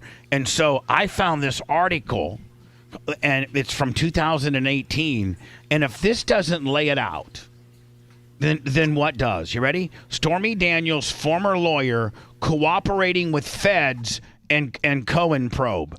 Keith Davidson, the lawyer who represented the 2 alleged mistresses of President Trump, is now cooperating with federal authorities in the investigation of Trump's personal lawyer, Michael Cohen. Mr. Davidson has been contacted by the federal authorities regarding Michael Cohen probe in the Southern District of New York. Mr. Davidson was asked to provide certain limited electronic information and has done so with and will continue to cooperate to the fullest extent possible under the law. Now, Brian, does that not absolutely validate what I'm saying? Yeah.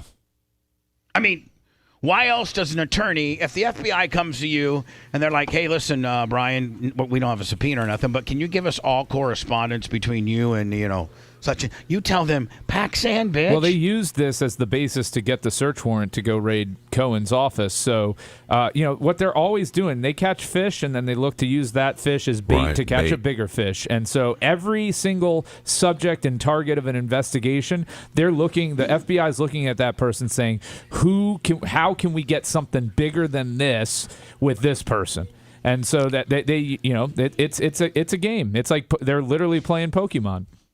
Yep. Davidson has a reputation for being the man to call when the opposing party really can't say no.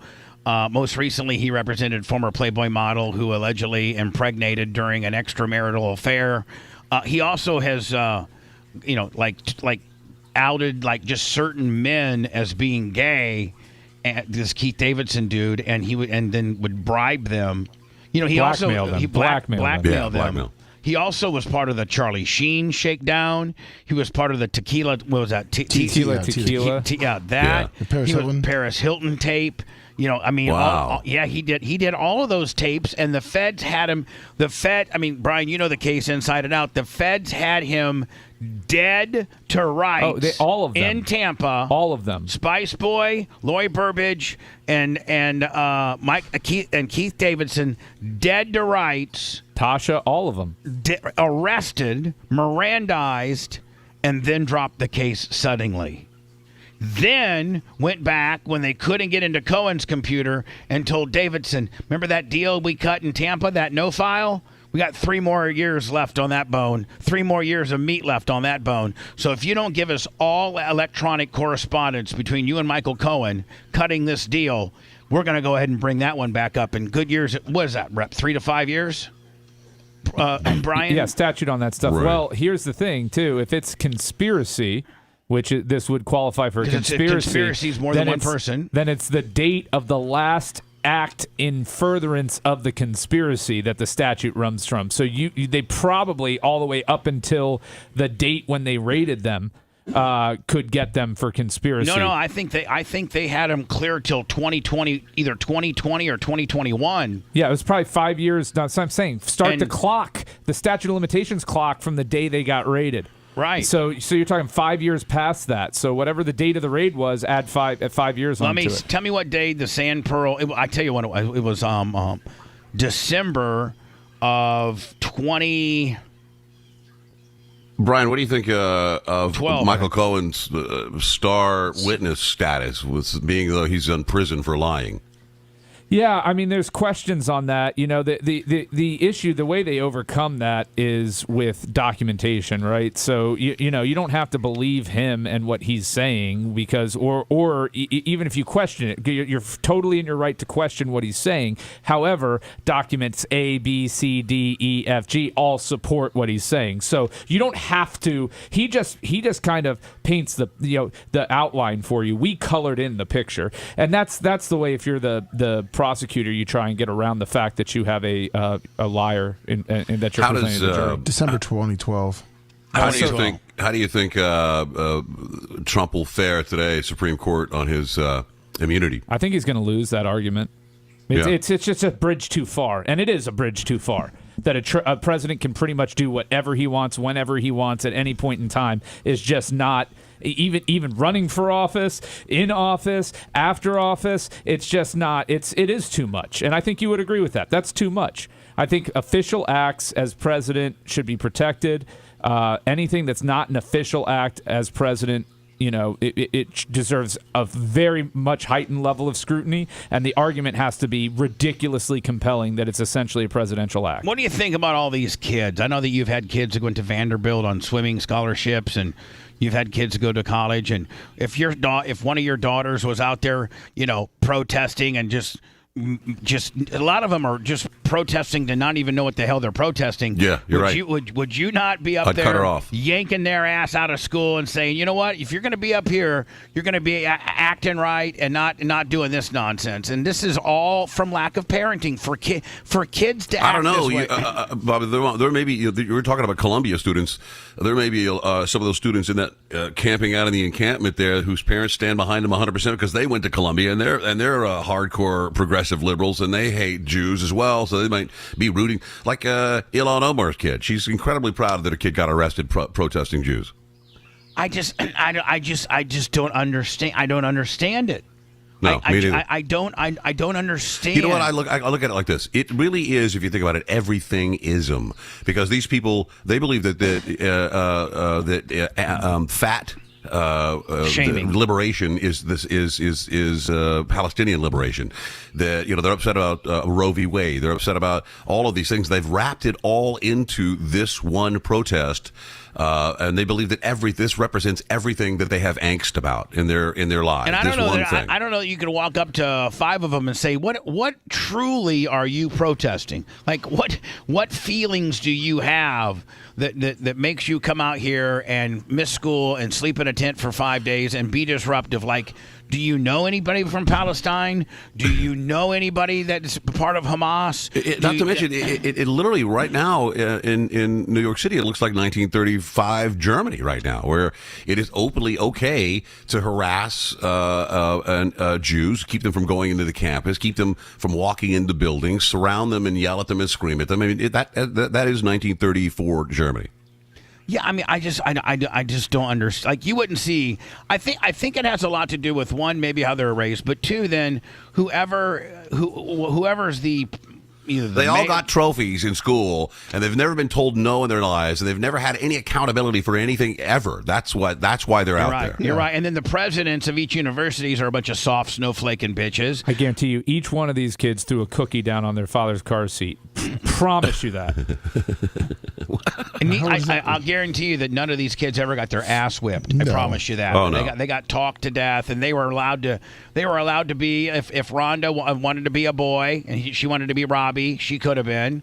And if Robbie wanted to be Rhonda, he could have been. Right. And it's a whole slippery slope from what you identify as to boys duct taping their penises and putting on some lipstick lummy and lapping the field on a 400-meter run.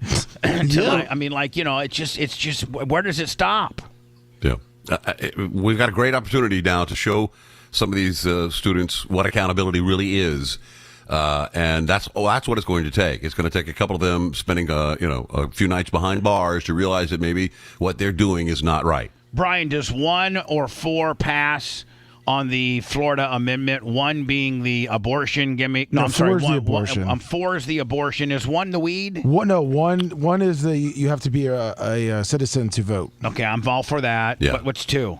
I'm not sure. I just know 1 and 4 from looking them 2 up. might have been the weed. 2 was the 3 recreational weed. was the hunting and fishing. The limitations on hunting and fishing, I think. Yeah, and then 4 is abortion. J Driver 20 on Super Chat. And in the abortion's going to pass in Florida. We're going to have make it a constitutional right, and it needs to be. Meaning, so that they'll put the number up like to 23, 24, something like that. Whatever the stat. I think it was viability. Viability, which I think is 27. It's 20. No, viability is like 23 weeks. Yeah, All right, it was perfect. 23 or 24 on the. Here's what I need. Let's get that. Let's go ahead and get that. Let's get yes on 4, and let's get yes on the weed, and let's go ahead and let the hunters hunt and fish all they want.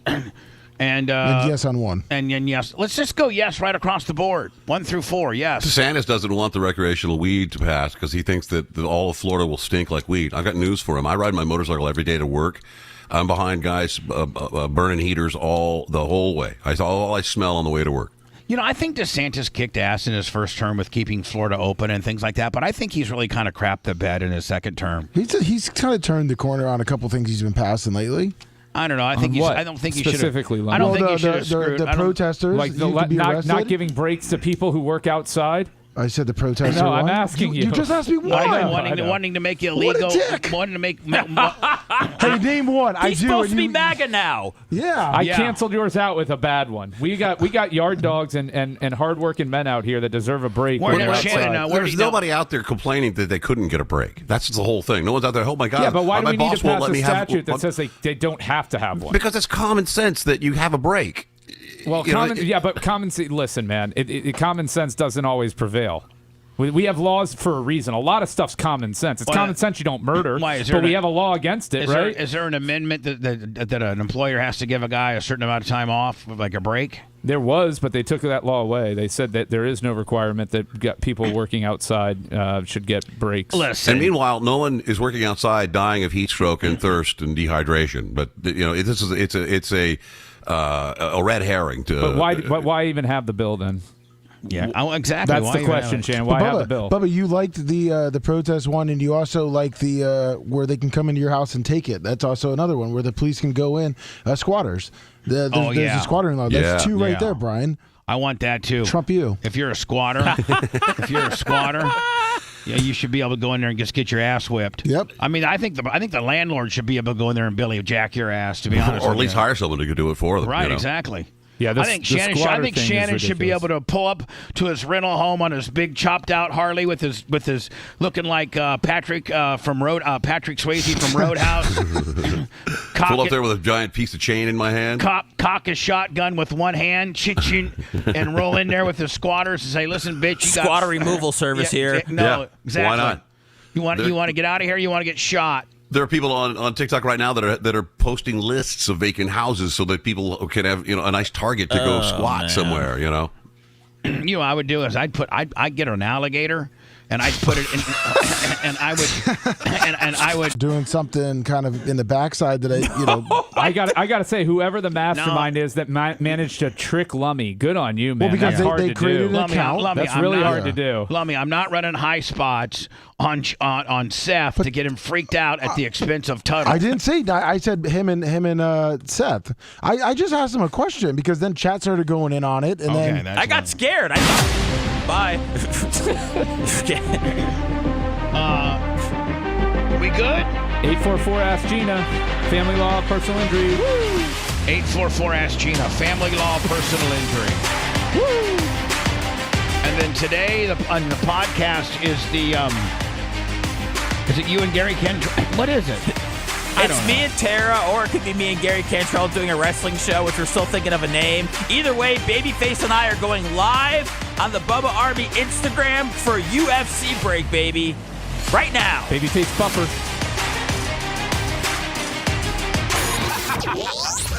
Thanks for letting me finish. You've been listening to the Bubba the Love Sponge Show, starring me, Bubba the Love Sponge, co-host and show historian Lumet, co-host Dr. Dan Diaco Esquire of Council, co-host J. Diaco Esquire, the Spitting Cobra of Council.